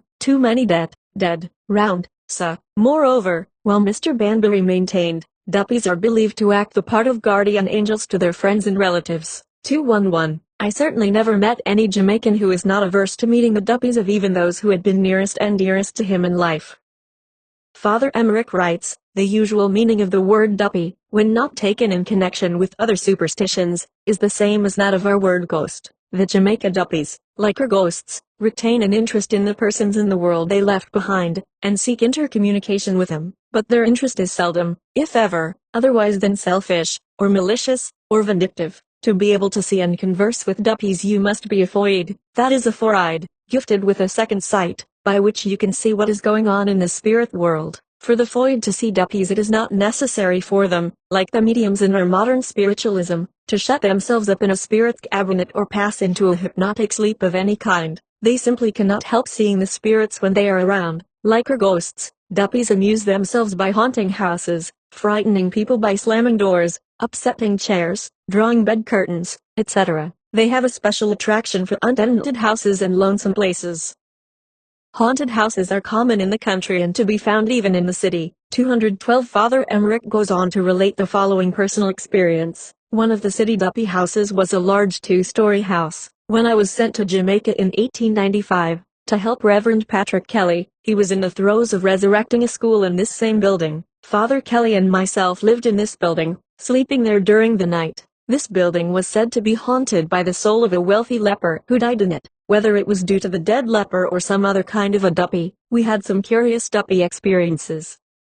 One night we were both disturbed by someone apparently coming to our door. About an hour or so after I had grabbed quickly the knob of my door to keep out the mysterious intruder, I heard Father Kelly calling out lustily from beyond the vacant room between us, asking me if I had come to his door. 213. Later the same author tells us, but the Jamaica duppies do not limit their operations to haunting houses, but, like the fairies, they like to wander about. On this account, according to duppy belief, you must not speak to unknown persons you meet in the road at night. You might make a mistake and address a duppy and be knocked by it. 214. And again, these duppy knockers not only knock people but they have a peculiar way of knocking in and about houses and making it very uncomfortable for those living in them. There was scarcely a district where these knocking duppies were not busy bothering some house. 215. The Jamaica duppy, then, for all practical purposes, may be regarded as substantially the same as a ghost, both as to its nature and its method of manifestation and annoyance. As already mentioned, according to Ashanti acceptation, the wait about spirit is doomed to haunt the earth permanently. The name for such a spirit is Osamantwandwan, which is explained by Chris Dollar as a departed spirit that is not admitted to the Asaman, on account of his wickedness in his lifetime, but must hover about behind the dwellings. 216. Twan literally means to wait, and the reduplicated form is an adverb signifying nimbly or cleverly. In the Jamaica bush there is a similar belief that in the case of notoriously wicked individuals, their ghosts of duppies go about ordinarily in the form of a calf, with a piece of chain attached to the neck, as a warning of the consequences of evil doing. These creatures are known popularly as rolling calves, and they are thus described by Mr. Banbury. One now advert to a curious superstition that is still rife in Jamaica, that is, the belief in what are called rolling calves. These are a set of animals, or rather as it is believed, evil spirits in the shape of animals, which travel at nights, and are often seen by the people. There is hardly any of them but who will tell you that they have met with rolling calves in the dark. These creatures of transmigrated souls are seen in a variety of forms, like cats, dogs, hogs, goats, horses, bulls, etc., and are said to be most dangerous and inveterate when met in the feline form and of a black or brindled color. A bit of chain is generally attached to their necks, which they carry with them from the infernal regions. People affirm that they often hear the rattle of the rolling calf's chain about their yard at nights, and listen to his battle with the dogs, who are its bitter enemies. They fly at it with precipitation and compel it to retreat when they encounter it. They are supposed to take up their abode in the daytime at the roots of cotton trees, bamboos, and in caves, as duppies do, but at such a time are not visible except to the foid, or those that can see spirits. These creatures are also believed to be sometimes under an obeah spell, when they will attack people in the night, and obstinately dispute the path with them. They possess the extraordinary power of suddenly growing from the size of a cat or dog to that of a horse, or bull. The only way of getting rid of the infernal monster on such occasions, is to flog him with the left hand. He is exceedingly afraid of a tarred whip. Wagon men and others who affirm that they have encountered the roaring calf, declare that they have heard him cry out when flogged me dead 2 times. Oh, I am twice dead. They are very fond of molasses, and for that reason are often seen at crop time about sugar estates at nights, seeking to satiate themselves with this article. For the same cause they have been known to follow the sugar wains, in the night, conveying sugar to the wharf. They are said to be fond of cattle. This occasions the breaking of the cow pen, the rolling calf getting in among the cattle, and causing terror. 217. In passing, Mr. Banbury illustrates his account with the following anecdote. A man who is a member of the church of a certain denomination, an educated and upright man, one whom I believe would not tell a lie, informed me that he was traveling late one night. The moon was shining brightly, when he came upon a very large black creature lying at full length across the road. No dog, he said, could have been so large. He made a lick at it with his stick in terror. The stick flew out of his hand, and he never saw where the beast went. He got home, and took in with fever and was ill for some time, no doubt from the fright. Of course, he set it down to have been one of these fabulous creatures of the night. His terrified imagination transformed what was most likely a large black dog into a rolling calf. 218. That Mr. Banbury regards the whole belief with absolute skepticism, is clearly evidenced. I remember, he says, one night riding on a mule very late, and dozing going along, when the mule made a leap on a sudden up a steep bank, from the road, and began to snort at a great rate, working his ears backwards and forwards. Nor with all my efforts would he go down again. I was determined to find out the cause of his fright. I alighted, went down into the road, and saw a very curious looking animal lying in the middle of the way, doubled up. I could not make out what it was at all. It had long woolly hair of a whitish color. I gave it a sharp lick with my supple jack, and up it sprang. I then saw by the light of the moon that it was a young ass. After going on a little further, I came upon the mother feeding. If there was ever a close resemblance to a rolling calf, that was one, and any superstitious person, without taking the trouble to examine it, would have set it down to be one. These circumstances in point prove most conclusively that Mr. Roland is nothing more than one of our domestic animals seen in the night, or an animal that is not generally met with, as was before hinted. 219. Mr. Banbury suggests that the word Roland does not signify rolling but roaring. 220. Once again I must disagree with him. Never did I find any indication of such an interpretation in any part of the bush. I am rather inclined to think that we have here one of the rare examples where rolling is used in the sense of wandering or roaming. As regards the superstition itself, this belief in the rolling calf is rapidly dying out in Jamaica.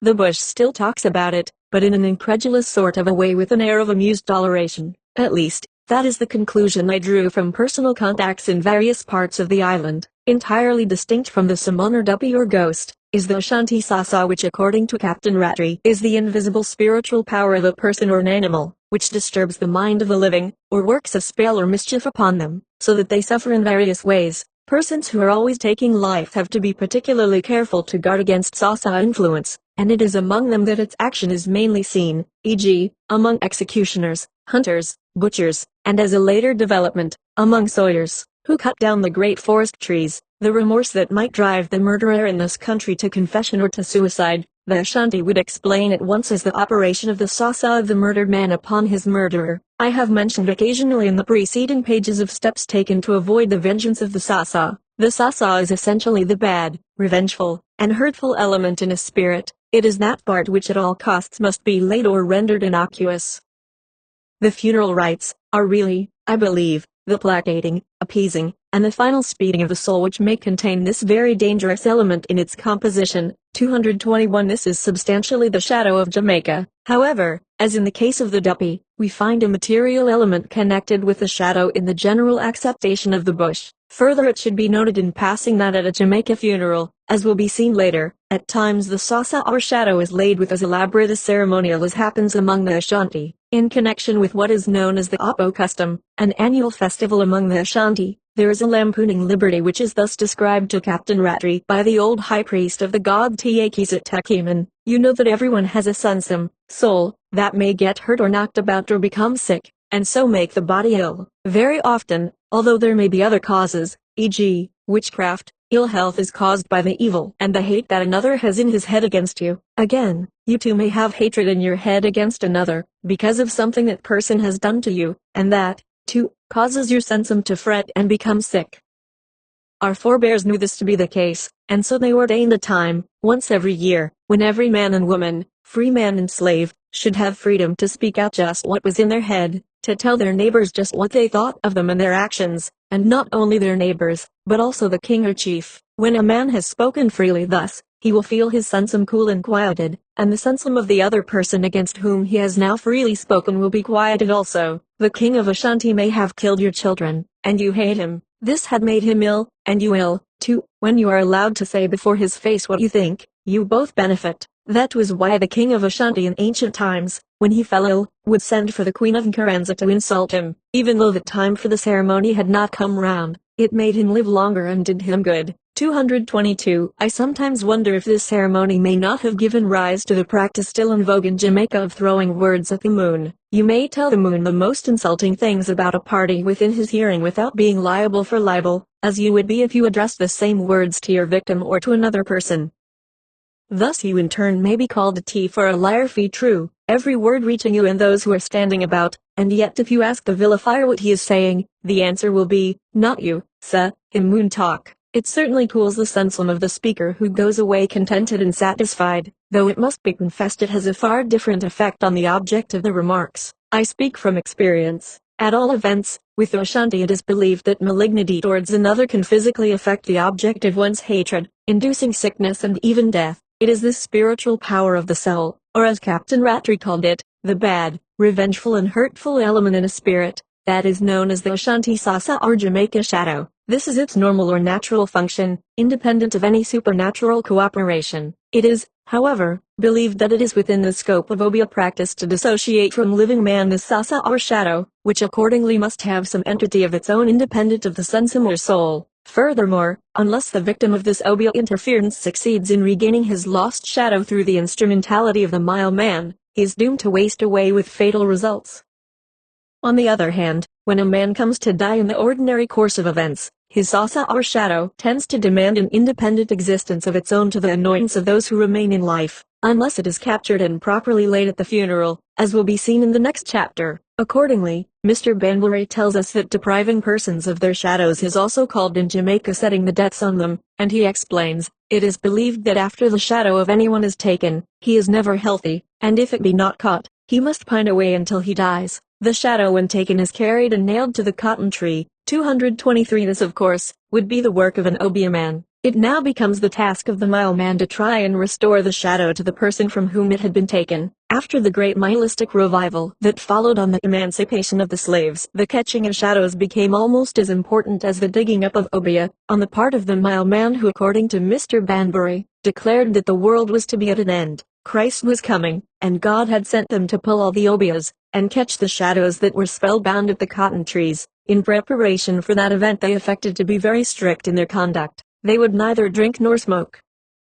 Persons who were known to be notorious for bad lives were excluded from their society. At 2 pages, 167 and 168, missing in book, been properly laid at the funeral, is ordinarily ascribed to the duppies. This is probably due to the fact that, as in many parts of Africa, it is not well to speak of the dead, especially under the malevolent aspect, and so duppies in general are blamed for everything, and there is then no need of any reference to a particular shadow, which otherwise, hearing itself named, might feel called upon to make its presence felt to the utter annoyance of the invoker. Still another Ashanti term is the sensum, which is thus described by Captain Rattray. It is a man's sensum that may wander about in sleep. It may encounter other sensum and get knocked about, when you will feel unwell, or killed, when you will sicken and die. Perhaps the sensum is the volatile part of the whole Kra 224, i.e. the human soul. It was only on very rare occasions that I came across any indications of vestiges of belief in this dream soul during all the time I was in Jamaica. Possibly there are still some who secretly place credence in the theory that his dreams are actual experiences of a portion of his soul far afield during the hours of sleep. But, I feel quite sure that even the most ignorant in the bush have become too sophisticated to openly admit such a belief. Another superstition, now rapidly dying out in Jamaica, is that regarding Old Hage, a sort of vampire that haunts the hovels of the blacks, or is seen at times gliding along the roads at night in a fiery glow. For many years I was convinced that this was nothing more than an engraft on Negro superstition due to contacts with the whites, as Old Hage really means old hag, and when she assumes her role as vampire, in good European witch fashion, she doffs her skin before setting out on her mission. In this connection, we even find recorded the time-honored story of the husband who suspected the nefarious practice of his wife and feigning sleep until her departure rubbed pepper and salt inside the temporarily discarded skin. The usual discomfiture of the witch followed in natural course. 225. What was my surprise, then, to find Chris Dollar in connection with the Ashanti stating under the term Abafo, meaning witch, hag, wizard, sorcerer. The natives describe a wizard or witch as a man or woman who stands in some agreement with the devil. At night, when all are asleep, he, or she, rises or rather leaves his, her, body, as a snake casts its slough, and goes out emitting flames from his eyes, nose, mouth, ears, armpits. He may walk with his head on the ground and his feet up. He catches and eats animals, or kills men either by drinking their blood or by catching their soul, which he boils and eats, whereupon the person dies, or he bites them that they become full of sores. 226. Concerning the Jamaica belief in Old Hage in his day, we are informed by Mr. Banbury, this is another most curious creature of the imagination which was much believed in times of old and greatly dreaded, and the notion respecting the fabulous being of blood has not quite died out. It delights in human blood, especially that of newborn infants. In days gone by, the old suck, as she was also designated on account of her imagined propensity, was to be seen enveloped in a flame of fire, wending her way late at nights through the nigger houses, or along the high road, bent on robbing some poor innocent of its newly circulating blood of life. For this reason infants just born were guarded with the utmost care from the voracious creature of blood. This has given rise to the foolish notion, still generally practiced amongst the people throughout the island, of keeping up the 9th night after the birth of an infant. This night is thought the most critical, as on it the old hag uses her utmost endeavor to get at the babe. It is the night previous to coming out of room after child and mother are confined for some days. On this night a constant watch is kept up by the anxious mother, the midwife, and her friends. If the infant comes off safe this night there is no more fear. The hag would not after that molest it. Knives and forks, and sometimes the Bible are placed at the head of the infant to scare away the blowfire. The doors are marked all over with chalk. This has the effect of keeping the old hag all night counting until it be too late to enter. Sometimes mustard seeds are scattered before them which have the same effect. Her approach is suspected by an irresistible drowsiness and the flickering of the light. If those who are watching should give way to this feeling and fall asleep, woe to the unfortunate infant. The hag enters and sucks it. As soon as this is done the child cries, the people wake up in a fright, the babe takes in immediately with the lockjaw and refuses the breast. The little one is now considered doomed. The lockjaw was always believed an invariable sign of the suck of an old hag, and in times of slavery a great majority of infants died of it, no doubt from the bad treatment of the mothers near up to the time of delivery by their owners, and from exposure of the infants after birth. There were mothers also, who on account of the rigor of slavery, no doubt used means to get off their babes, rather than that they should have been subjected to the same hardships as themselves.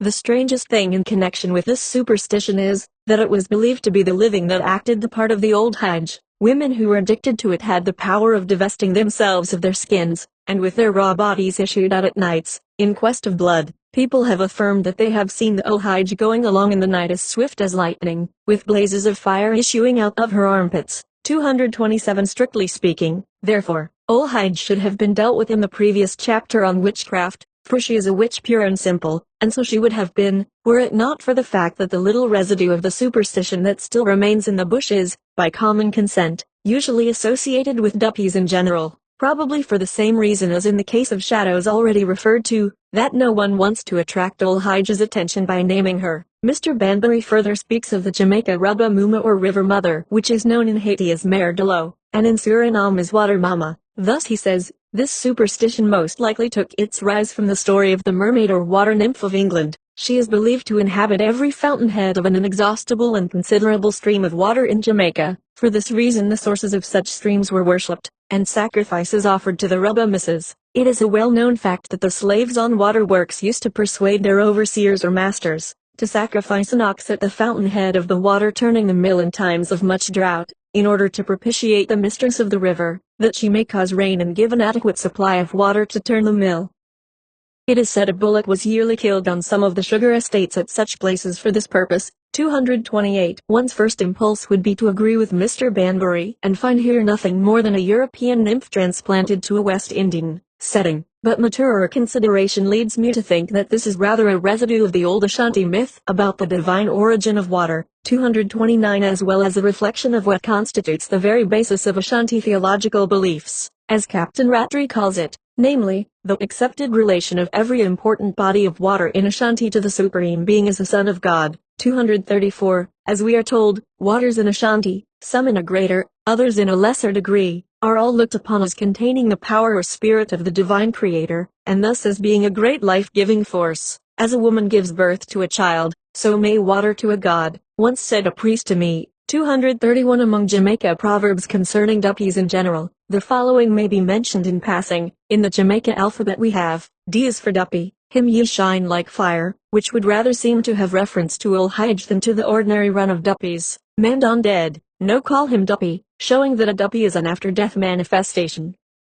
This is clearly a use of duppy in its strictest sense. Duppy say, day fay you, night fay me, meaning every man to his taste, and implying the activity of the duppy by night. Every cave hole have him own duppy, that is, everyone has his own trouble, but indicating the association of duppies with the darkness of the caves. Duppy no who fay frighten, signifying people will only injure those who they know cannot retaliate. Dr. Martha Warren Beckwith, president of the American Folklore Society, paraphrases this as the devil knows whom to frighten, and defines a duppy as a ghost or an evil spirit of any kind. 232 This, of course, is the most extended use possible for the word duppy, but there are times in Jamaica when it is so used. The present chapter has been concerned with the bush ideas in Jamaica on ghosts and kindred spirits. Its purpose has been to analyze and differentiate these beliefs as beliefs, and nothing more. There is no question here of determining the underlying facts, if any. The average Englishman or American in Jamaica, as elsewhere, would scorn to admit any belief whatever in ghosts, and yet, if put to it, either at home or abroad, how many of them would be ready to go alone into a cemetery at midnight without bolstering up their courage by whistling? They may not believe in ghosts, but they are at least a little nervous, to say the least. So, too, I am convinced that while educated Jamaicans generally are apt to protest loudly against this foolish superstition concerning duppies, yet in their heart of hearts, after dark they have a wholesome respect for the reputed habitat of Mr. Duppy, if not a positive dread of meeting him. Certainly, in the bush, duppies are accepted as fearsome realities. Even were we able to prove dogmatically that such an entity could not possibly exist, we would make little impression on the minds of the masses of the simple children of nature among the Jamaica hills. For, as the Ashanti say, if the spirit world possesses nothing else, it has at least the power of its name. 233. 5. Funeral customs. One of my fondest memories of Jamaica, and carrying me back to the closing days of the year 1906, has already been told in whisperings of the Caribbean. As you leave Falmouth, traveling east, and abandon the shore road, the ascent leads you up through the Trelawney Mountains, and if you are fortunate enough not to lose your way, you may come to a peaceful spot, far from the busy turmoil of the world, that is not an aptly named refuge. To the north, the undulating country, studded with palms and other tropical trees, with here and there areas of sugar cane and bananas, stretches far away to the purple Caribbean. The little mission church with its red roof and simple bell cupola has been built upon a gently rising knoll, the whitewashed walls forming a pleasing contrast with the green of the surrounding shrubbery. God's acre has found its place around the church, and even as we arrive, the bell in the cupola begins to toll. With mournful, resonant note, it breaks the peaceful silence of the hour to speak the prayerful remembrance for the passing of a soul. Up from the valley, a funeral procession is finding its tortuous way. Old John Ferreira is dead. Mars Marnie he was always called in fond affection by the children of the bush. Only a few short months ago, a visiting missionary had written back to the States concerning this dear old man. Old John Ferreira, who lives near the church, is a Portuguese, 70 years old, who came to Jamaica in 1857, and has been in this one spot ever since. In spite of his years, he is still a good strong specimen of a man, and his solid piety is refreshing when one meets it in such uncongenial surroundings. Somehow or other I could not help thinking of St. Alphonsus Rodriguez as I looked at him, whether it was his simplicity and earnestness combined with real old-world holiness, or the fact that he is a widower unaffectedly devoted to God, or perhaps the union of the two things in him. I can't tell, but such was the impression left on me. Looking up at the heavens this evening, after the usual night prayers and catechism instruction by the priest in the church, his eyes fell on the constellation of Orion, whereupon turning to me and pointing to the line in it of 3 upper stars, which was almost parallel to the horizon, he said, "In my country we call those 3 Marys, and the other 3 near them, we call the 3 Kings, and those 2 stars close by which shine together so as to seem almost to be one star, we call St. Lucy." As he spoke, I could imagine the peace sanctified by religion which is afforded in a truly Catholic country, a peace, which in this case, this Madeira peasant had not lost with departure from the scenes of his faraway childhood. So wrote the Reverend Patrick F. Exmulry, S.J., under date of April 2, 1906. What he did not write, however, was the fact that for half a century good Mars Marnie had endeared himself to the trustful children of the bush by his kindly words and endless little acts of charity. Thus he had become in course of time, in the esteem of all, not merely a generous benefactor but a gentle and truly sympathetic friend. So, at his death, there was on every side deep and heartfelt mourning. Throughout the bush each one regarded it as a personal loss, and at the funeral the entire countryside assembled to pay the last respects to one whom they felt as near to them as if he had belonged to the very household. Like a cry of universal lamentation their wails swept up the hill. Even the crippled and the aged had gathered in groups along the path that the funeral was to follow. Little children, frightened at they knew not what, cast themselves prone and buried their kinky little heads in Nana's skirts, weeping through sympathy for the tears that coursed unchecked down the furrowed visage of the disconsolate old woman, and the aged Nana herself sat there in a huddled heap, with chin between her hands as with unseeing eyes she gazed off towards the distant Caribbean.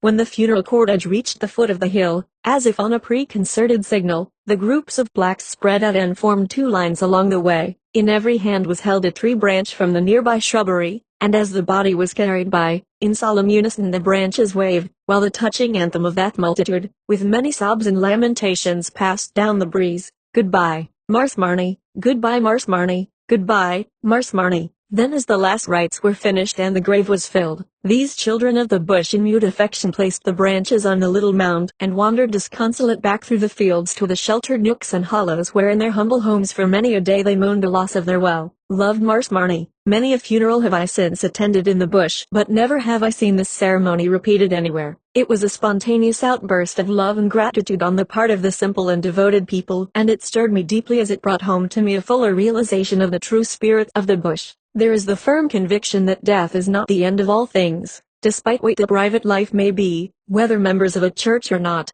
all cling tenaciously to the hope of the life to come, and purport a reform in the not-too-distant future, but for the present, can't do better, and that is all there is about it.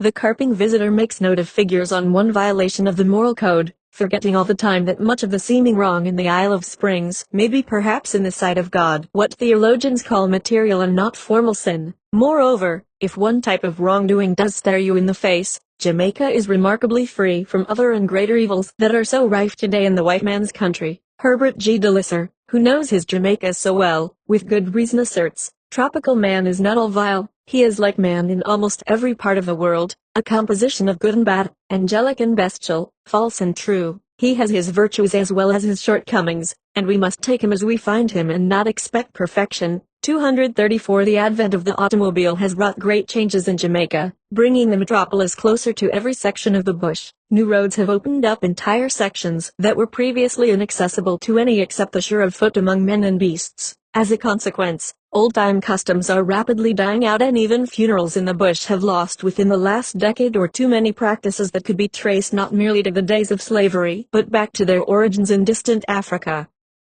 M. Mountbrun, speaking of the West African Negroes, stated in 1827, in their funerals, which are attended with much howling and singing, a very singular piece of superstition prevails. The bearers of the body ask the deceased if he has been poisoned or enchanted, and pretend to receive a reply by a motion of the coffin, which is no doubt produced by one of their boldest jugglers. The person whom the deceased accuses of having killed him by enchantment is at once condemned to be sold as a slave. 235 In December 1855, the United States sloop of war Jamestown, then flagship of the African Squadron, visited the Gold Coast, and the chaplain of the ship, the Reverend Charles W. Thomas, thus describes a wake at Elmina. In our walk through the town, we entered a house in which there was a corpse, a wife of the tenant. The chief mourners, who were slaves, were painted all over in white mud, literally whitewashed, and the remaining wives of the landlord were seated on the dirt floor of the room entertaining the company.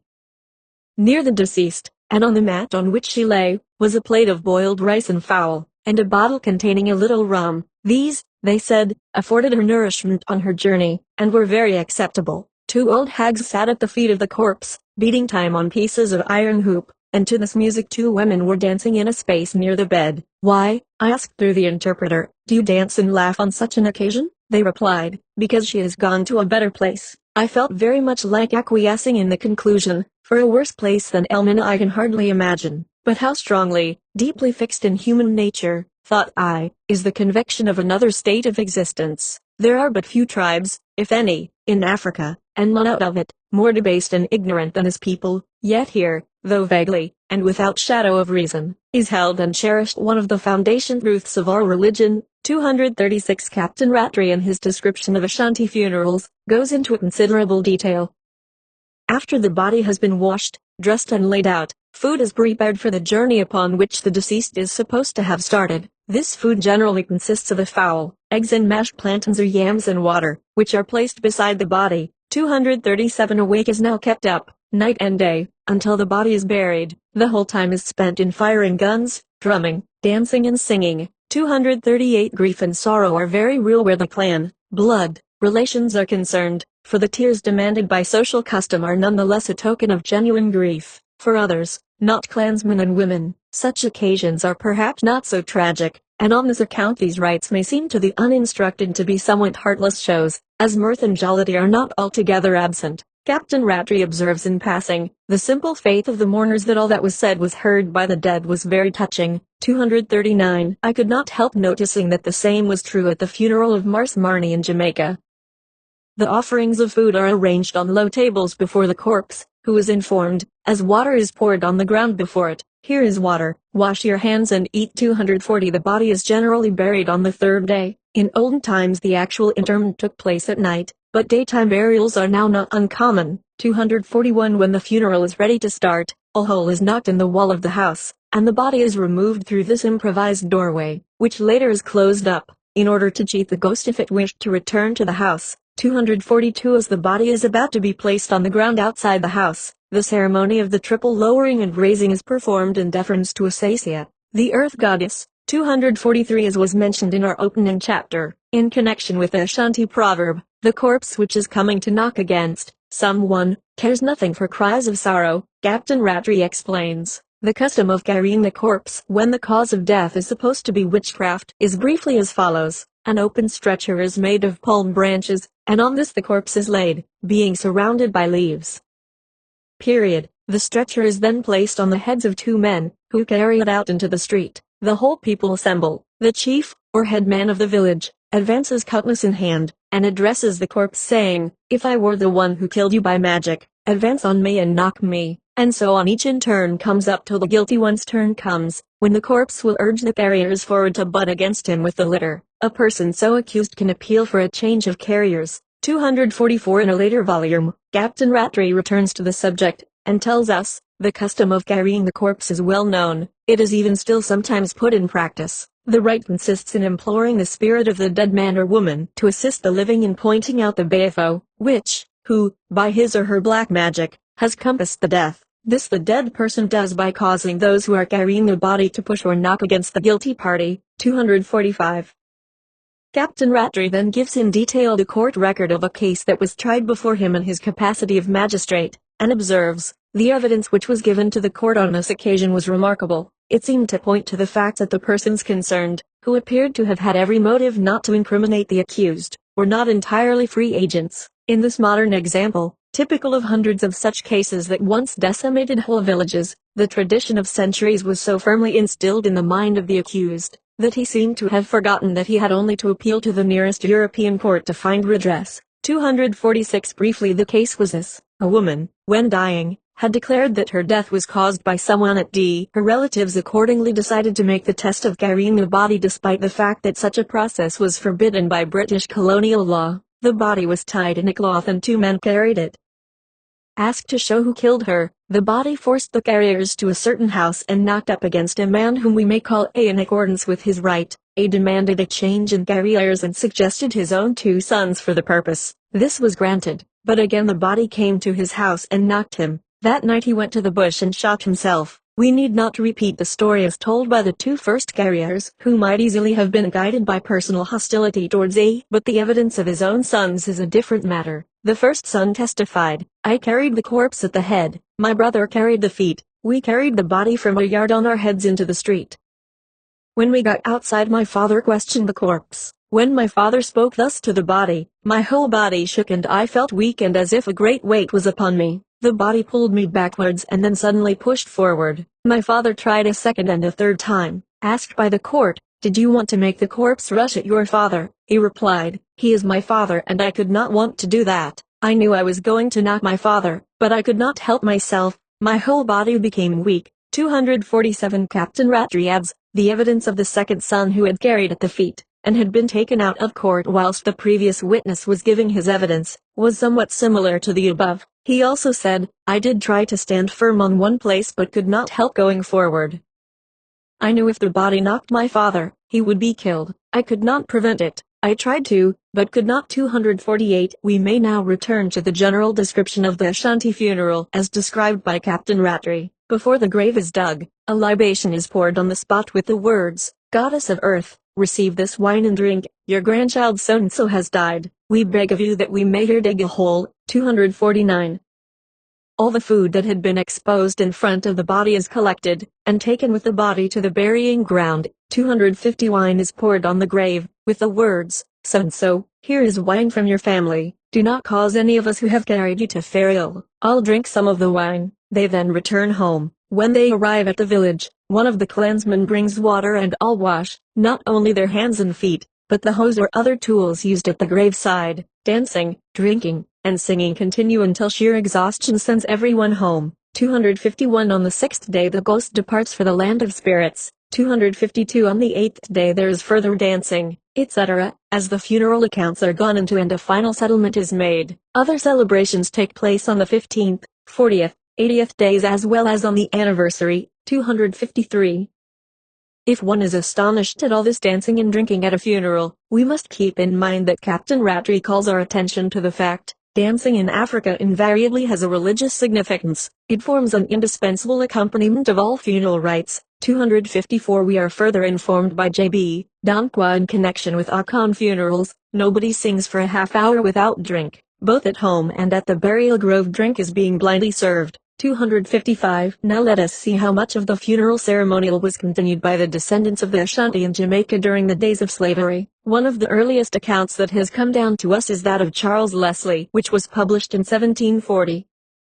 Of the funerals of the slaves, he writes, when one is carried out to his grave, he is attended with a vast multitude, who conduct his corpse in something of a ludicrous manner. They sing all the way, and they who bear it on their shoulders, make a feint of stopping at every door they pass, pretending that if the deceased person had received any injury, the corpse moves towards that house, and that they can't avoid letting it fall to the ground, when before the door. When they come to the grave, which is generally made in some savanna or plain, they lay down the coffin, or whatever the body happens to be wrapped up in, and if he be one whose circumstances could allow it, or if he be generally beloved, the Negroes sacrifice a hog, in honor of him, which they contribute to the expenses of, among themselves. The manner of the sacrifice is this: the nearest relation kills it, the entrails are buried, the forequarters are divided, and a kind of soup made, which is brought in a calabash or gourd, and, after waving it 3 times, it is set down. Then the body is put in the ground, although while they are covering it with earth, the attendants scream out in a terrible manner, which is not the effect of grief, but of joy. They beat on their wooden drums, and the women with their rattles make a hideous noise. After the grave is filled up, they place the soup which they had prepared at the head, and a bottle of rum at the feet. In the meantime cool drink, which is made of the lignum vitae bark, or whatever else they can afford, is distributed amongst those who are present. 1/2 of the hog is burned while they are drinking, and the other is left to any person who pleases to take it. They return to town, or the plantation, singing after their manner, and so the ceremony ends. 256. When slavery was at its height in Jamaica, during the second half of the 18th century, the following account of slave customs was rendered by Edward Long. Every funeral is a kind of festival, at which the greater part of the company assume an air of joy and unconcern, and, together with their singing, dancing, and musical instruments, conspire to drown all sense of affliction in the minds of the real mourners. The burthen of this merry dirge is filled with encomiums on the deceased, with hopes and wishes for his happiness in his new state. Sometimes the coffin bearers, especially if they carry it on their heads, pretend that the corpse will not proceed to the grave, notwithstanding the exertion of their utmost strength to urge it forwards. They then move to different huts, till they come to one, the owner of which, they know, has done some injury to, or been much disliked by, the deceased in his lifetime. Here they express some words of indignation on behalf of the dead man, then knock at the coffin, and try to soothe and pacify the corpse. At length, after much persuasion, it begins to grow more passive, and suffers them to carry it on, without further struggle, to the place of repose. At other times, the corpse takes a sudden and obstinate aversion to be supported on the head, preferring the arms, nor does it peaceably give up the dispute, until the bearers think proper to comply with its humor. The corpse being interred, the grave is but slightly overspread with earth.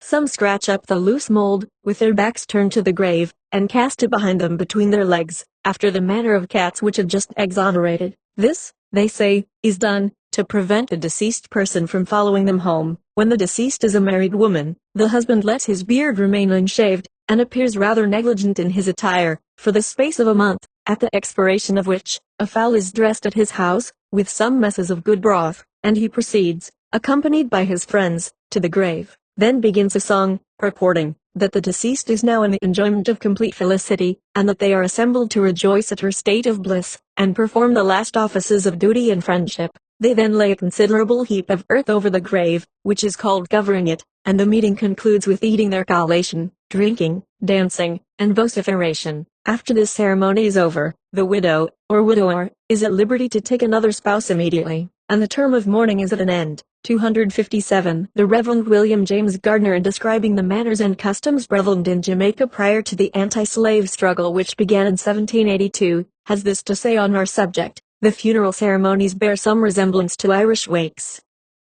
A feast was provided, at which there was singing, drumming, and dancing. When at length it was time to carry the coffin to the grave, it was borne more frequently on the heads than on the shoulders of the bearers. After a little progress had been made, a sudden stop was almost sure to take place. The corpse, it was said, was obstinate, and would not go on. Something was surely the matter. Presently the cause would be explained. Perhaps, just by, a man lived who had been at variance with the dead. He must be visited and soundly scolded, and then the departed spirit would rest. Quietude seemed to come much quicker if the accused person was liberal in his offers of rum. Occasionally the corpse was displeased with the mode of conveyance, and this had to be changed.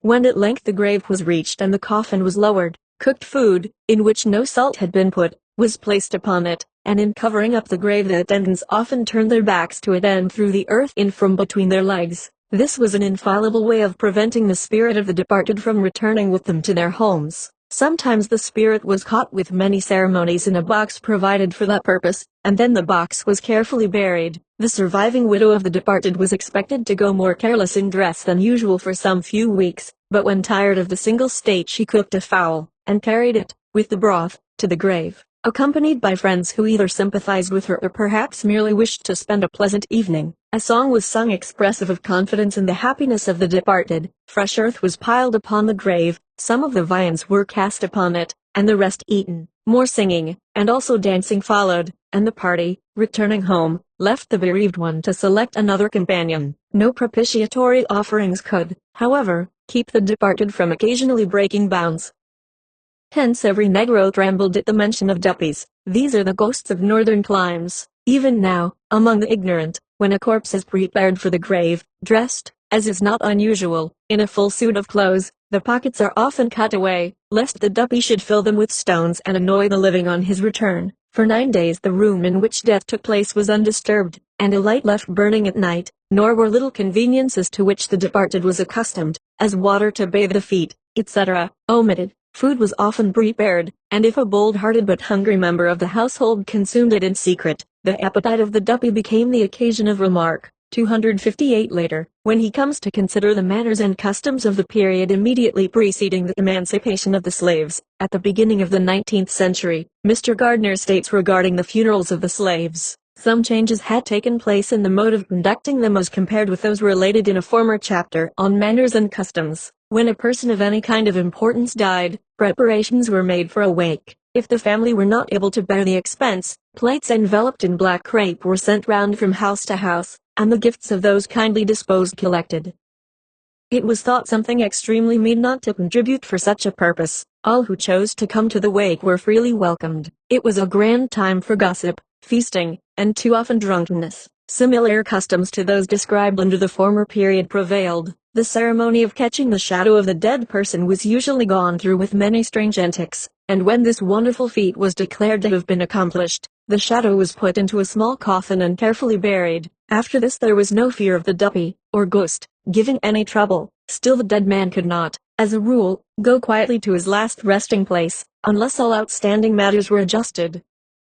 The friends or relations who bore the coffin often received some hint, the nature of which was best known to themselves, and then placing their ears to the coffin, they professed to interpret the utterances of the departed, who it seems had not yet lost the gift of speech. Slanders spoken against him, or injuries not yet redressed, were now publicly proclaimed. More frequently the corpse was declared to proclaim the name of its debtors. The creditors were invariably forgotten. Woe to the man who owed anything to the estate of the departed. No matter what superhuman efforts the bearer seemed to make, the corpse was obstinate, and would not go past the residence of the delinquent. A living dun is usually a very inconvenient visitor, but what can a man do with a dead one? A coffin before one's door, which no power on earth can lift until a debt is paid, is perhaps one of the most unpleasant modes of enforcing payment that can be well imagined, and, as a rule, it was most successful. Yet it sometimes turned out that the corpse was not honest, that the alleged debt had been paid, and then it was wonderful how light the coffin of the claimant became, and how rapidly the bearers proceeded on their way. In 1831, night funerals were prohibited by law. Owners permitting them were liable to a penalty of £50, and slaves attending them to a whipping of 39 lashes. In the early part of the century they were very frequent. The scene presented on these occasions was wild in the extreme, though rarely witnessed by white people, and only then by stealth. One or more Negroes played upon the goomba, and another, at intervals, blew a horn made of a conch shell. Another took the solo part of a recitative of a wild funeral wail, usually having reference to the return of the departed to Africa, while a party, sitting in a circle, gave the chorus. These melancholy dirges were often protracted through the night, the coffin not being laid in the grave till the morning star arose. Food, consisting of pork, yam, rum, etc., was placed in the coffin, for the use of the departed in his long journey across the blue water to the fatherland.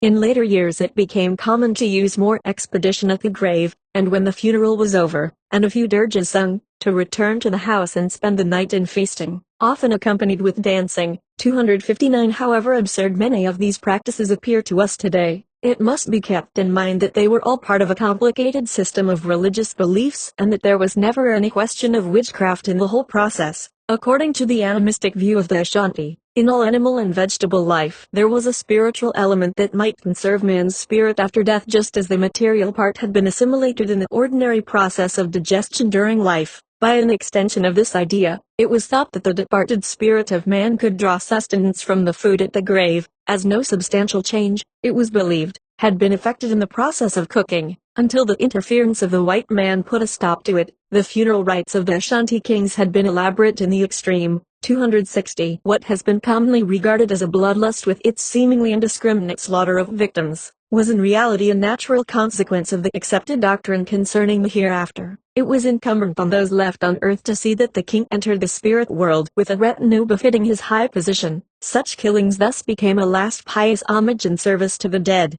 261 as we are told by Captain Rattray.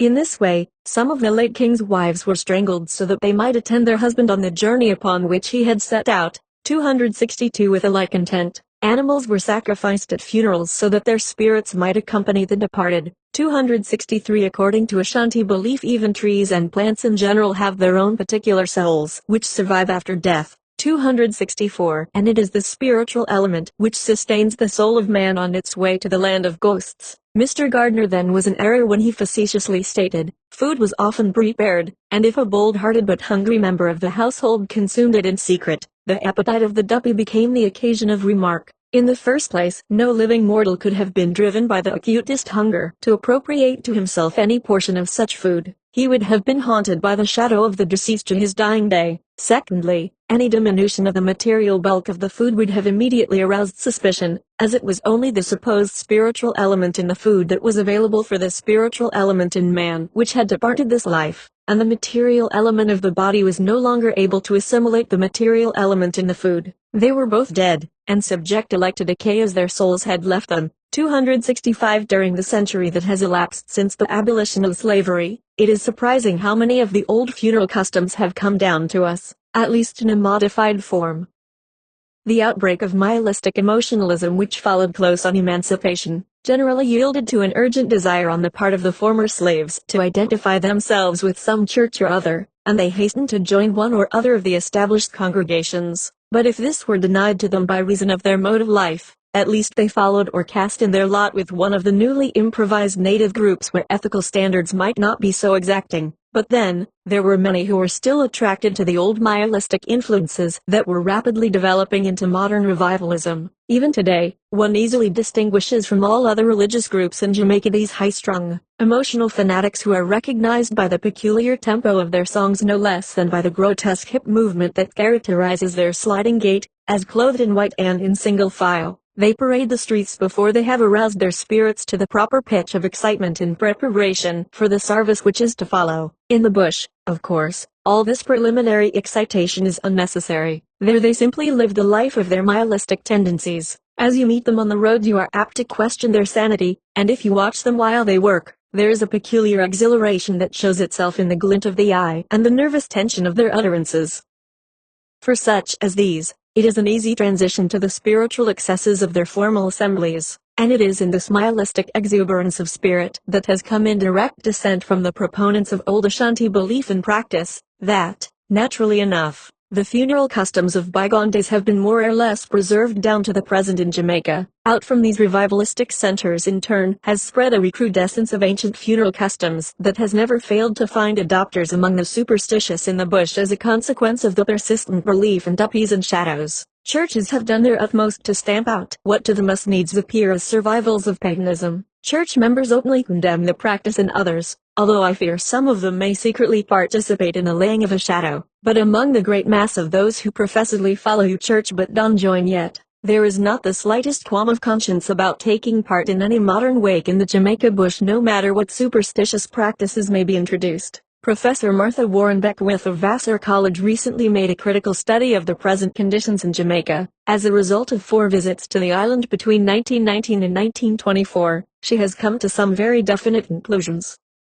In her delightful little book, Black Roadways, with its subtitle, A Study of Jamaica Folklife, she opens the chapter on the burial of the dead with the following words. All the acts connected with the burial of the dead are based upon the belief in the contaminating power of death, and particularly in the continued animation of the dead and his power to return and disturb the living, unless precautions are taken to inter him properly. Hence fear keeps alive today much of the folklore which surrounds the rites for the dead. To prepare the body, 2 men wash it, working one on each side from the head down to the feet and both keeping together. Care must be taken to cut out or sew up the pockets in a man's suit, lest the ghost come back with its pockets full of stones and harm the living. All buttons must be cut off and the clothes sewed or pinned together. After dressing the corpse, 2 or more persons take it up and lay it back 3 times before placing it in the coffin. 266. This last is dearly a variant of the custom still in vogue in Jamaica of raising and lowering the coffin 3 times, which has already been explained. To prevent the dead from returning to haunt the family or to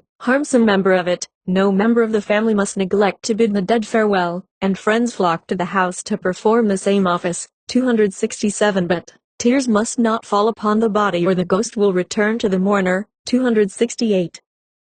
Dr. Beckwith continues, it is believed that the dead will return and ride, as in a nightmare, one who has done him harm. No black man dies a natural death, says an old resident of the island, and all the evidence to be gathered from the people themselves corroborates this statement. The Jamaican Negro is firmly convinced that every death which occurs before the allotted span of life is completed is due not to natural causes but to the work of an evil spirit sent by some enemy. When the suspicion of foul play is strong, the family suggests to the corpse the names of this one and that one who may have injured him, and concealing a sharp knife, a razor, or a shilling in his clothing, will say, "Go to your work," or they will wrap up a bit of broomweed in a white cloth and say, "Go sweep the yard clean," a saying which is meant to include the whole household of the murderer in the ghastly vengeance. 269. The body must be carried out feet first just as a man walks, and by the front door. If you take him out the back way you will never keep him out of the house. 270. A very old belief refers to the habit of collecting bad debts on the way to the grave. The coffin by its weight or by striking against something on the way indicating where these debts lie. If the murderer helps bear the coffin it will be impossible to move it.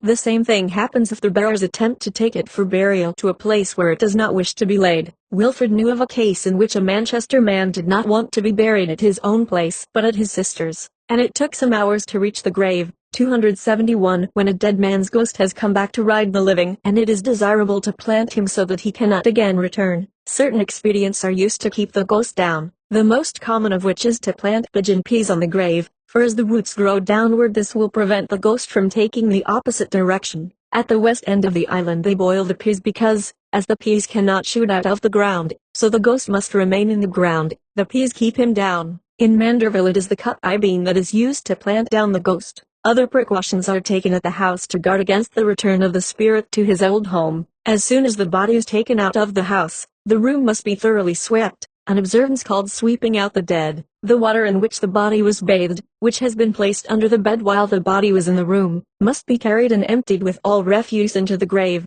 Some say it must be thrown after the coffin as it leaves the house. Any looking glass in the room should be covered in order that the reflection of no living person may be cast upon it, else the person will pine away. Some say that water and a light must be left in the room for 9 nights and the room left unchanged, but the water must be carefully emptied each morning. Others say on no account leave any water in the room. Some place water and even food at the grave. After the proper interval, it is well to rearrange the room, putting the head of the bed in a different position, whitewashing the walls, and even changing the position of the door, so that when the ghost returns, it will think it has come to the wrong house. 272. The Jamaican Negroes believe that for 9 nights after death the ghost rises out of the grave and returns to its familiar haunts. Others say that he rises on the 3rd day after burial and returns to the house, which he finally leaves on the 9th night, or that he rises in 3 days and will go about and take the shadow of all things he possessed during life. After a person has been dead 3 days, says another, it is believed that a cloud of smoke will rise out of the grave which becomes the duppy. The idea of the 3 days interval is evidently derived from Christian teaching. That of the 9 nights is not so clear. During this period, every relative and friend gathers at the house of the dead to entertain the ghost, welcome his return, and speed him back to the grave. The idea seems to be that should the ghost mark one absentee, he might later harm the recreant member. All 9 nights are celebrated to some extent in the eastern end of the island. The 9th night is that demanding principal vigilance. In the west, the big wake is held the day after the burial and is sometimes repeated for 3 days, the 9th night being the occasion merely of a big singing. This festival of the wake or setup seems to have grown out of the burial ceremony at the grave, as it is described by old writers. 273. To please the dead is the object of the wake among the more intelligent who still keep up the practice, but many no doubt feel that the ghost would never rest easy in his grave unless certain traditional rites were performed. The manner of the wake differs in various localities. Instead of the African dances there are Moody and Sankey hymns, not church hymns, because the English Church frowns upon the wake on account of the license to which the all-night revel is likely to lead, and reproves its members for attending such occasions. Roll, Jordan, roll and clash, the cymbals are good wake hymns. In a well-conducted wake, these religious exercises will last until 12 o'clock. After this comes the supper, which takes the place of the African feast. 274. In leaving a wake, a person should never announce his intention, lest the dead hear him and follow him home. He should merely touch on the sleeve those who are to accompany him. Martial dancing at the grave, as described by Edwards and Filippo, is today represented by the games with which the men and boys exercise themselves during the latter part of the night. It is evident that in all these observances the ghost of the dead is supposed to be present and to be pleased and appeased by the honor done him. In some wake customs there seems to be an explicit effort to cheat the ghost and send him back to the grave from which he came. If he finds the district merry, he will think he has made a mistake, or if he finds himself regarded as dead, he will himself accept the community verdict. 275. Herbert G. de Lisser, whose facile pen has drawn such charming sketches of the lights and shadows of his beloved Jamaica, combines a living realism in his descriptions with a sympathetic appreciation of the particular purpose or spirit usually underlying what the indiscriminating stranger might regard as sordid or banal. We may be pardoned, then, in quoting at some length from a graphic account of a ninth night celebration that came under his own observation. Writing in October, 1912, Mr. de Lisser tells us, "I was living in Kingston when, one night, about 5 years ago, I was startled by hearing a long drawn-out shriek. It fell away to silence, then rose again and again, a series of piercing sounds that stabbed through the darkness and waxed and waned with monotonous regularity. In a minute or two I was out in the street and endeavoring to locate the direction from which the sounds were coming. The only other living beings to be seen were two boys, whose peculiar attitude attracted my attention. They were kneeling with their heads held close to the ground, and listening intently. 'What is the matter?' I asked them. 'Ninth night, sir,' they replied laconically. 'Where?' They bent their heads still nearer to the ground, were silent for a moment, then pointed positively in a northeastern direction. I handed the elder of the two youths a shilling. Could I go to this ninth night? He looked at me doubtfully, but agreed. 'I will tak you, sir,' he said, 'but a nine night is a funny thing. You must be sair awful until it come to be about 2 o'clock, for if you laugh before dat time there is some man dat will tak stick and lick you. You can't mak fun as you like.' As we walked on they explained to me that all that it was necessary to do at a ninth night was to enter boldly, take a seat if one were vacant, look sair awful, and, for the rest, behave as everyone else did. It was also prudent for a stranger to sit near the gate, for many persons had been known to experience a desire to escape hurriedly from the scene of a too enthusiastic ninth night. We walked for about a quarter of a mile, the sound of the incessant singing guiding us, and then I found myself in one of the poorest and most wretched of the slum suburbs of Kingston, inhabited by a heterogeneous population whose means of existence has been a problem to those who interest themselves in the condition of the Jamaica poor. It combines the characteristics of a village and a slum. As we entered the village the singing, which had ceased for a moment or two, burst forth again with increased violence, and the air was filled with sound. I heard the words, "Know that the Lord is God alone, He hath created and can destroy," thundered out by the sonorous voices of the men, and sent to pierce the darkness and the sky above by the shrill ear-splitting crescendo of the women. My guides paused before an open gate. This was the place we were seeking. Let me describe the scene exactly as I saw it. A great booth of dirty white canvas, and under this booth a crowd of persons of all ages and of both sexes. This was what first caught and held one's attention. The crowd was assembled in the center of a large yard, and at some distance from the gate, and above the booth towered a giant tree. There must have been at least 100 persons huddled under the frail canvas covering, some sitting on chairs and benches, others squatting on blocks of wood. In the midst of them was a table, on which were drinking glasses and mugs and Bibles and hymn books, and I noticed a smaller table covered with a white cloth, at the head of which sat a coal-black elderly man, who apparently presided over the proceedings. On either side of the booth, and along the whole length of the yard, ran a range of rooms, not more than 9 feet in height from floor to roof. At the thresholds of some of these rooms sat women and children, and on nails driven into the poles which supported the booth a few storm lanterns hung. Kerosene lamps placed on the tables gave forth a brilliant light. The heat was intense, for it was August. Everything stood out distinctly, the sable faces shining with perspiration, the glistening white teeth, the swaying bodies of the hymn-intoxicated people, There was something weird and wild and garish about that midnight gathering of men and women shouting under the calm star-lighted sky, vociferating that the Lord is God alone, while the rest of the city was hushed in the silence of sleep.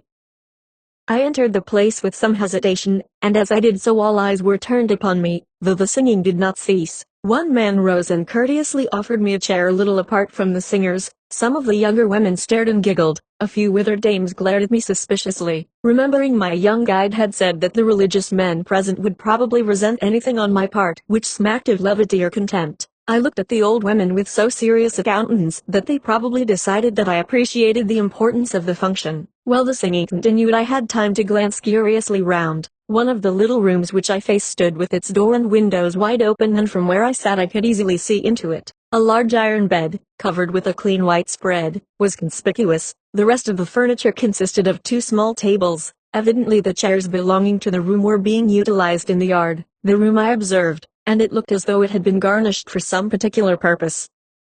Seeing me gaze into it, one of my guides came over to me with the explanation, "In there, sir, the woman dead." Afterwards I discovered what he meant, and what the meaning of this peculiar ninth night function was. 9 days after someone had died in that room, a woman whose children and relatives and friends were now, on the 9th night since her decease, holding a ceremony for the purpose of taking a last leave of her spirit. It is believed by the peasant people of the West Indies that if this leave-taking should be neglected, the wraith of the dead person would constantly hover near her last earthly residence, and be a source of discomfort and even serious danger to its living occupants. The custom, of course, was brought over from West Africa, where, even today, it may be witnessed in all its pristine elaboration. On the West Coast, 8 days after the death of a husband, the widow proceeds to the seashore, attended by a great concourse of howling people, beating drums and blowing shells. The noise is made for the purpose of scaring away the ghost. Arrived at the sea, the woman plunges into the water, throws away the clothes she has been wearing since the death of her husband,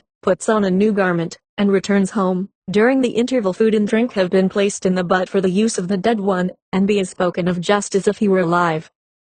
But when the ceremony of ghost-laying has taken place, it is assumed that, if no hitch has occurred in the proceedings, the ghost will have been deprived of all power of working harm to the widow or her next husband. In the West Indies the 9th night ceremony is held not only for men, but for women and children as well. Very rarely a night passes in any large West Indian town, but you will hear the sound of vociferous singing, which indicates either a wake or a 9th night, and at some time or other during the proceedings the singers will loudly proclaim that the Lord is God alone, that being the one item which seems never to be omitted. On this night of which I write, the hymns were given out verse by verse, so that all should have a chance to sing. The man at the head of the smaller table reads with stentorian voice, and with a sublime disregard of all the rules of pronunciation. He pauses as he ends a verse, then leads the singing, the assembled guests valiantly following in his wake. Jealous of his authority, one or two old women suggest that he is taking a note too high, and endeavor to create a diversion by singing the hymn in an entirely different key.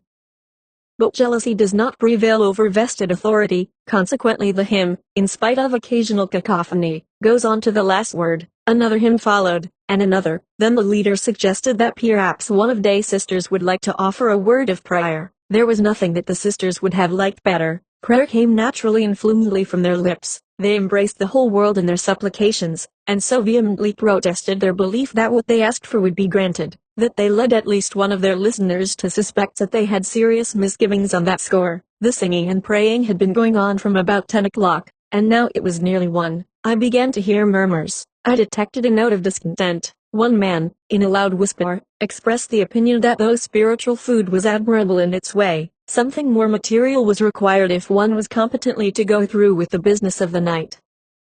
Another guest remarked to a relative of the deceased, "See here, I come to sing for Why tonight, and look how you treat me." The tone was reproachful, the suggestion being that reward sweetens labor, and that the man who sings ought to be strengthened with food and drink for the singing. Suddenly I heard a shout, "Fry fish and bread, advance." It came from one of the guests who had so far forgotten personal dignity in his hunger that he had undertaken to solicit refreshments publicly and without shame. The appeal was not ignored. The hymn book fell from the leader's hands, and a movement on the outskirts of the crowd caused everyone to glance with a look of expectance in that direction. Satisfaction was visibly expressed on the faces of most of the people when 3 or 4 women were seen approaching with trays, for everyone then realized that the religious part of the ninth night was at an end, and that the time for feasting and speech-making and rejoicing had come. Small sprats fried in cottonseed oil, large slices of bread, fritters made of a mixture of flour and picked salt fish and pepper, colored annatto and fried in oil, bananas and oranges,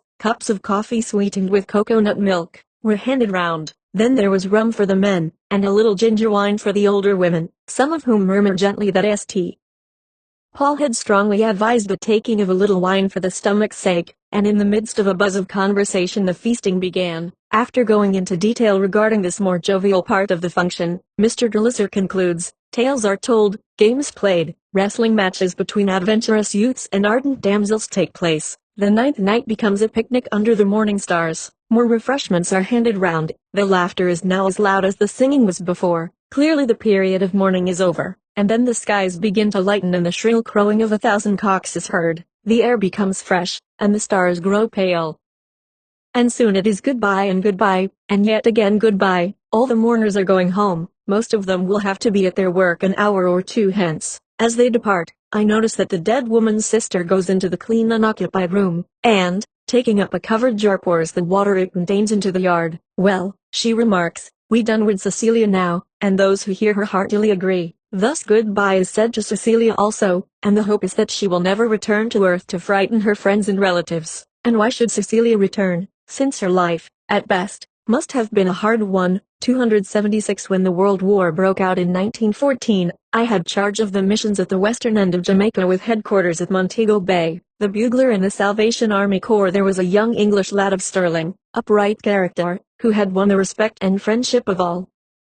When he died, he was honestly mourned by the community at large without regard to creed or color. The day of the funeral business shops were generally closed, and every civic honor was paid to his memory, while the town band escorted the procession to the cemetery. Being a church funeral, everything was conducted with decorum on the way to the grave. But as soon as the service there was finished, the whole order of the procession was changed, as the black population took charge of the band to conduct it back to town. A lively tune was called for, and the response was the stirring strains of Tipperary, then the marching song of every recruiting party and departing contingent in Jamaica. Lines were quickly formed, with joined arms and tossing heads. Men, women and children, prancing and dancing, in mob formation they came pouring back to town, seemingly desirous that they might keep right on not to Montego Bay but all the way to Tipperary. As I looked down from a little eminence and watched the singing, dancing throng as it jostled by, I realized what I have often repeated since, that there was no disrespect for the dead intended, nor was any given. It was merely a light-hearted people turning back from sorrow to the ordinary cares of life which they habitually meet with laughter and song. One really has to live close to the bush to hope to understand its spirit and its creed. Many a time, drawn by the witchery of a tropical evening, I have stood out under the stars, and listened to the gentle rustle of the palm fronds, at peace with all the world, when from a distance came the pulsing throbs of that peculiar syncopation of mild ants a revival gathering, to forcibly remind one of which bound Africa. Or, again, I have been aroused at the most unearthly hours of the night, by wake or ninth night in the neighborhood, and forced to rise from bed and sally forth and watch proceedings from afar. There is invariably a leader with a selfish voice, that is one who physically and vocally can carry the refrain above the contending claims of rival vocalizers. The self-composed but determined leader proceeds to raise a hymn. In solemn recitative he repeats a couplet, then sets the note by starting off in strident tones. The entire assembly at once joins in. The couplet finished, the leader recites another line or two, and so they continue through the night until the dawn of day. No matter if the words are known by heart or taken from some popular hymn, this recitative must never be omitted. No end of effort is expended on each and every hymn, and as a necessary consequence rum and refreshments are freely served to all throughout the night. Then at the funeral itself, it was still no uncommon thing to see a black fellow turn his back upon the passing corpse so that the duppy would not recognize him and perhaps later return to annoy him. Moreover, even during my days in Jamaica, the catching of the shadow at a bush funeral was far from being a thing of the past. As stated in Voodoo's Nobias, 277, I have more than once watched the process from a short distance, near enough, in fact, to be able to hear all that was said, and to watch carefully most that was done, as the actors, for such I must call them, scrambled and grasped at empty nothingness, with such realism of pretense, that I found myself actually rubbing my eyes, almost convinced against myself that there must be an elusive something that escaped my vision. When sufficient rum had been imbibed, and the singing had keyed up the assembly to the proper pitch, someone would excitedly cry out, "See him there!" Immediately 2 or 3 or even more rival hunters would start after that shadow at one and the same time. From outside where I stood, it looked as if a general scramble had started in the hovel, and I could see forms falling over one another and hear the imprecations and exclamations. After a time, one more forward than the rest would claim to have caught the prey, only to be greeted with cries of scorn, "Him get away, see him da," whereupon the scuffle would start anew. Eventually, when all of them were breathless, dripping with perspiration, their clothes soiled or at times actually torn, and eyes almost popping out of their heads with excitement, while a general condition of hysteria had taken possession of the entire gathering, the fact would be accomplished by some belligerent individual, who would clasp his hands and let out a veritable scream of defiance, "Me got him," with such vehemence that he would literally shout down all protests to the contrary, with perhaps just a little hint of possible physical violence that might follow as a support to the power of his vociferation. Then a box or at times a small coffin would be produced, and with much ado, not perhaps without a final effort to escape, the poor shadow would be securely fastened in and properly laid to be buried later at the funeral. I have further listened to 2 disputants on the following morning, while the rum fumes were still assertive, almost coming to blows as to which one of them had actually accomplished the feat of catching the shadow, and yet when I questioned them individually a few days later, despite the fact that I knew them intimately, both of them in perfect scorn, asserted, almost in the same identical words, "Me no believe in shadow, sir.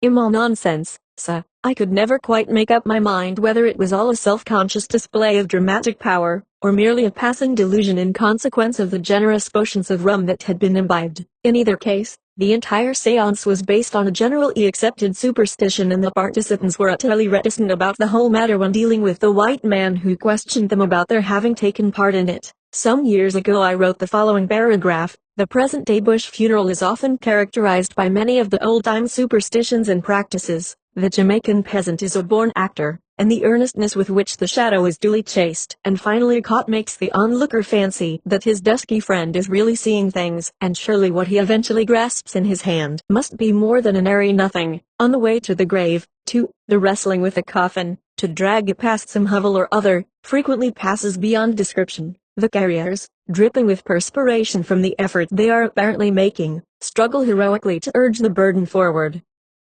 They even plead with it and argify, finding the task, however, beyond their combined effort. They lay the coffin down and pull and strain to no avail, while a perfect pandemonium breaks out in the assembled throng that clusters around ready with advice and suggestions of every kind. Finally, the chief spirit in the farce kneels down, and puts his ear against the coffin. His faculty of hearing must be extraordinary, for despite the din and noise, he receives full instructions from the late lamented, the owner of the hovel off the path, who perhaps is standing in his doorway taking in the scene, has done the dead man wrong. The entire multitude, abandoning the coffin in the road, troops up to give the unfortunate a griever of the dead an unpleasant outpouring of vituperation and abuse, until the price of rum is forthcoming, whereupon all throng back again to the road, pick up the coffin and continue on their way without more ado. 278. Now with increased experience and study, I find myself in doubt how far I should revise my former judgment in the matter. How much of it is acting? How much of it is self-delusion? How much is hallucination? How much is a reality? Certainly, I do not believe in ghosts in the ordinary acceptation of the word. Scriptural apparitions of spirits is an entirely different matter. But the Ashanti did believe in ghosts and their funeral customs, like their other rites of passage, which really consisted in spirit control, formed an integral part in their system of religion. The Ashanti slaves in turn imposed this religious complex with its placating of spirits on the slave population of Jamaica, so that it passed through the stage of milism to its present form, revivalism.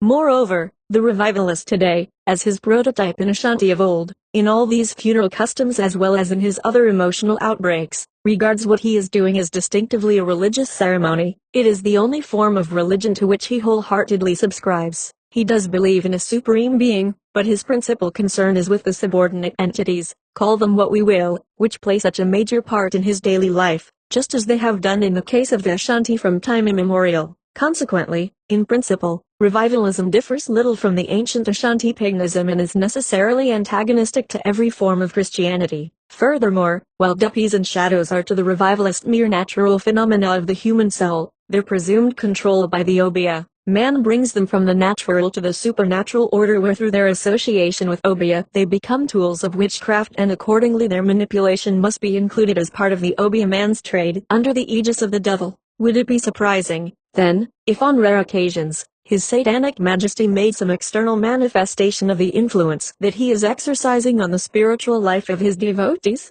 If any man surrenders himself, either explicitly or even implicitly, to an evil control, he must expect to pay the price, and find that control at times exacting subserviency.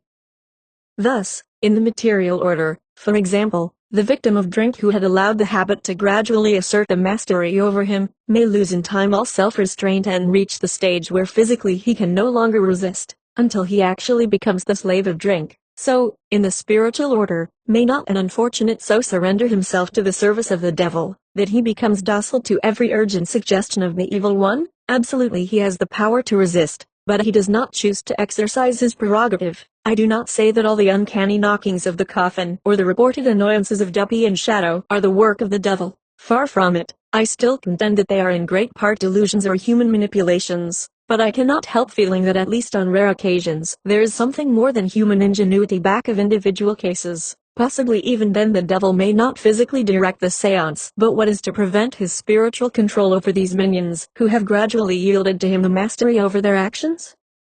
Such a course of influence would only tend to strengthen them and their brother revivalists in their self-contained religion and its antagonism to Christianity in any form. This may explain the fact that in Jamaica the habitual practice of the weird and bizarre is becoming more and more restricted to the revivalists in the bush as centers of activity. Church members of every denomination regularly conduct their wakes in a decorous manner. Still, even here occasionally time-honored superstitions will creep in despite all the clergyman can do or say. As a general rule, however, the church member professes to despise all this nonsense, as he calls it, even if he deigns to admit that it does go on at all. And this, although he may be only a follower since he has not yet been able to join. To him, the all-important point is to have a minister of religion officiate at the funeral of his dear one. Of course, the rum and other refreshments must be provided first of all, and if he cannot afford the price himself, a plate decorated with a piece of crepe is still sent round the neighborhood. This essential attended to, he approaches the minister of his choice, whom he hopes to cajole into giving as much as possible for nothing, taking care, however, to make a modest beginning in his request, which is apt to run something after this fashion, as I have recorded elsewhere from an actual experience. Parson, please, me beg you one hole, sir. This means, in everyday parlance, that the petitioner wants a free grave, or hole, as they call it, which usually costs a few shillings. The request granted, the wily suppliant takes courage and begins afresh. Parson, please, me beg you one heading, sir. In other words, he asks that the minister of the gospel should come free of charge to the hovel where the funeral is to start, and lead the procession to the cemetery. For this added splendor and pomp, the ordinary charge is about double the price of the grave, or hole. This granted, too, the self-appointed committee of claims now comes to the real purpose of his quest. Parson, please, me beg you one churching, sir. He asks nothing less than that the reverend gentleman should not only conduct a service at the house, but that he should then lead the procession to the church, where a more prolonged and elaborate ceremony may be held, with all the singing of hymns that patience will permit, and possibly too a little panegyric on the departed one's real or fancied virtues, and then again lead the procession to the cemetery. For such a ceremony, it is customary to charge a really substantial fee, $279 to be perfectly honest. I never had the heart to refuse such an appeal, although I knew full well that in all probability the price was already in hand, and that its holder hoped to conserve it for the necessary expenses of the funeral. 6. Poltergeist. It was about 3 years ago that Lord Olivier, a former governor of Jamaica, wrote to me. The occasional outburst of this poltergeist phenomenon in Jamaica is remarkable. I investigated with some care the evidence as to one case which occurred when I was in Jamaica, and there have been very full reports in the local press of another recent occurrence which seems to have been carefully investigated without detecting any possibility of corporeal agency. The later incident to which reference is made occurred at Roehampton, a little settlement in a remote mountain district of St. James Parish. I was visiting Jamaica at the time, and while I was not able to investigate the case personally for want of time, I afterwards collected from the Daily Gleaner of Kingston, whatever had been published on the subject. The first notice appeared in the issue of June 6, 1931, and ran as follows. Ghost mystery for the spiritualists. Unseen hands throw at girl all kinds of missiles. from which there is no escape. She says she is controlled by spirit. Hammer tossed from her hand high in air. Sensation at Roehampton. From our correspondent Mount Horeb, June 2nd. Happenings of a mysterious nature are reported to be taking place in the teacher's cottage at Roehampton, occupied by Miss Johnson, the teacher in charge of the school there. Miss Johnson lives with a girl about 14 years old, named Muriel MacDonald. About 3 weeks ago, it is said that some peculiar signs were seen and heard, but after Saturday things reached a climax, so that the lady had been forced to leave the cottage and seek shelter elsewhere. It is said, and by people of respectability whose words can be credited, and who have visited and seen for themselves, that stones are thrown into the house by unseen hands and hit the floor. In many cases a stone appears on the floor, and all of a sudden is lifted, hits the ceiling and rebounds with great force. In addition to stones, books, jars, powder boxes, pens, and other vessels perform similar feats. Strange to say, wherever the little girl is, the stone flinging is more prevalent, but she shows no signs of fear. At times she is hit, and hard too, but in spite of that goes around the house, and as she goes the missiles follow her. Miss Johnson is never hit although the stones and other articles drop near to her. The girl states that she sees a spirit, and whenever she wants to make a report it waves to her to keep silent. On Sunday the girl took up a hammer to give to someone, and all of a sudden it was lifted out of her hands, and taken up a considerable height to fall near to her. In house and kitchen there must be a number of persons surrounding her to protect her. People who have witnessed these mysterious acts claim that they are the result of some spirit working, as watch has been set, but no one has been seen doing these things. On Saturday and Sunday night, people kept wake with Miss Johnson, so as to give her a chance to sleep, and the girl too, but even during sleep, sacks are lifted and stones are flung. As before stated, Miss Johnson has had to leave the cottage, and many are trying to solve this mystery. On June 12th, we find this continuation of the story, in the Daily Gleaner. Mysterious happenings at Roehampton. Siege of spirits of teacher's cottage has become worse and no solution. Work of unseen hand. Eyewitnesses tell of alarming state of affairs. What girl victim says. From our correspondent Mount Horeb, June 8th. Each day the mysterious happenings at the teacher's cottage at Roehampton occupied by Miss C.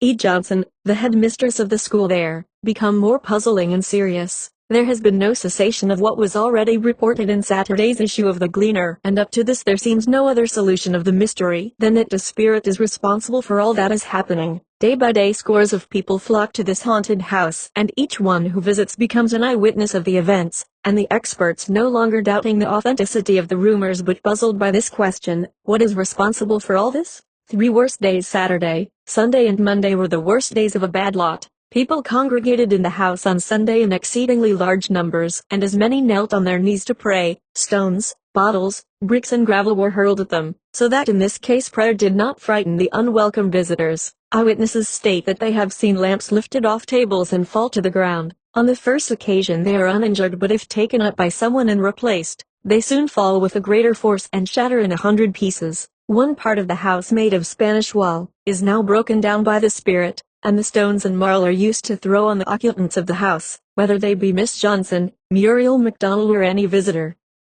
One boy, Martel Herlock, declared that he took up a special stone dropped in the house, wrote his name on it, and flung it away. In a comparatively short time, the same stone came back into the house, hitting the ceiling with lightning velocity and falling to the ground. He took up the stone, flung it away a second time, and again it returned. Others present at the time confirmed this declaration. One Gerald Birch declared he got a severe blow on his hand when he went to the house to see for himself. These are some of the happenings as told by eyewitnesses. 1. A lamp was seen to go through a very small hole, and when taken up and fitted to the hole, it could not pass through again. 2. A stone of about half a pound weight was thrown through a pane of glass, and the glass was not smashed. 3. One Astley Lewis took off his shoes in the house, and soon after one disappeared, was seen to fly at a terrific speed and hit a girl at his side. 4. Stones drop into the house, coming to all appearances through the roof of the house. Subject interviewed Muriel MacDonald. The girl who is the target of the spirit was seen and interviewed by our correspondent. She is a young girl, just left school and of a fair complexion. This is what she said. I can see a spirit. When I was living at Milford I saw one. I see all the time in and around house a tall man dressed in white, and wherever I go on the premises he follows me. I see no sign, but as soon as I return to Miss Johnson's place, the stone flinging begins. One day last week I saw him cringing at Miss Johnson's back door. I flung a stone at him and set the dog after him. He ran into the bushes but returned later on in the afternoon. Another day I climbed a breadfruit tree and I saw him standing at the foot of the tree. He beckoned to me to come down. When I did come down, he waved his hand as if sending me away. Another day I saw him standing at the latrine door to block my entrance inside. I have never seen him fling a stone, but I know it is he. Hit many times continuing, she said. I am many times hit with all kinds of missiles. I was hit on the elbow of my right hand with a stone which inflicted a wound. Wound scene. He oftentimes knocks my tea out of my hand, throws marl into my head, pinches me and hits me otherwise. He took out of my hand a piece of breadfruit one morning. He took a pint bottle and hit me over my forehead, and took the lamp out of my hand on various occasions. At nights on entering my room I feel a bit afraid, but otherwise I am alright. I love Miss Johnson and I do not mean to leave her. Our correspondent did not see Miss Johnson as she had left from Saturday and has not yet returned. The girl cannot be left alone when on the premises. Outside the house stones are thrown at her, inside the kitchen, bricks, and in the house, lamps, bed key, socks, bottles and shoes are thrown. What will eventually happen is left to be seen, and the position of Miss Johnson is certainly not an enviable one. The next report appears in the Daily Gleaner for June 18, 1931 as follows. The stone-throwing ghost of Mount Horeb, sick. What is the truth of the mysterious happenings in district in St. James? Pictures of scene, hunting and persecution of girl, Muriel MacDonald, and Miss Johnson. What is the truth of the ghostly happenings at the little village of Mount Horeb in St.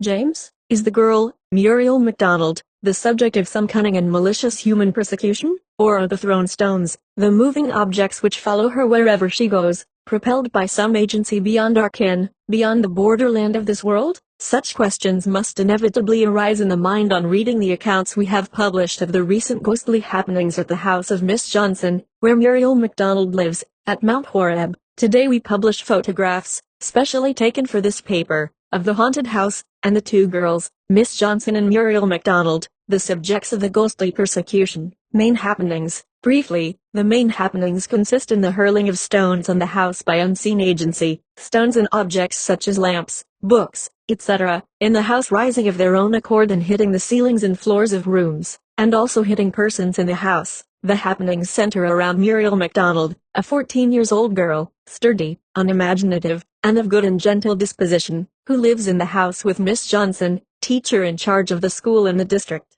The occurrences only take place when Muriel is about. She is the chief target of the missiles, and has many times been struck and hurt by them. What Muriel says. Here is what the haunted girl herself says about it all. Then follow verbatim the statement as it appeared in the Gleaner of June 12. The account continues. Eyewitnesses' stories. Literally hundreds of people have visited the scene, and here are some eyewitnesses' stories of what is happening, as told to our own correspondent. And then follow further quotations from the correspondent's report in the Gleaner of June 12. The account closes as follows. What is the truth? This is not the first time similar happenings have occurred in the island. Indeed, these hauntings, of which stone throwing is the principal feature, are fairly frequent here. What is the truth of it all? Shall we ever find out? A few observations are here called for. In the first place, with the exception of the photographs, this article adds little of real value to what has already appeared in the communications from the Mount Horeb local correspondent of the Daily Gleaner. In fact, in two places without reference of other credit being given, it copies verbatim from the report that had appeared in the issue of June 12. Further, it attributes the whole incident to Mount Horeb, the residence of the correspondent, in place of Roehampton, which is located about 5 miles distant. Hence we may safely conclude that the article was actually drawn up in the office of the Daily Gleaner from data already furnished by the Mount Horeb correspondent. Consequently, it adds no new value to the evidence already given beyond the apparent acceptance of the facts as true on the part of newspaper staff. Secondly, the general style as well as the slip regarding the locality of the happenings which is repeated, would indicate that the writer of the article was also the author of the editorial which appeared in the Gleaner 2 days later, and which will shortly be reproduced. Thirdly, it should also be noticed that in the present incident as told, physical harm was suffered by Muriel MacDonald when hit by stones, which goes counter to the general principle assumed regarding Jamaica poltergeist, that even when struck by large stones, one suffers no injury. Fourthly, and this is of real value, we have the clear statement towards the close of the article that poltergeist phenomena in Jamaica are not infrequent, or as it is expressed, these hauntings, of which stone throwing is the principal feature, are fairly frequent here. The editorial to which reference had already been made appeared in the Gleaner of June 20, 1931, as follows: The Ghost of Mount Horeb. The attitude of mind of the public, and we are speaking now of the educated public, towards the strange occurrences at Mount Horeb is, in general, one of amused, but, nonetheless, slightly uneasy skepticism. This seems to us rather a pity. It seems to us the attitude of the savage, the fool, or the child, who laughs at whatever he cannot understand. An attitude of attentive, scientific interest would be much more what we should expect from the intelligent section of this community, for it is the only attitude which can possibly result in anything helpful to the solution of the problem. For it is a problem, and a very serious one. Either these occurrences are the result of a malicious and criminal persecution of a highly ingenious nature, or they are manifestations of forces outside our understanding and control. Either hypothesis seems to us to call for serious inquiry and attention, rather than an affected and perhaps fearful disregard. We should like to see the authorities take the matter in hand seriously and make a full and official published report on the occurrences themselves, rather than leaving what seems to us a series of most significant phenomena entirely uninvestigated. I heard at the time that the writer of this editorial had to stand the playful chaffing of his friends for having disclosed his honest opinion too freely for his own peace or comfort. Accordingly, I was not surprised to find another editorial appearing on July 6, 1931, and almost apologizing for having regarded the incident as possibly of preternatural origin. This second editorial, in part, runs as follows: These strange things, the recent extraordinary happenings at the residence of a certain teacher in the country, may perhaps have caused some people to scoff, but others would like to see these things entirely investigated, and in the meantime prudently suspend their judgment. A good deal more is known today about abnormal psychology than was the case 40 years ago.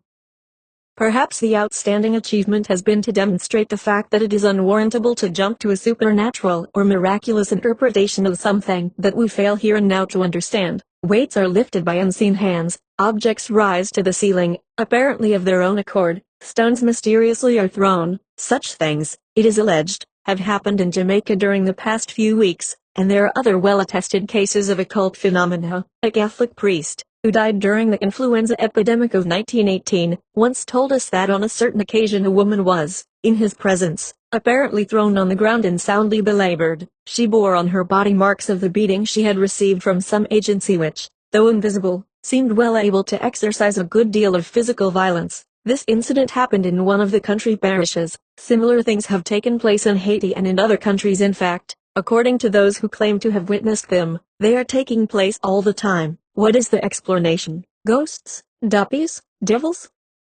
Or, in the case mentioned, was it merely an epileptic fit, the effect of the blows being due to autosuggestion, just as a hypnotized person can be made to get drunk on water, if told that it is rum or whiskey? We do not think that in such cases one should fly to the supernatural for an explanation. This is not to deny the existence of another world, but is really in accord with the normal scientific way of interpreting phenomena. That certain things do not appear to fit into the picture of nature that man has constructed for himself proves that the picture is either faulty or incomplete, and the only way to overcome this defect is to study the facts patiently. This of course implies that fact must be distinguished from imagination. Not everything that a witness believes to have occurred, actually did occur. In other words, the ordinary laws of evidence are the only safe guide in interpreting such matters. Our personal impression is that a good deal of the occult phenomena in Jamaica, as in other lands, will one day be satisfactorily explained in terms of abnormal psychology. Before commenting on the editorial, let me close the case of the happenings at Roehampton from the historical standpoint.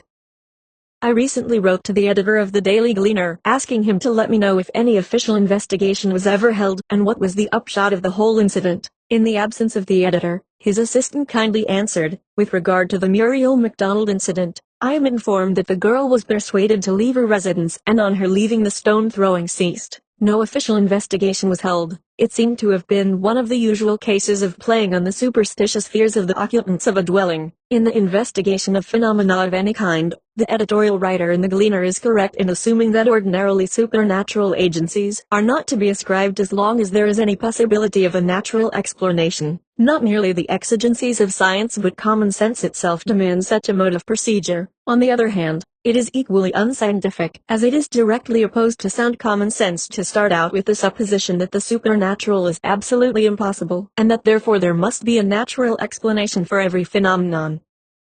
for on some occasion it may be possible to prove that the effect transcends any possible natural cause and that consequently some supernatural influence must be postulated. So, too, it happens now and then that while we may not definitely say that some particular phenomenon is supernatural, on the other hand we cannot possibly say that it is purely natural. Nevertheless, we must be slow, especially in individual cases, to invoke supernatural agencies as explanatory causes without real need and sound proof. As regards the happenings at Roehampton, for example, too much credence is not to be placed in the exactness of the newspaper correspondent, especially as the account was written 5 miles from the scene of the phenomena and seemingly on mere hearsay evidence. Nowhere do we find any indication of the necessary investigation and sifting of testimony, nor does the writer offer a single word of evidence based on personal observation, despite the fact that the correspondent does interview the apparent victim, Muriel MacDonald. Neither does the newspaper staff give indication of being on the spot at any time, except for the photographs when both the dwelling and the 2 occupants in separate poses are all in a state of peace and calm, and which might easily have been acquired by mail. That many strange things did happen at Roehampton, we may safely admit.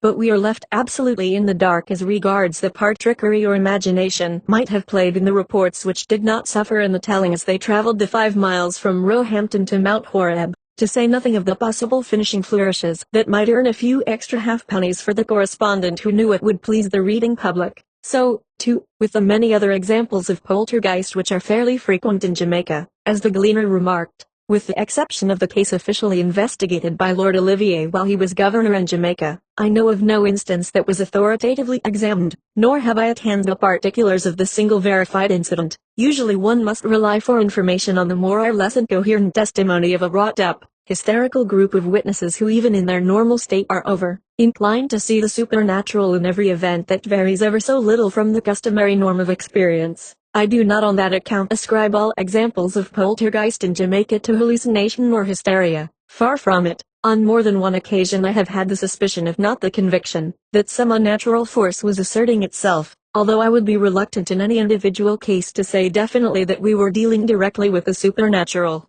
As related in Voodoo's Nobias, 280 shortly before I left Jamaica in 1917, I was on the outskirts of a notorious Obia district.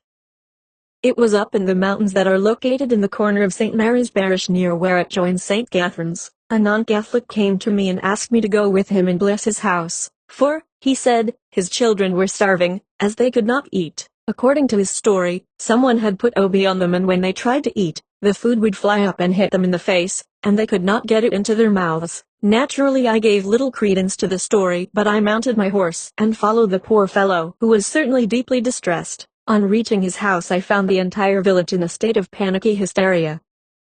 A large group was gathered about the house and men, women and children were in perfect agreement in their testimony of what had happened, and all supported what the man had told me. It all gave such a diabolic impression that I did not feel justified in provoking the evil one to an exhibition merely to satisfy my curiosity, so I blessed the house and took my departure without actually witnessing the display myself. The word poltergeist means, of course, a noise ghost, but I have always felt that it is more suitably rendered as a rough house ghost, on account of the general disorder it usually stirs up, especially in its Jamaica manifestation. Thus many of the examples of phenomena quoted in the previous chapters strictly speaking should be classified under poltergeist manifestations. The Ashanti commonly associated with the Saman or fetish Samosha or little people, 281. These strange creatures are sometimes referred to as being exceeding swift and used by devils and wizards as messengers. 282 or again as the speedy messengers of the gods who can go and come like the wind. 283. They may aptly be termed imps or fairies according as they are in the service of Sasabonsum and his Abiafo on the one hand, or of the Abasum, or minor deities on the other. These interesting creatures are thus described by Captain Rattray. The most characteristic feature of these Ashanti little folk, the word Mosha probably means the little animals, is their feet, which point backwards. They are said to be about a foot in stature, and to be of 3 distinct varieties, black, red, and white, and they converse by means of whistling. The black fairies are more or less innocuous, but the white and the red Mosha are up to all kinds of mischief, such as stealing housewives' palm wine and the food left over from the previous day. 284 of these same little folk, A.W. Cardinal writes, all over the hinterland and in the forest zone the belief in the existence of dwarves, elves, pixie folk, call them what you will, is to be found. These are sometimes visible, but but more usually not. They are shaped like human beings and have all the attributes of man. They are preeminently mischief workers, and are said to throw stones at one as one passes through the bush. That expression I have never fathomed. It is implicitly believed in. Moreover, these little men are blamed frequently for unexpected births. They change children. They make them crazy or deformed. In Ashanti they are called Mosha. In the Northern Protectorate they are Chichirga, or dialect varieties of that term. 285 in Jamaica. These little folk with their stone-throwing propensity and all, are included in a generic term of duppies, but I have never heard any reference to their characteristic of having their feet pointing backwards. While stone-throwing is not an invariable element in poltergeist, it is of such common occurrence that in the Jamaica bush it is seldom wanting. Popular opinion has come to ascribe certain general propensities to the missiles of the duppies, which may be thus enunciated. The stones may come from any possible direction, or from various directions at one and the same time. Or, again, they may seem to come from nowhere at all, simply materializing out of nothing. The source of supply may be a tree at some distance, where careful examination shows that there is no human being in the tree or along the line of fire. Stones may come through the roof without leaving any break or hole. They may pass through the window pane without shattering the glass. They may come into a room and without striking any object turn at a right angle, or even partially retrace their course in order to reach a particular individual who seemingly is the object of the bombardment, and who can find no nook or corner where the stones cannot reach him. In short, these duppy-flung stones are apt to do everything that a well-behaved stone is supposed not to do, and above all, even when weighing several ounces and after a flight through the air of 100 feet or more, and squarely hitting some individual about the head, absolutely no wound or mark is left in consequence. A favorite story, met with throughout the bush, tells of the writing of one's name upon a stone that has just forced its presence on you. Then as you throw it out into the most impossible places, to test the reality of his duppyship, it invariably comes back to you with or without the compliments of Mr. Duppy. This is only one of the many bush tales that are current about these pestiferous stone throwers.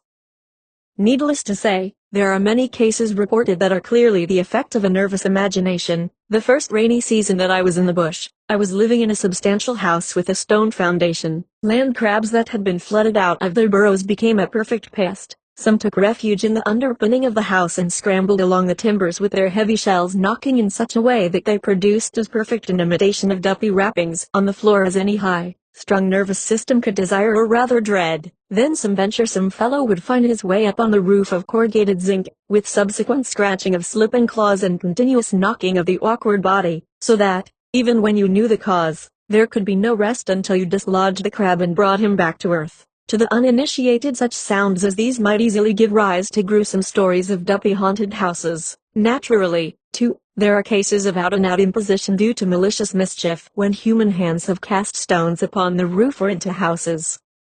But when all has been said and every allowance made for human ingenuity, I am forced to admit that I have on occasions failed completely in my endeavor to find a natural explanation of some of these phenomena. That examples of poltergeist in the West Indies are not restricted to Jamaica is evidenced by the testimony of Sir Hesketh Bell, and we cannot better close the present chapter than by giving at length the following incident, which was related to him by a French priest in Grenada, where Sir Hesketh served in the Colonial Treasury Department in 1883. I was once in charge of a large and rather populous country district in Trinidad, and while there a remarkable event occurred which, being still unexplained, has quite shaken my ideas respecting the many stories of mystery one hears so often and laughs at. A friend of mine had bought a large but almost abandoned sugar estate, and the original dwelling house having fallen to ruins, he was obliged to run up a small temporary wooden building until he could set about erecting a permanent dwelling. This little house was only composed of 2 good-sized rooms, divided by a small wooden partition, and having no ceiling but the roof above them. The whole house was perhaps about 30 feet long by 14 broad. It had been built and occupied by the planter and a brother of his for some weeks, when one evening I met them rushing towards me with the wonderful assertion that stones were falling in their house, and that they could not explain how.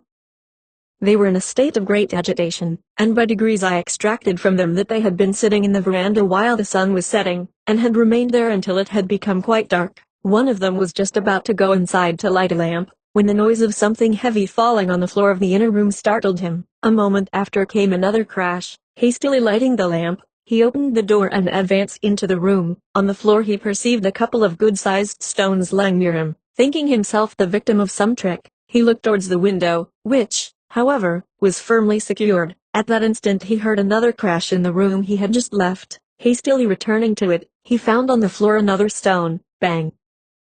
Crash, again in the bedroom. Thoroughly alarmed, he rushed outside and called his brother, who, before he had time to speak, asked what he was kicking up all the row for. From outside they could hear distinctly the continual falling of the stones, and, unable to bear it any longer, they had rushed out to beg me to come and see the wonderful and terrifying occurrence. Calling a couple of men, we returned all together to the little wooden house, and as we approached we could distinctly hear the crash of falling stones. It was only with great trouble that I could induce my two black fellows to accompany us, so great was their terror of this supernatural business. Taking the lantern in my hand, I entered the porch, and instantly, as the light penetrated the house, the noise ceased. Entering the outer room, we found the floor covered with flinty stones of various sizes, some weighing a couple of ounces, others as many pounds. The windows were all closed, and I was perfectly dumbfounded. We were all inside examining the stones when a sudden gust of wind blew out the lantern. Instantly the stones began to descend on all sides. We were glued to the spot with terror, and could hear the stones falling quite close to us on all sides. Sometimes I could feel them whistling down quite close to my head, but, marvelous to relate, not one of us was as much as touched. Regaining courage, I managed to relight the lantern, and instantly the miraculous shower stopped. I was at my wits' end to account for the phenomenon. The stones lay in heaps all around the spot on which we were standing, but as soon as the lantern was alight, all became as still as the grave. Carefully placing our light in a sheltered corner, we began gathering up the stones and piled them together in a heap outside. Finding all still again, we resolved to pass the remainder of the night there, sleeping on the floor as best we could. Everything remained perfectly quiet for a couple of hours, and most of us were soon sound asleep. Being nearest the lantern, and curious to determine the nature of this phenomenon, I plucked up courage and blew out the light. Instantly, as before, the stones began to fall on all sides, and finding that no one had received the slightest hurt, we all began to regain courage and speculate on the causes of this wonderful phenomenon. Every time the lantern was relighted, the shower immediately stopped, only to recommence every time the light was put out. This continued all through the night, and ceased on the first appearance of dawn. The roof was in no way injured, and the mystery was perfectly inexplicable. The amount of stones gathered up in the house formed a large heap outside, and were not of the same nature as those lying about the place. Nothing remarkable happened during the day, but the news of this miraculous shower becoming known in the district, crowds of people came from all sides to see the stones, and hundreds begged to be allowed to pass the night in the house, hoping to witness the phenomenon for themselves, in case it was repeated. A few of our friends, and especially those who pooh-poohed the thing and openly expressed their conviction that the whole business was a hoax, were allowed to pass the night in the wonderful house. They were not disappointed, for as soon as complete darkness came on, the stones once more began to descend. The shower, however, was not so continual as on the previous night, but was witnessed by some 14 or 15 people. The next morning, on gathering up the stones, we found that the heap collected on the previous day was intact, and that the stones falling during the second night were fresh ones, obtained heaven knows where. As might be expected, the news of these wonders was very soon spread all over the island, and the place was crowded from morning till night. The mysterious shower, however, never occurred again, and the place returned to its normal condition. Neither the reason, cause, nor effect of these miraculous showers has ever been explained, and the whole thing remains a mystery to this day. That the thing happened, I will solemnly vouch for, but that is all I know about it, and I suppose a mystery it will ever remain. 286. 7. Conclusions. In Jamaica, from time to time, we hear of cases of table rapping, planchette writing, Ouija board, and other manifestations, pretty much as they are reported over the rest of the world, except that the circles in which they are held are restricted to a narrow group which has never really popularized the practices. In passing, let me cite an instance, just as it was reported by eyewitnesses, that would appear to indicate diabolic control, if we can place any reliance at all on human testimony. At a séance held in one of the northern parishes, I was told, the medium or control called up the devil, who forthwith inquired what he could do for her. "Play to me," was the request. "What shall I play?" asked the devil. "Home, sweet home," was the answer. Immediately, the table around which the séance was being conducted, rose in the air, passed unsupported across the room, and turning edgewise before a piano that was open, with its corner it struck the keys and played the desired tune. This accomplished, the table returned to its former place in the midst of the circle attending the séance. The following evening, the same witnesses reported that the control again called up the devil and this time asked what she could do for him. "Sing to me," came the request. "What shall I sing?" asked the control, and the answer came, clear and distinct, "The wail of the damned in hell." But this and similar phenomena are so clearly in drafts of recent introduction from abroad, that they can scarcely be regarded as phenomena of Jamaica, despite the fact that they are occurring in Jamaica. Hence, strictly speaking, they do not come within the scope of the present study. In other words, we have nothing to do with modern spiritism, whether regarded as a psychic study or a religious mania. We are restricting ourselves to such phenomena as are distinctively Jamaican and which have consequently come down to us from the days of slavery and beyond. While the Ashanti formed only a comparatively small percentage of the whole slave population of Jamaica, as we have seen, from earliest days, they exercised such a dominance over the natives of all other tribes, that they forcibly imposed their culture on the entire mass, and effectively blotted out whatever manners and customs were at variance with their own. Thus we find, for example, that their system of day names became adopted generally, and that regardless of tribes it was the Ashanti nomenclature that was in common use. This paramount influence was effected on the part of the Ashanti principally through terror of their exercise of the old tribal witchcraft, which attained its purpose through fear, judiciously supplemented by secret poisoning whenever this was found necessary. Dr. Walter Bradford Gannon, the distinguished physiologist of the Harvard Medical School, has just written to me concerning the casting of a fatal spell on a person by a king or priest or voodoo doctor exerting an influence among savage and superstitious people, with the result that the person who is credulous and terrorized by the spell is said to die. Dr. Gannon, in consequence of experiments that are being conducted under his direction among the lower animals, has come to some very interesting conclusions that will no doubt be published in due course. Suffice it to say here that his explanation, "It is as if the animal bled to death within its own tissues," satisfies in every way what I have myself observed in Jamaica. Men and women literally pine away from fear of obeah, which they have heard is being worked against them, and frequently death has resulted when there was no indication whatever of poisoning. I have personally come in contact with such cases and have felt convinced that death was due entirely to the state of nervous fear that haunted the victims day and night, depriving them of all nourishment and repose until they actually wasted away, and died of exhaustion.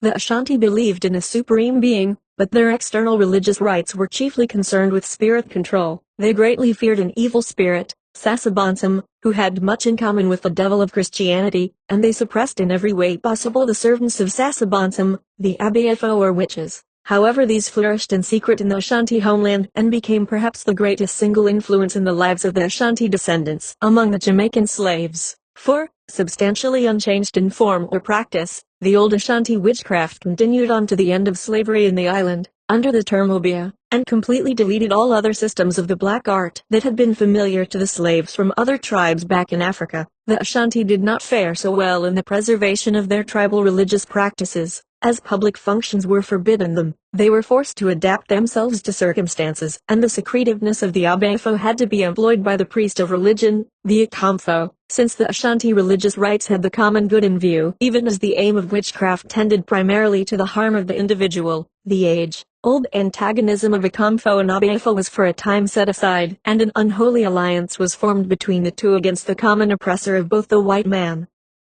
This alliance was probably facilitated if not positively coerced by the martial spirits among the slaves who acted as leaders and stirred them up to the pitch of frenzy that repeatedly led to slave uprisings and rebellions. Such leaders found it necessary to make constant use of the Abiefo to keep the less belligerent slaves in a state of subserviency to the Ashanti leadership. As a group, the Ashanti and their descendants in Jamaica clung to the old religious traditions and beliefs, even when the external ceremonies had to be disguised under the shield of an alien dance that finally caused their adopted practices to become known as Milism. The Akamfo, or Mile Man as he was now called, chafed under the forced coalition with his logical archenemy, and no sooner had emancipation put an end to the need of co-operation than the old antagonism broke out again, and a serious effort was made on the part of the old priestly class to annihilate the servants of Sasabonsum, under the pretense of digging up obeah. The struggle, however, was a short one. The very excesses of the Mile men only accentuated the secret pretenses to spiritual power affected by their adversaries, and the popular estimation of the obeah man did not suffer in consequence. In fact, it was the obeah man who gradually came to assert a stronger influence in the life of the bush, just as he had gained the upper hand in the days of slavery.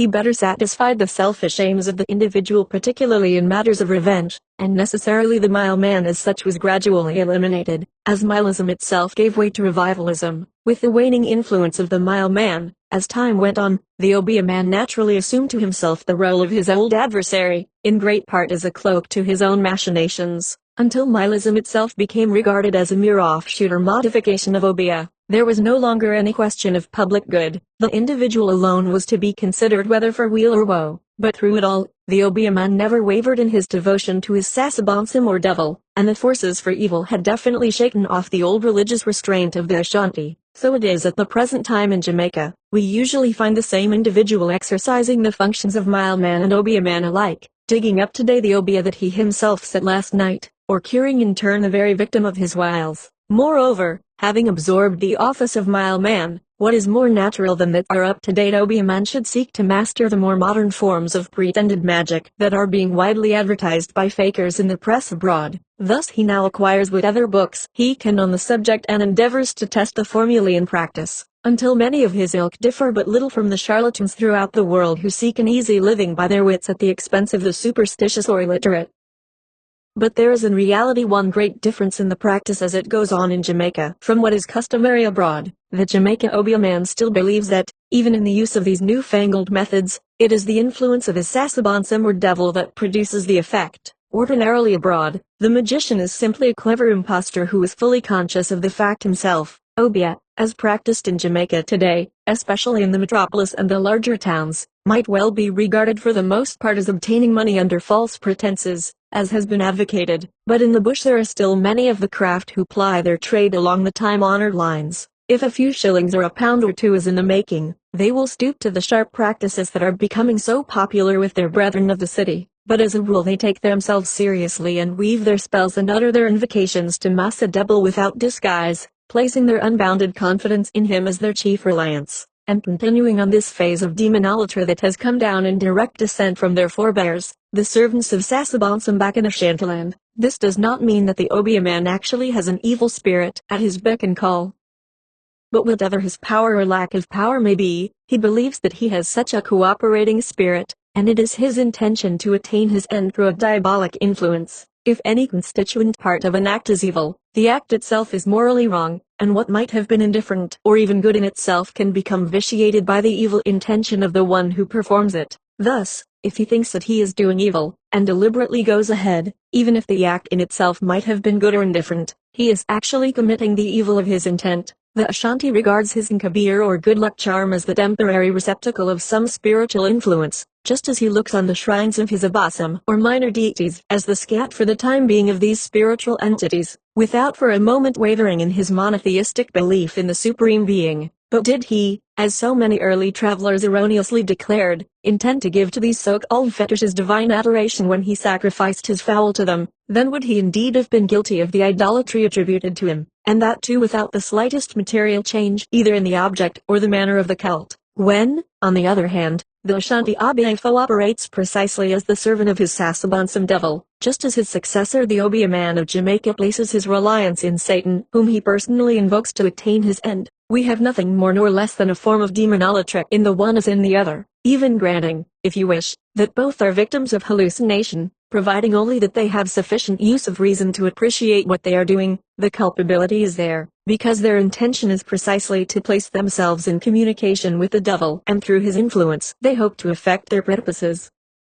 By this very act they have placed themselves under an obligation to their patron, and accordingly at times they surrender themselves to him in ways that are better left undescribed. Is it, then, mere coincidence that it is precisely in these bush districts where the old order of things still persists that we find the psychic phenomena which form the subject of the present study? I do not recall having ever heard of any such manifestations in Kingston or its immediate vicinity, but I would not be surprised at their occurrence in some of the slum sections where even now real Obeah is worked in secret on occasions. At all events, the cases that we now have under consideration all occurred at a distance from the city of Kingston and in neighborhoods where genuine Obeah was being practiced. I do not mean to infer that the Obeah man is the direct or immediate cause of the mysterious poltergeist and other happenings. Quite the contrary. As already stated, such a control of diabolic influence on the part of the Obeah would appear to me as being repugnant to divine providence in the ordinary course of human events, although it might be permitted on rare occasions.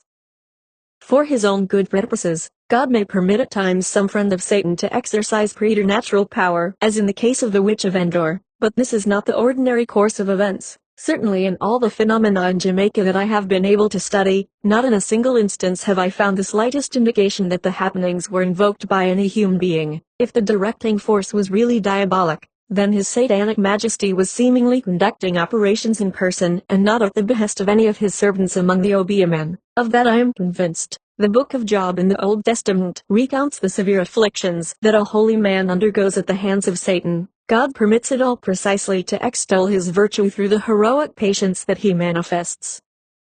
God says to Satan, "Behold, he is in thy hand, but yet spare his life." 287. So that even here bounds are set to the power of the evil one. Moreover, during all the trials that follow, Job is borne up and strengthened by the grace of God, which eventually prevails against all the wiles of Satan. While the book of Job is not a strictly historical narrative, it is a didactic poem with a historical basis and written under divine inspiration. Being an integral part of the canon of Holy Scripture, the principles that it enunciates are all in conformity with the dictates of right reason. We have authority, then, for saying that when God permits Satan to so assail his victim that he deprives him of all his substance and covers him with ulcers from head to foot, even then we are not justified in arguing as did the friends of Job that this is punishment for sin. Perhaps it is to be but a contrast to what is to come, for even in a worldly way, it may be God's will that virtue should be rewarded with the promised hundredfold. Nevertheless, as a general rule, this consoling aspect is not usually connected in Holy Scripture with the assailments of the devil, who in the words of St. Peter, as a roaring lion,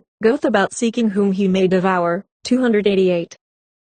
Thus, too, in the book of Tobias, we have the case of Sarah who had been given to 7 husbands, and a devil named Asmodeus had killed them, at their first going in unto her. 289. At times evil spirits serve as ministers of God's wrath, as in his dealings with the Egyptians, and he sent upon them the wrath of his indignation and wrath and trouble, which he sent by evil angels. 290. Among the bits of wisdom enunciated by Jesus, the son of Sirach of Jerusalem, we find, there are spirits that are created for vengeance, and in their fury they lay on grievous torments. In the time of destruction they shall pour out their force, and they shall appease the wrath of him that made them. 291. Of the examples of obsession in the New Testament, we must satisfy ourselves by quoting 3 that are recorded by St. Mark in his Gospel, in each of which physical violence is done by the evil spirits. And there was in the synagogue a man with an unclean spirit, and he cried out, saying, What have we to do with thee, Jesus of Nazareth? Art thou come to destroy us? I know who thou art, the Holy One of God. And Jesus threatened him, saying, Speak no more, and go out of the man. And the unclean spirit daring him, and crying out with a loud voice, went out of him. 292. And they came over the strait of the sea into the country of the Gerasenes. And as he went out of the ship, immediately there met him out of the monuments a man with an unclean spirit, who had his dwelling in the tombs, and no man now could bind him, not even with chains, for having been often bound with fetters and chains, he had burst the chains and broken the fetters in pieces, and no one could tame him. And he was always day and night in the monuments and in the mountains, crying and cutting himself with stones. And seeing Jesus afar off, he ran and adored him, and crying with a loud voice, he said, What have I to do with thee, Jesus the Son of the Most High God? I adjure thee by God that thou torment me not. For he said unto him, Go out of the man, thou unclean spirit. And he asked him, What is thy name? And he saith to him, My name is Legion, for we are many. And he besought him much, that he would not drive him away out of the country. And there was there near the mountain a great herd of swine feeding. And the spirits besought him, saying, Send us into the swine, that we may enter into them. And Jesus immediately gave them leave. And the unclean spirits going out, entered into the swine, and the herd with great violence was carried headlong into the sea, being about 2,000, and were stifled in the sea. And they that fed him fled, and told it in the city and in the fields. And they went out to see what was done. 293. And one of the multitude, answering, said, Master, I have brought my son to thee, having a dumb spirit, who, wheresoever he taketh him, dasheth him, and he foameth, and gnasheth with the teeth, and pinneth away. And I spoke to thy disciples to cast him out, and they could not. Who answering them, said, O incredulous generation, how long shall I be with you? How long shall I suffer you? Bring him unto me. and they brought him. And when he had seen him, immediately the spirit troubled him, and being thrown down upon the ground, he rolled about foaming. And he asked his father, How long time is it since this hath happened unto him? But he said, From infancy, and oftentimes hath he cast him into the fire and into waters to destroy him. But if thou canst do anything, help us, having compassion on us. And Jesus saith to him, If thou canst believe, all things are possible to him that believeth. And immediately the father of the boy crying out, with tears said, I do believe, Lord, help my unbelief. And when Jesus saw the multitude running together, he threatened the unclean spirit, saying to him, Deaf and dumb spirit, I command thee, go out of him, and enter not any more into him. And crying out, and greatly tearing him, he went out of him, and he became as dead, so that many said, He is dead. But Jesus taking him by the hand, lifted him up, and he arose. And when he was come into the house, his disciples secretly asked him, Why could not we cast him out? And he said to them, This kind can go out by nothing, but by prayer and fasting. 294 The Reverend Simon Augustine Blackmore, S.J. has well said, A Christian knows, on the authority of divine revelation as well as from the nature of certain phenomena, that God, by his extraordinary providence, sometimes allows evil spirits to intervene in human affairs. But he also knows that such intervention is not a regular and fixed institution by which men may communicate with spirits whensoever they will. Philosophically, the notion is contrary to the divine attributes of God, and is disproved by all moralists in the treatise on magic. Moreover, spiritistic seances are always wicked by their very nature, because of the evil intention of communicating with spirits, contrary to the divine law. Hence, any alleged intervention of spirits must be examined into in every instance or be judged on its own merits according to the evidence, as to its probability or certainty, as the case may be. That the living have at times received communications which can be explained only by the presence and activity of some intelligent agent external to our world of sense, is a proposition which no Christian will find difficult of acceptance. It may be said, indeed, to be an essential part of the dogmatic teaching of both Judaism and Christianity. From beginning to end the Bible records many interventions of angelic spirits as the messengers of God to men, and hardly less emphasizes the cunning duplicity of Satan and his satellites in their conspiracy against the welfare of man. 295 While the writer is treating directly of modern spiritism, all that he says here may be equally applied to the question of our Jamaica phenomena. It is to be noticed that wherever devil worship is in vogue, as for example in various parts of Africa, the evil one is allowed considerable latitude in the way of material manifestations, and even obsessions similar to those recorded in Holy Writ, occur from time to time in many parts of the world. It is my conviction, from the viewpoint of a Catholic priest, that all this is by permission of Almighty God, perhaps as punishment for dealing with the devil and for the usual attendant vices, or, perhaps again, merely as a timely warning to others. In every instance, too, there is a limitation set to the power of the evil one beyond which he cannot pass, and even if he has entered into physical possession of a tortured body, he cannot control the soul and its faculties without the free consent of the victim's will.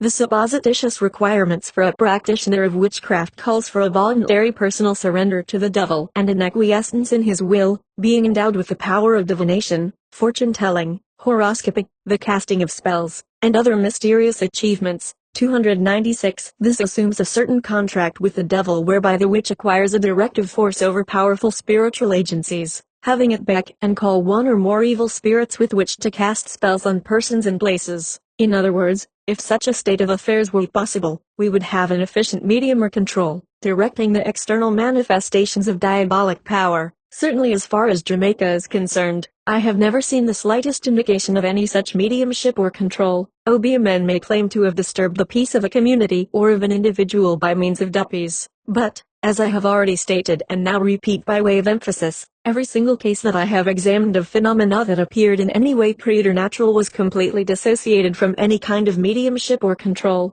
It simply happened. Nor was there even a breath of rumor connecting it with the working of obeah or any other form of magic. When the atmosphere has been properly surcharged electrically, we may anticipate a thunderstorm with all its usual disturbances of wind and rain. So, too, once the obeah man has created what I might call a diabolic atmosphere in the district, when his communications with the devil has given his satanic majesty some standing in the spiritual life of the community, and the co-operation of the clients of the Obeah man has firmly established a practice which is nothing less than demonolatry. We need not be surprised if the power of evil begins to manifest material phenomena, perhaps of the poltergeist type, seeking to weaken church control and so gradually to augment the tendency to evil throughout the district. I do not for a moment imply that such a condition of affairs is at all peculiar to Jamaica. It is the same the whole world over wherever similar conditions happen to exist. And let it be remembered that right here in these United States, we are far from being free from communications with the devil and other forms of demonolatry. There are many practices in vogue, not among the poor and illiterate of country districts, but actually within select circles of intellectual centers, where proceedings are carried on that differ little from the seance that was mentioned at the opening of the present chapter. Moreover, we have this statement from one of the most distinguished students of demonology, Montague Summers, FASL, in his contribution to the History of Civilization series. In the 19th century, both Albert Pike of Charleston and his successor Adriatic Lemmy have been identified upon abundant authority as being grand masters of societies practicing Satanism, and as performing the hierarchical functions of the devil at the modern Sabbat. 297. I do not attempt to substantiate this statement of fact in any way.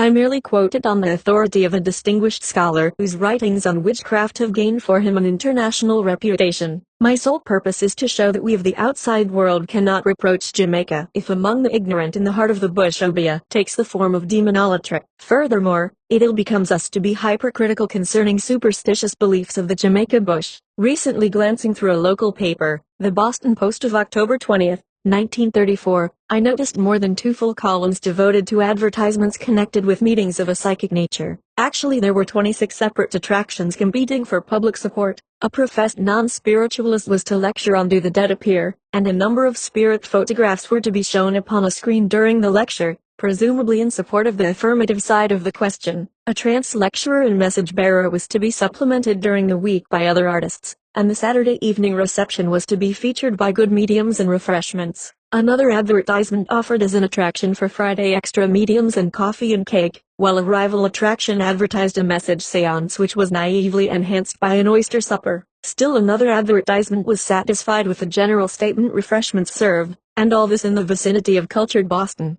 Mr. Summers, whom we have just cited, opens the first chapter of the history of witchcraft and demonology by quoting from Jean Bodine: "A sorcerer is one who by commerce with the devil has a full intention of attaining his own ends." 298. And as it would be, I imagine, hardly possible to discover a more concise, exact, comprehensive and intelligent definition of a witch. 299. Certainly we have this definition fully verified in the case of the Jamaican Obeah. Man is the direct descendant in theory and practice from the Ashanti Obeah.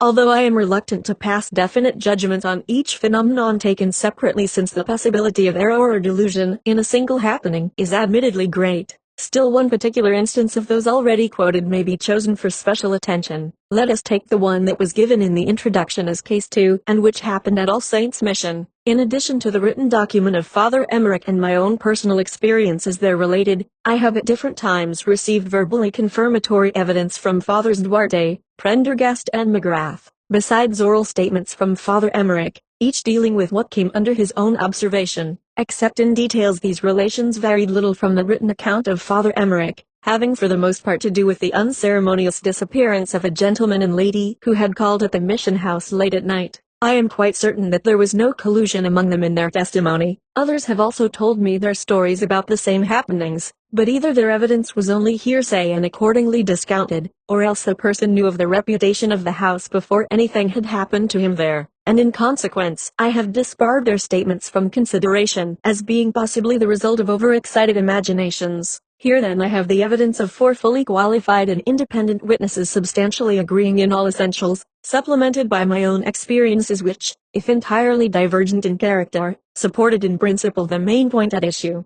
that something was actually happening at the mission house that could not be explained by natural agencies.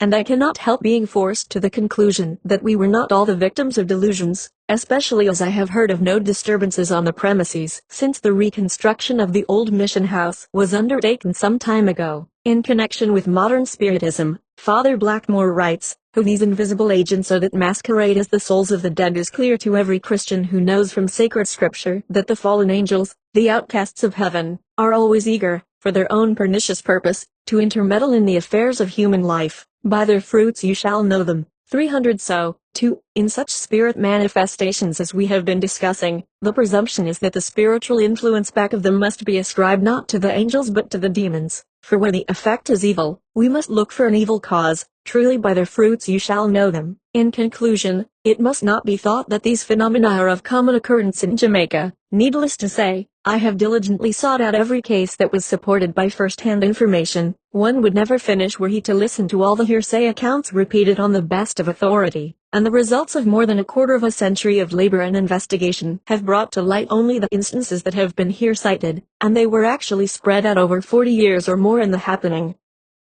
Taking them all together as a composite whole, it is my unhesitating conclusion that there are times in Jamaica when phenomena occur that transcend the forces of nature and must be attributed to spirit control, which, judged from the consequences, are of diabolic origin. Nevertheless, I repeat again, it would be a serious mistake to stress particular instances independent of the rest, and at all times in the acceptance of evidence we must play the role of skeptic rather than that of enthusiast, sifting carefully every word of testimony and testing out each fact as far as possible. For, it is a time-honored proverb in Jamaica, no every chain you hear a favorable calf, meaning, do not jump to conclusions too hastily. The end. I'm Julie, and I run Global Grey, the website where this ebook was published. These are my own formatted editions, and I hope you enjoyed reading this particular one. If you have this book because you bought it as part of a collection, thank you so much for your support.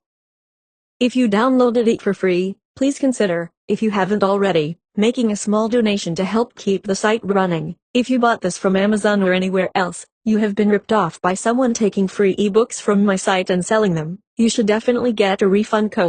Thanks for reading this, and I hope you visit the site again. New books are added regularly, so you will always find something of interest. Notes: 1. As shown in Voodoo Zenobia's Milism is a residue of the old Ashanti religious rites as found in Jamaica, just as Obia is a continuation of Ashanti witchcraft. 2. The Reverend Abraham J. Emmerich, S.J., was born at Falmouth, Pennsylvania, November 211, 1856, and died at Woodstock, Maryland, February 4, 1931. After missionary work in Jamaica from 1895 to 1905, he labored for a time among the colored people of Philadelphia and subsequently spent more than a dozen years in St. Mary's County, Maryland, where he devoted himself especially to his beloved Negroes whom he had come to know so well. 3. W. J. Gardner, History of Jamaica, London, 1873, Preface, page 4, 4, ditto, page 184. 5. Edward Long, The History of Jamaica, London, 1774, Volume 2, page 472. 6, ditto, page 473. 7, ditto, page 474. 8, ditto, page 474. 9, ditto, page 475. 10. Harry H. Johnston, The Negro in the New World, London, 1910, page 111. 11, ditto, page 111, note. 12, ditto, page 275. 13. A. B. Ellis, History of the Gold Coast, London, 1893, page 94. 14. Gardner, 1, c, page 175.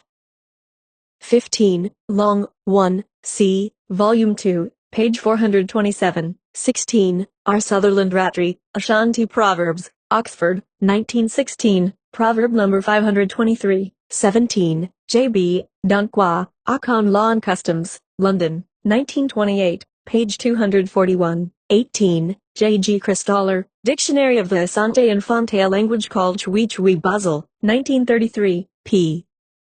43. 19. Bedford Pym, The Negro in Jamaica, London, 1866, page 64. F. Note: Kwaman really signifies Saturday, not Monday, and Quacko represents Wednesday, not Thursday. 20. R. C. Dallas, The History of the Maroons, London, 1803, Volume 1, page 24. F. 21. Long, 1, c, Volume 2, page 340, 264. 22. Dallas, 1, c, Volume 1, page 30. 23. Ditto, page 31. 24. Ditto, page 33. Note: according to Professor Martha Warren Beckwith of Vassar College, Black Roadways, Chapel Hill, 1929, p. 176f. Even today the Jamaica Maroons use the old Ashanti language, which she calls Cremanti, as a secret code of speech. She also declares that old Cremanti songs are still sung among these same Maroons. LC, page 192f. 25, Dallas, LC, Volume 1, page 34. CFR. Also Martha Warren Beckwith. The Maroons no stronger obia than any other group. They are more cunning in herb magic. They command a secret tongue, the so-called Cremanti, and they know old songs in this speech strong enough to bewitch anybody. They employ old arts which deal with spirits. LC, page 191. 26, Dallas, LC, Volume I, page 93. 27, Ratri, Ashanti Proverbs, number 1. 28, Frank Hundall, Historic Jamaica, London, 1915, page 325. 29, Dallas, LC, Volume 1, page 58. 30, Ditto, page 64. 31, Chris Dollar, LC, page 356, On Aim. 32, Dallas, LC, Volume 1, page 66. 33, Ditto, page 116.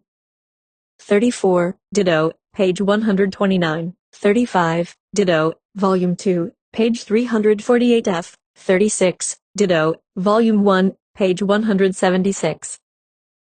37, J. B. Morton, West India Customs and Manners, London, 1793, page 133f. 38, Brian Edwards, History, Civil and Commercial, of the British Colonies in the West Indies, London, 1793, Volume 2, page 64. 39, R. S. Ratri, Ashanti, Oxford, 1923, page 73. Note: Dr. Beckwith accentuates the fact that the Maroons today refer their traditions back to the Cremanti, LC, page 184, and further asserts that the Maroons form in some respects a secret society, which preserves certain so-called Cremanti customs as a proof of their African pride of blood. LC, page 184f. 40, W. F. Butler, An Autobiography, New York, 1913, page 149. 41, Sir Hans Sloane, who came to Jamaica in 1687 as physician to the Governor, Christopher, Duke of Albemarle, in his voyage to the islands,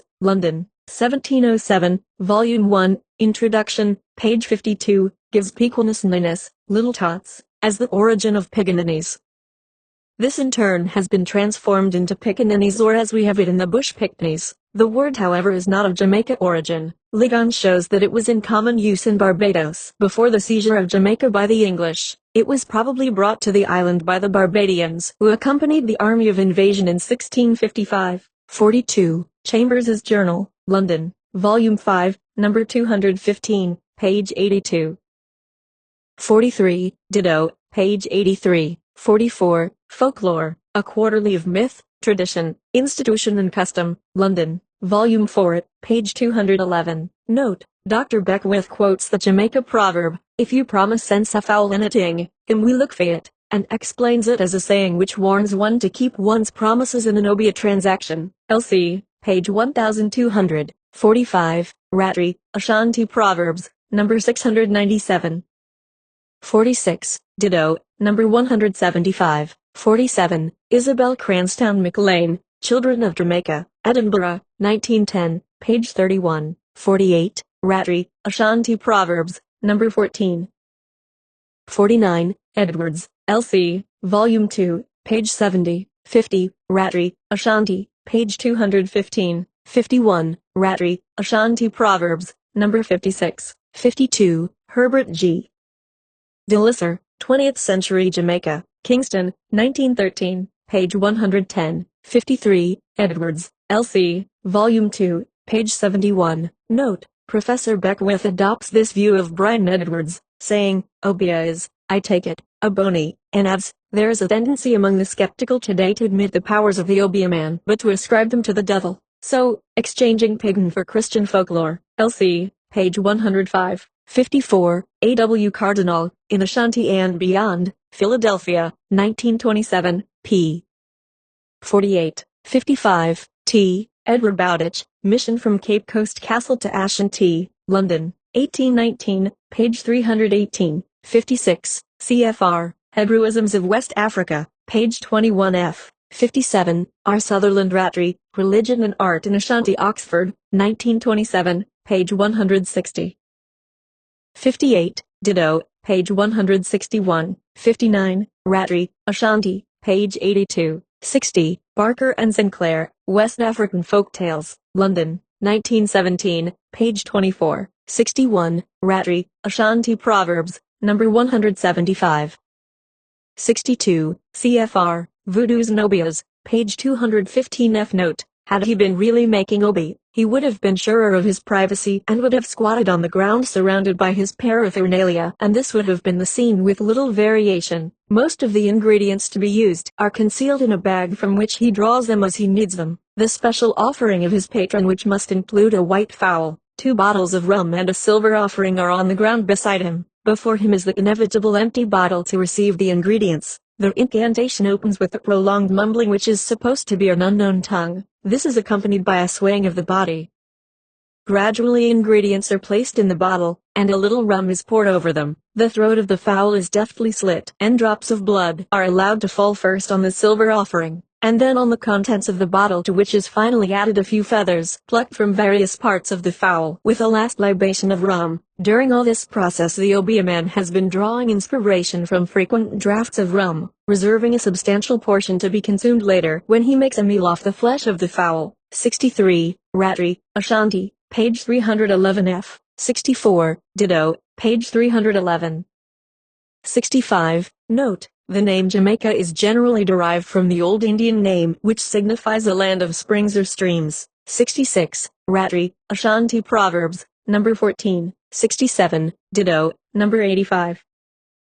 68, Anderson and Condall, Jamaica Proverbs and Sayings, London, 1927, number 979. 69, ditto, number 979. 70, Rattray, Ashanti Proverbs, number 125. 71, Anderson and Condall, number 671.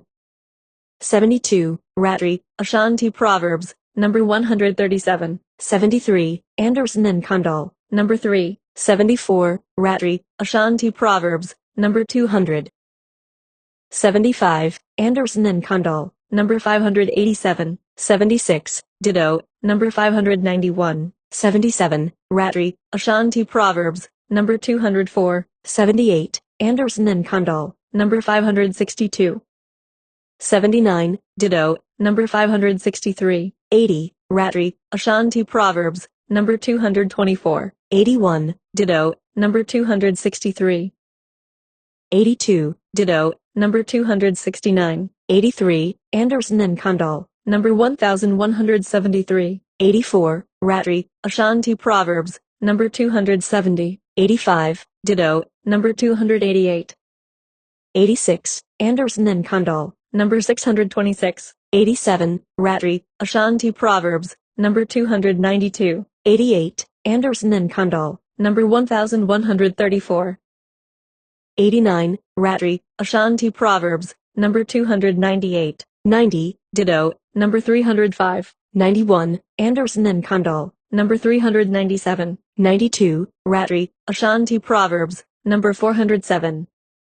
93, Anderson and Condall, 1194. 94, Rattray, Ashanti Proverbs, number 460. 95, ditto, number 529.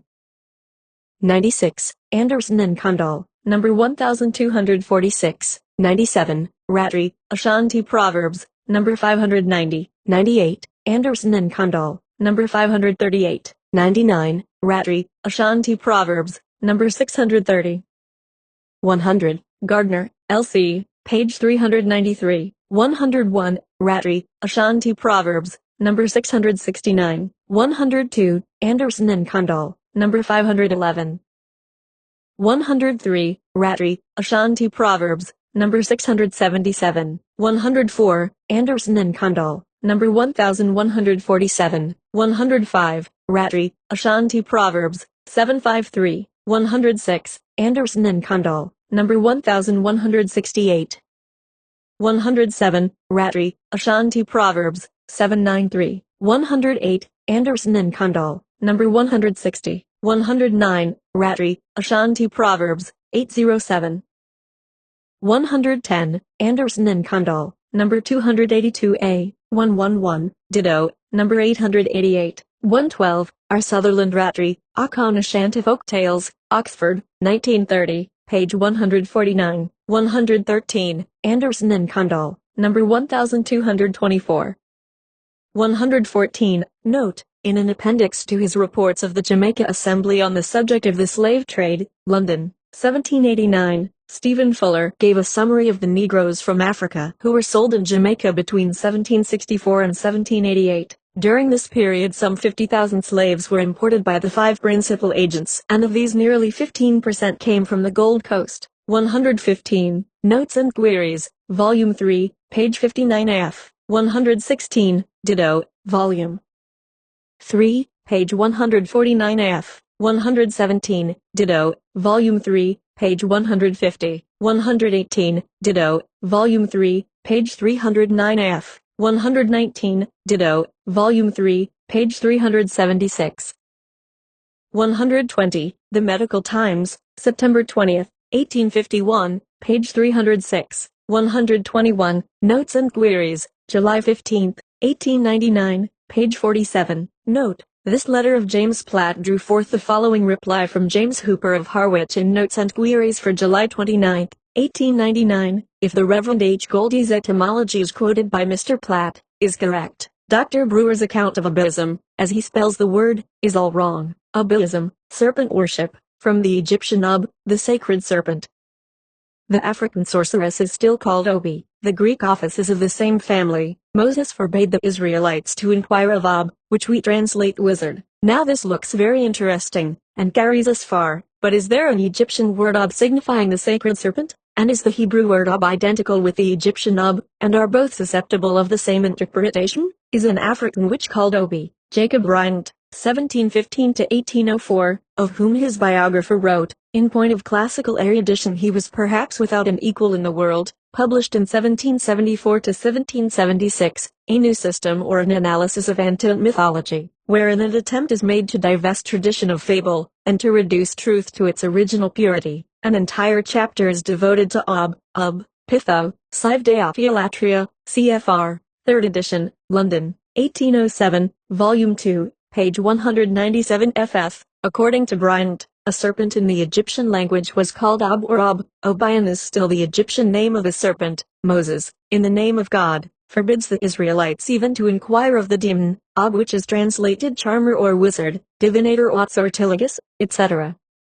All this was adopted by the report of the Lords of the Committee of the Council, appointed for the consideration of all matters relating to trade and foreign plantations, London, 1789, as a basis of the etymology of the word obia, and as this report has since served as a starting point for all writers on the subject, the views of Bryant have prevailed until comparatively recently. Thus we find the Daily Advertiser of Kingston, Jamaica, in the issues of October 13, 1790, reprinting that part of the report which refers to obia. In the Gentleman's Magazine, December, 1816, page 502 f, there is a letter addressed to the editor, Sylvanus Urban, dated Penzance, June 1, and signed CVLG, wherein, without reference to the above report, the writer calls attention to Bryant's derivation of the word ob, and adds, the curious coincidence which I mean to remark is, that the witchcraft practiced by the blacks in the West Indies at this day is called ob or obi. The ignorant Negroes are under the most superstitious dread of those who profess the art. 122, The New Dictionary on Historical Principles.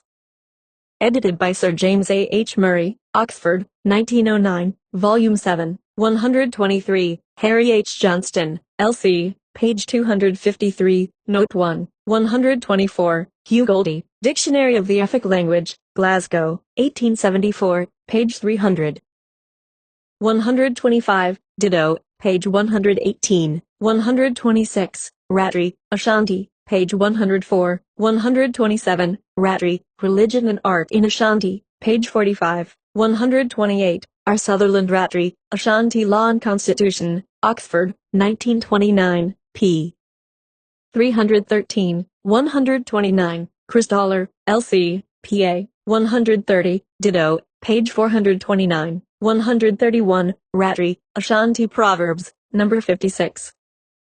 132, Ratri, Religion and Art in Ashanti, page 28. 133, Ratri, Ashanti Proverbs, number 56. 134, Crystaller, L.C., page 11. 135, Ditto, p. 588. 136, British Museum MS, 12405, page 463. 137, Ratri, Religion and Art in Ashanti, page 39. 138, Ditto, page 28.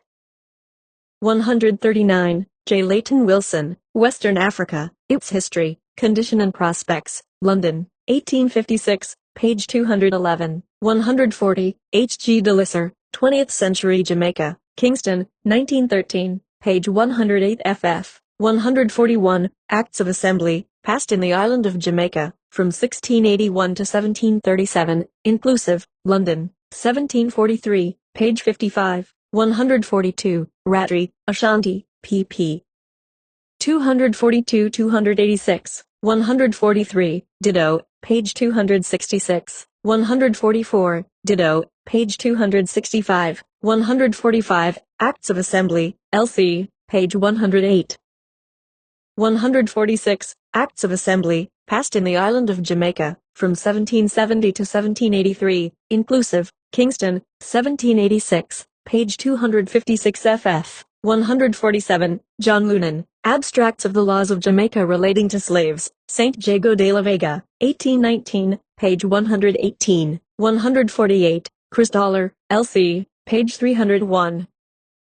149, Voodoo's Nobias, page 145 f. 150, The Annual Register, 1760, page 124. 151, I am deeply indebted to the officials of the Record Office for courteously giving me free access to their files as well as for furnishing me with photostatic copies of the Act of 1760. 152, CO 139-21.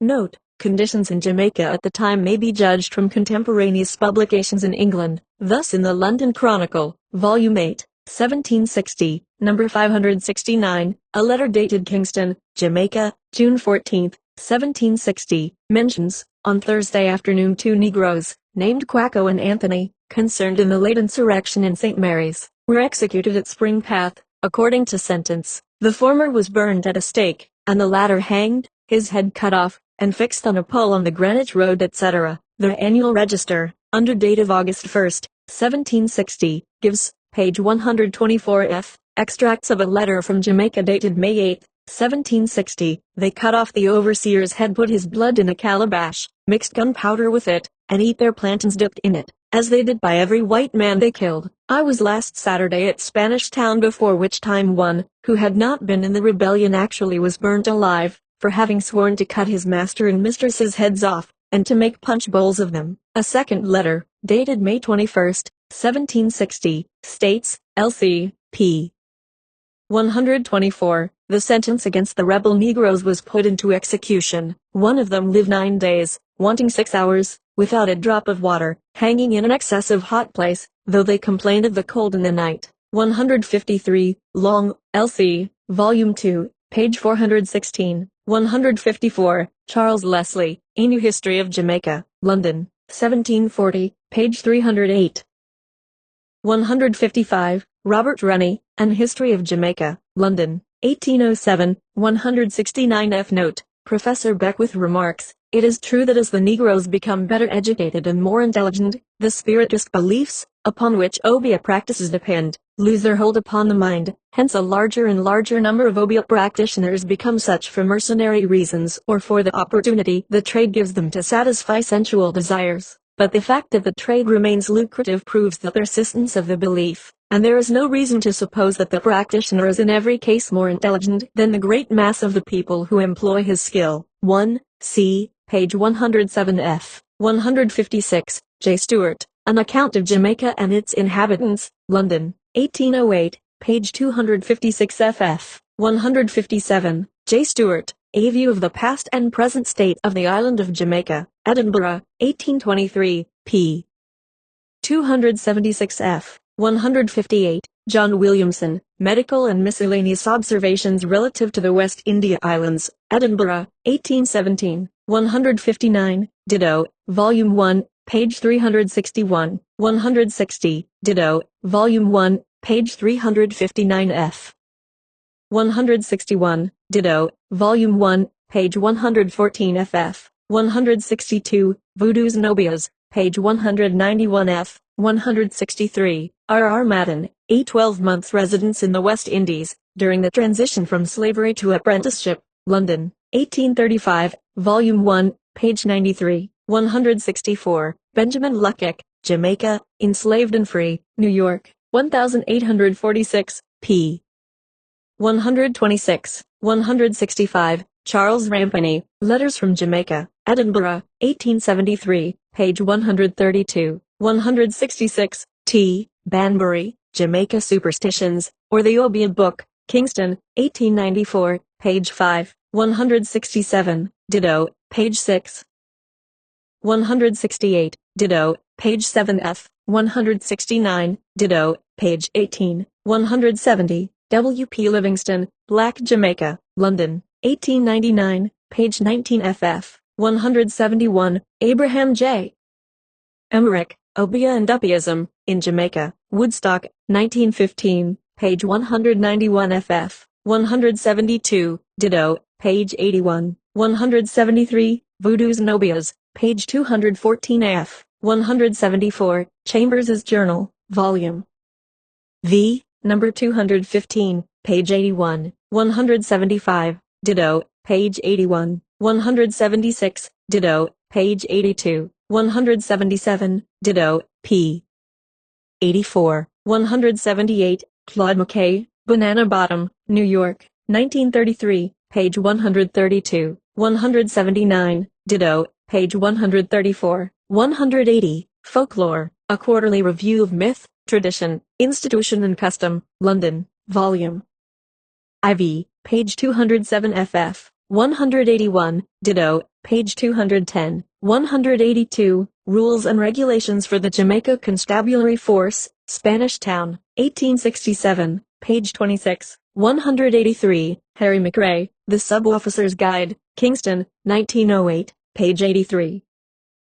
184. J. R. Stevens, Supreme Court Decisions of Jamaica and Privy Council Decisions, from 1774 to 1923, London, 1924, page 1538. 185. Banbury, L.C., page 9. 186. Note, according to Dr. Beckwith, by whatever natural means the Obeah man may achieve his ends, there is no doubt whatever as to the faith of the Negroes in his spiritual power. One of the strongest arguments against the honesty of the Obeah man is the fact that he actually does excite a man to crime as a condition laid down by the spirit to make his Obeah work. L.C., page 140. 187. Voodoo's Nobias, page 218. 188. The Universal Dictionary of the English Language, edited by Henry Cecil Wilde, London, 1932, page 787. 189. British Museum Library, 6005, K. 5, 2. 190. Ditto, page 7. 191. CFR, Jacques-Charles Brunet, Manuel du Libre et de l'Amateur des Livres, Paris, 1860, Volume 1, Col 139, Albertus Magnus, 192, Marius Decrespe, Les Secrets Admirables du Grand Albert, Paris, 1885, Preface, P.V. 193, Ditto, Preface, page 7. 194, The Jamaica Mercury and Kingston Advertiser, Kingston, Jamaica, Volume 2, page 458. 195, Ditto, Volume 2, page 698. 196, Ditto, Volume 2, page 747. 197, The Royal Gazette, Kingston, Jamaica, Volume 3, number 89, page 13. 198, Ditto, Volume 3, number 93, page 79.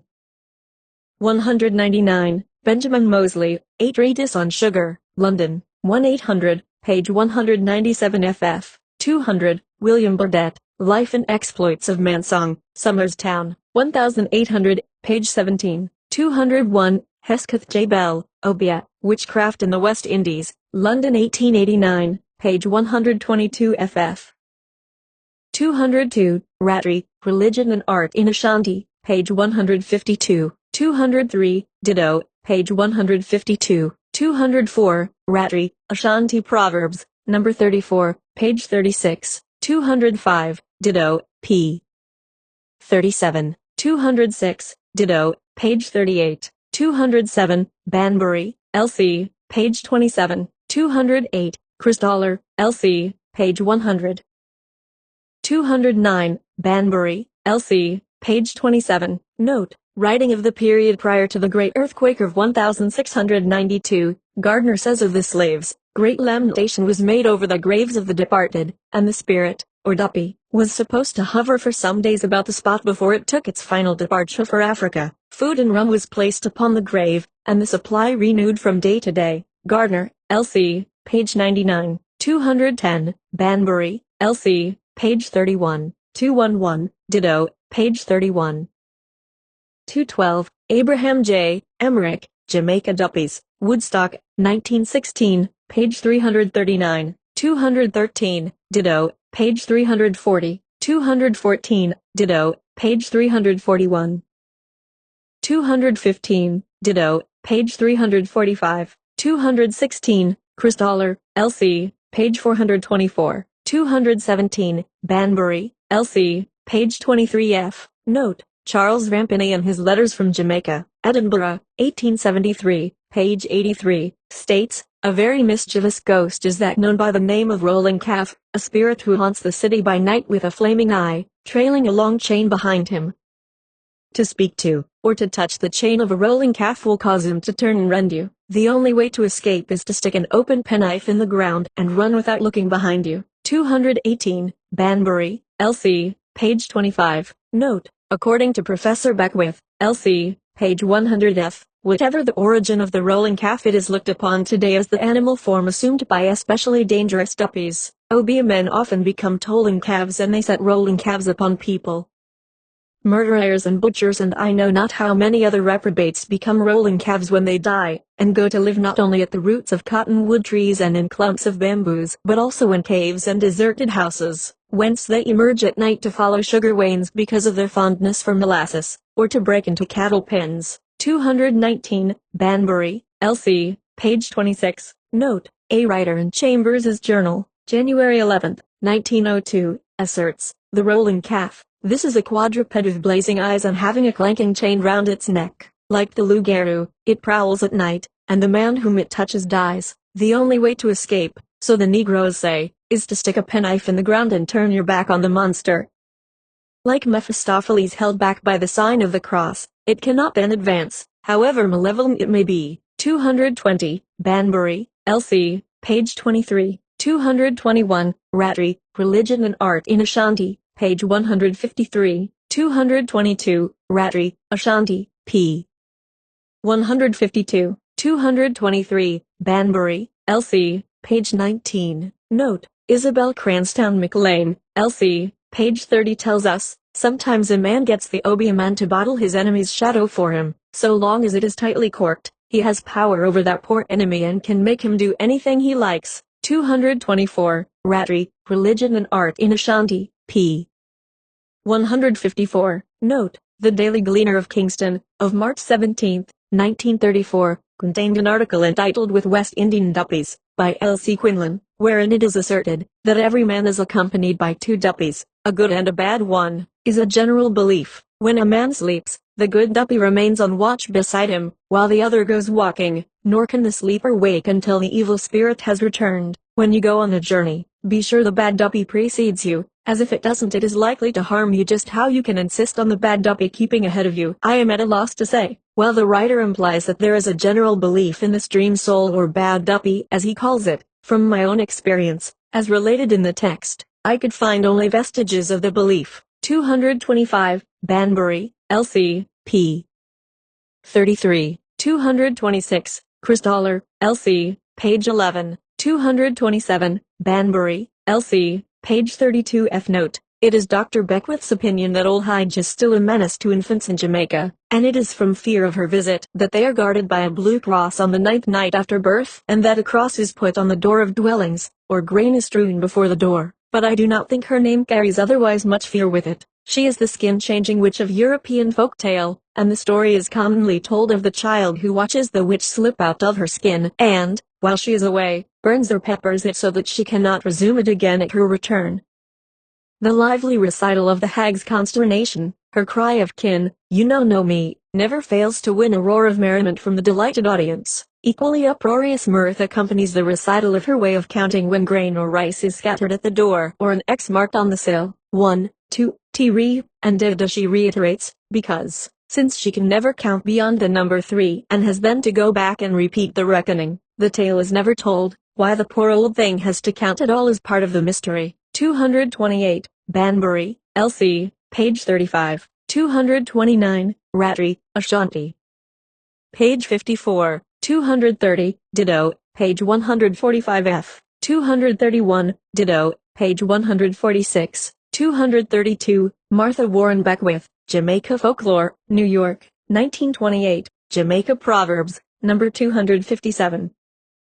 233, Ratri, Ashanti Proverbs, number 41. 234, Delisser, L.C., page 93. Note: the Negro tribes that had not been contaminated by Mohammedan acts had a degree of morality that shamed the whites who first had dealings with them. Cfr. J. H. Driberg, The Lango, London, 1923, page 209 F, especially the notes. Here we find the death penalty prescribed for those sensual acts which are usually classified as being against nature.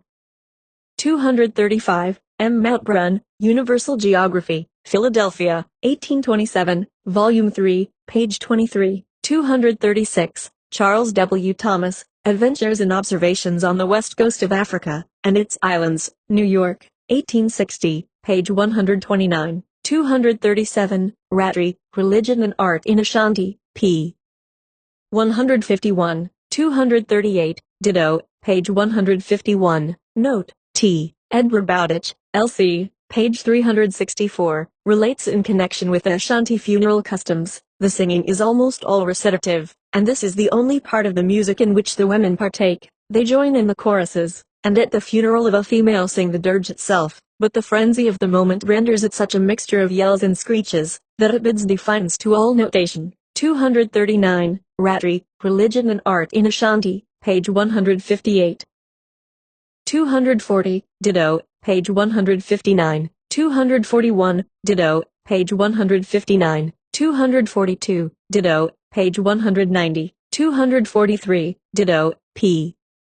160. 244, Ratri, Ashanti Proverbs, number 77. 245, Ratri, Religion and Art in Ashanti, page 167. 246, ditto, page 167 ff.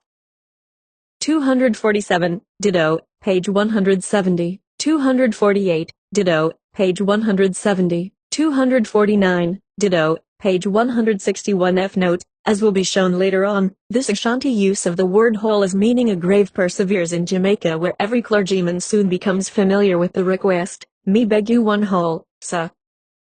250, Ratri, Religion and Art in Ashanti, page 163. 251, ditto, page 163. 252, ditto, page 165 f. 253, ditto, p. 166. 254, ditto, page 184. 255, J.B. Dunkwa, L.C., page 234. 256, Charles Leslie, 1, c., page 308 ff. Note: Sir Hans Sloane, Natural History of Jamaica, London, 1707, volume 1, Introduction, page 48. Writing from personal observation had previously reported, the Negroes from some countries think that they return to their own country when they die in Jamaica, and therefore regard death but little, imagining they shall change their condition by that means from servile to free, and so for this reason often cut their own throats. Whether they die thus or naturally, their country people make great lamentations, mournings, and howlings about their expiring, and at their funeral throw in rum and victuals into their graves. to serve them in the other world. Sometimes they bury it in gourds, at other times spill it in the graves. 257. Edward Long, 1, c. Volume 2, page 421 F. Note. In describing the Coromantee funerals as he had witnessed them in Jamaica, Brian Edwards L.C., Volume 2, page 850, reported, at the burial of such among them as were respected in life, or venerable through age, they exhibit a sort of barrack or warlike dance, in which their bodies are strongly agitated by running, leaping, and jumping, with many violent and frantic gestures and contortions. Their funeral songs too are all of the heroic or martial cast. He has just mentioned that the songs of the Abels are soft and languishing, those of the Coromantees heroic and martial, affording some color to the prevalent notion that the Negroes consider death not only as a welcome and happy release from the calamities of their condition, but also as a passport to the place of their nativity, a deliverance which, while it frees them from bondage, restores them to the society of their dearest, long-lost and lamented relatives in Africa. But I am afraid that this, like other European notions concerning the Negroes, is the dream of poetry, the sympathetic effusion of a fanciful or too credulous an imagination. Then after showing the Negroes' fear of death, he declares, we may conclude, therefore, that their funeral songs and ceremonies are commonly nothing more than the dissonance of savage barbarity and riot, as remote from the fond superstition to which they are ascribed, as from the sober dictates of a rational sorrow. The Reverend James M. Filippo, a Baptist missionary in Jamaica of 20 years' experience, in his Jamaica, Its Past and Present State, London, 1843, page 244 ff., relates concerning the slaves. Their practices at funerals were unnatural and revolting in a high degree. No sooner did the spirit depart from the body of a relative or friend, than the most wild and frantic gesticulations were manifested, accompanied by the beating of drums and the singing of songs. When on the way with the corpse to interment, the bearers, who were often intoxicated, practiced the most strange and ridiculous maneuvers. They would sometimes make a sudden halt, put their ears in a listening attitude against the coffin, pretending that the corpse was endued with the gift of speech, that he was angry and required to be appeased, gave instructions for a different distribution of his property, objected to his mode of conveyance, or refused to proceed farther towards the place of burial until some debts due to him were discharged, some slanderous imputation on his character removed, some theft confessed, or until they, the bearers, were presented with renewed potations of rum, and the more effectually to delude the multitude, and thereby enforce their claims, to some of which they were often instigated by the chief mourners. They would pretend to answer the questions of the deceased, echo his requirements, run back with the coffin upon the procession, or jerk it from side to side of the road. Not infrequently, and under the most trivial pretense, they would leave the corpse at the door or in the house of a debtor or neighbor indiscriminately, and resist every importunity for its removal, until his pretended demands were satisfied. On estates these ceremonies were generally performed in a manner which was, if possible, still more revolting. They took place at night by the light of torches,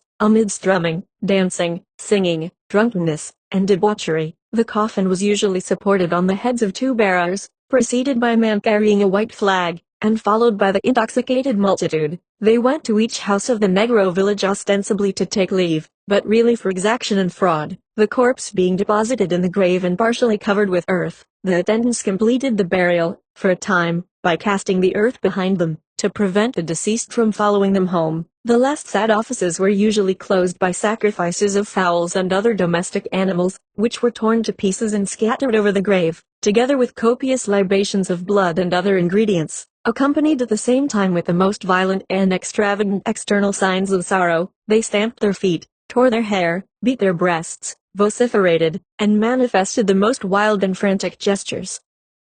No sooner, however, did the party return to the house of their relatives and friends than every sign of sadness vanished. The drums resounded with a livelier beat, the song grew more animated, dancing and festivity commenced, and the night was spent in riot and debauchery. Were the deceased a female, the reputed husband for about a month afterwards was negligent in his person and dress. At the close of this period he proceeded with some of his friends to the grave with several articles of food, and sung a song congratulating the deceased on her enjoyment of complete happiness. This was supposed to terminate their mutual obligations. Each of the party then expressed his wishes of remembrance to his kindred, repeated benedictions on his family, promised soon to return to them, repeated promises to take care of her children, and bade the deceased an affectionate farewell. An additional quantity of earth was now thrown over the grave, and the party partook of the repast they had provided, concluding the ceremony with dancing, singing, and vociferation, regarding death as a welcome relief from the calamities of life, and a passport to the never-to-be-forgotten scenes of their nativity. 258, Gardner, L.C. Page 186 F. Note: Matthew Gregory Lewis, more familiarly known as Monk Lewis, recorded in his Journal of a West India Proprietor, London, 1834, page 97 F, under date of January 13, 1816, the Negroes are always buried in their own gardens, and many strange and fantastical ceremonies are observed on the occasion. If the corpse be that of a grown person, they consult it as to which way it pleases to be carried, and they make attempts upon various roads without success. Before they hit upon the right one, till that is accomplished, they stagger under the weight of the coffin, struggle against its force, which draws them in a different direction from that in which they had settled to go, and sometimes in the contest the corpse and the coffin jump off the shoulders of the bearers. But if, as is frequently the case, any person is suspected of having hastened the catastrophe, the corpse will then refuse to go any road but the one which passes by the habitation of the suspected person, and as soon as it approaches his house, no human power is equal to persuading it to pass. As the Negroes are extremely superstitious and very much afraid of ghosts, whom they call the duppy, I rather wonder at their choosing to have their dead buried in their gardens, but I understand their argument to be, that they need only fear the duppies of their enemies, but have nothing to apprehend from those after death, who loved them in their lifetime. But the duppies of their adversaries are very alarming beings, equally powerful by day as by night, and who not only are spiritually terrific, but who can give very hard substantial knocks on the pate, whenever they see fit occasion, and can find a good opportunity.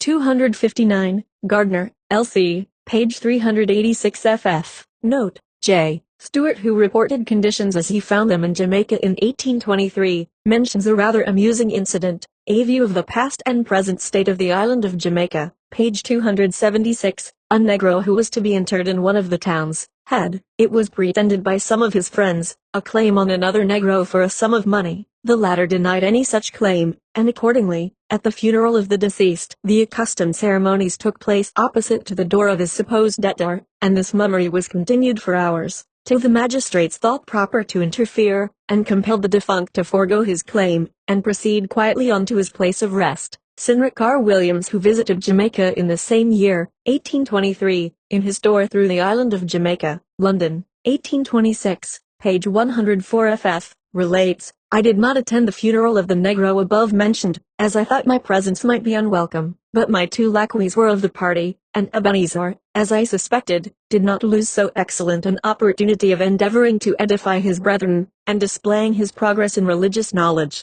He objected to the heathen ceremony of throwing a fowl into the grave, and said that the yams which they would have buried with the corpse had no more business there than a hog in the gibners, governor's garden.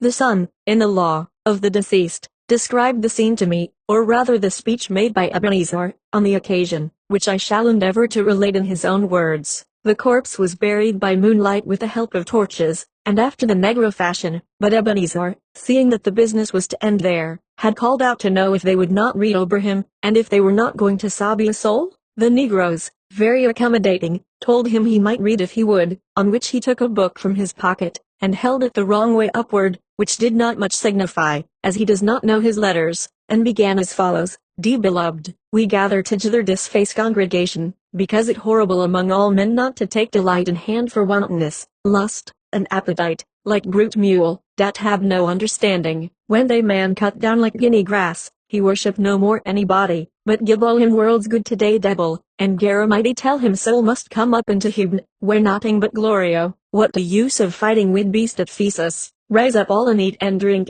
because we die yesterday, no so tomorrow. Who shew you mystery, who nub asleep, but twinkle him ye till day trumpet peak? Who baptize you, and give you victory over der devil's flesh? Old Adam, beloved, he bury when a child, and day new man rise up when he old. Brethren, you see dat damn rascal dollar, he no Christian, he no Jew, no missionary, no Turk, for true, you see him laugh, Abdallah denied it, when he go to hell be die, and Neban gnash him teeth, and worms can't nime him. Brethren, all Christians, white and black man, all one color, Sambo and mulatto, no man bigger dan another, no massa, and no fum, plenty o' grog, so, Brerin, Garamity take they dead man, and good night. 260, Ratri, Religion and Art in Ashanti, page 104 ff. 261, ditto, page 106. 262, ditto, page 108. 263, ditto, p. 2. 264, ditto, page 2. 265, ditto, page 2. Note, W. D. Weatherford, The Negro from Africa to America, New York, 1924, page 45, offers the following suggestion as the African viewpoint of the food offered to spirits. When a man dies, his spirit adds itself to that innumerable company of spirits which fill the world about us. The spirit needs the food and care just as it did in its human incarnation, save that it now only consumes the essence of the food, leaving the visible or material food which is eaten by the natives. 266, Martha Warren Beckwith, Black Roadways, Chapel Hill, 1929, page 70. 267, ditto, page 71. 268, ditto, page 71. 269, ditto, page 73. 270, ditto, page 74. 271, ditto, page 75. 272, ditto, p. 76f. 273, ditto, page 77f. 274, ditto, page 80f. 275, ditto, page 82. 276, Delisser, 1, c, page 120 ff. 277, Voodoo's Nobias, page 152 f. 278, Whisperings of the Caribbean, page 235 f. 279, ditto, p. 238 f. 280, Voodoo's Nobias, page 220. 281, Ratri, Religion and Art in Ashanti. 282, Ratri, Ashanti Proverbs, number 57. 283, Ratri, Ashanti, page 163. 284, Ratri, Religion and Art in Ashanti, page 25 ff. 285, A.W. Cardinal, in Ashanti and Beyond, Philadelphia, 1927, page 224. Note, in Chambers' Journal, January 11, 1902, page 81 ff. There appeared an article entitled Obia Today in the West Indies, wherein the writer makes this statement: just as I was writing, the following curious duppy story came under my notice. It is believed by hundreds of black people in the district of Lambs River, Jamaica, a boy who was wanted to give evidence in a criminal case was missed a few months ago. It was supposed that he had run away, but it is now darkly rumored that he was murdered by a young woman, who has ever since been tormented by his duppy. The ghost stones her every night. People say they see the stones hurtling through the air, and the bruises on her body, but they never see anybody throw them. Hundreds of people, so the story goes, follow the luckless young woman about every night to see where the stones come from, but it remains a mystery. The young woman has had her head broken by them, and it is feared that she will lose her reason. 286, Bell, 1, c. p. 93 ff. Note, Andrew Lang in The Making of Religion, London, 1898, page 366, includes an appendix, entitled, The Poltergeist and His Explainers, where, after discussing a number of cases, he concludes, it seems wiser to admit our ignorance and suspend our belief. Here closes the futile chapter of explanations. Fraud is a vera causa, but an hypothesis difficult of application when it is admitted that the effects could not be caused by ordinary mechanical means. Hallucination, through excitement, is a vera causa, but its remarkable uniformity, as described by witnesses from different lands and ages, knowing nothing of each other, makes us hesitate to accept a sweeping hypothesis of hallucination. The case for it is not confirmed, when we have the same reports from witnesses certainly not excited. This extraordinary bundle, then, of reports, practically identical, of facts paralyzing to belief, this bundle made up of statements from so many ages and countries, can only be filed for reference. It is interesting, then, to record that I received a letter from the Most Reverend Arthur Hinsley, Apostolic Delegate, in East Africa, dated Mombasa, February 11, 1933, wherein he states, the stone-throwing propensity of the Jamaica Duppies is extraordinary. I heard from missionaries in Uganda or in Kavirondo, Kenya, of 2 or 3 cases of such mysterious stone-throwing, Perhaps one of the most remarkable cases that have been recorded on excellent authority is that reported in Rome of January 23, 1909, by Monsignor Delal, Vicar Apostolic in Nadal, which concerns the exorcism of a possessed girl named Germana at St. Michael's Mission, Nadal in May, 1907. We have here extraordinary strength, as well as knowledge of what is going on at a distance. The girl was 16 years of age, utterly ignorant of Latin, and yet the bishop addressed her only in that tongue, while she answered usually in Zulu, but sometimes in Latin. 287, Job 2, 6. 288, I Peter version 8. 289, Tob 3, 8. 290, P 77, 49. 291, ECCL 39. 33, 34. 292, Mark I 23-26, 293, Mark Volume 114, 294, Mark 9, 16-28. 295, Simon Augustine Blackmore, Spiritism, Facts and Frauds, New York, 1924, page 208 F note, CFR also Alexius M. Lapierre, The Unseen World, London, 1909 page 3, very many of the so-called spiritistic manifestations reported in books and journals have, under closer examination, been proved to be the result of mere trickery and fraud. It is nevertheless admitted that there are certain phenomena which, after rigid examination, cannot possibly be accounted for by these means, and that it would be an arbitrary and highly unscientific proceeding were we to deny the operation of the invisible spiritual world in connection with him. 296, J. W. Wicker, Witchcraft and the Black Art, London, 1925, page 188. 297, Montague Summers, The History of Witchcraft and Demonology, London, 1926, page 8. 298, Jean Bodin, De la Démonomanie des Sorciers, Paris, 1580. 299, Summers, L.C., p. 1, 300, Blackmore, L.C., page 158.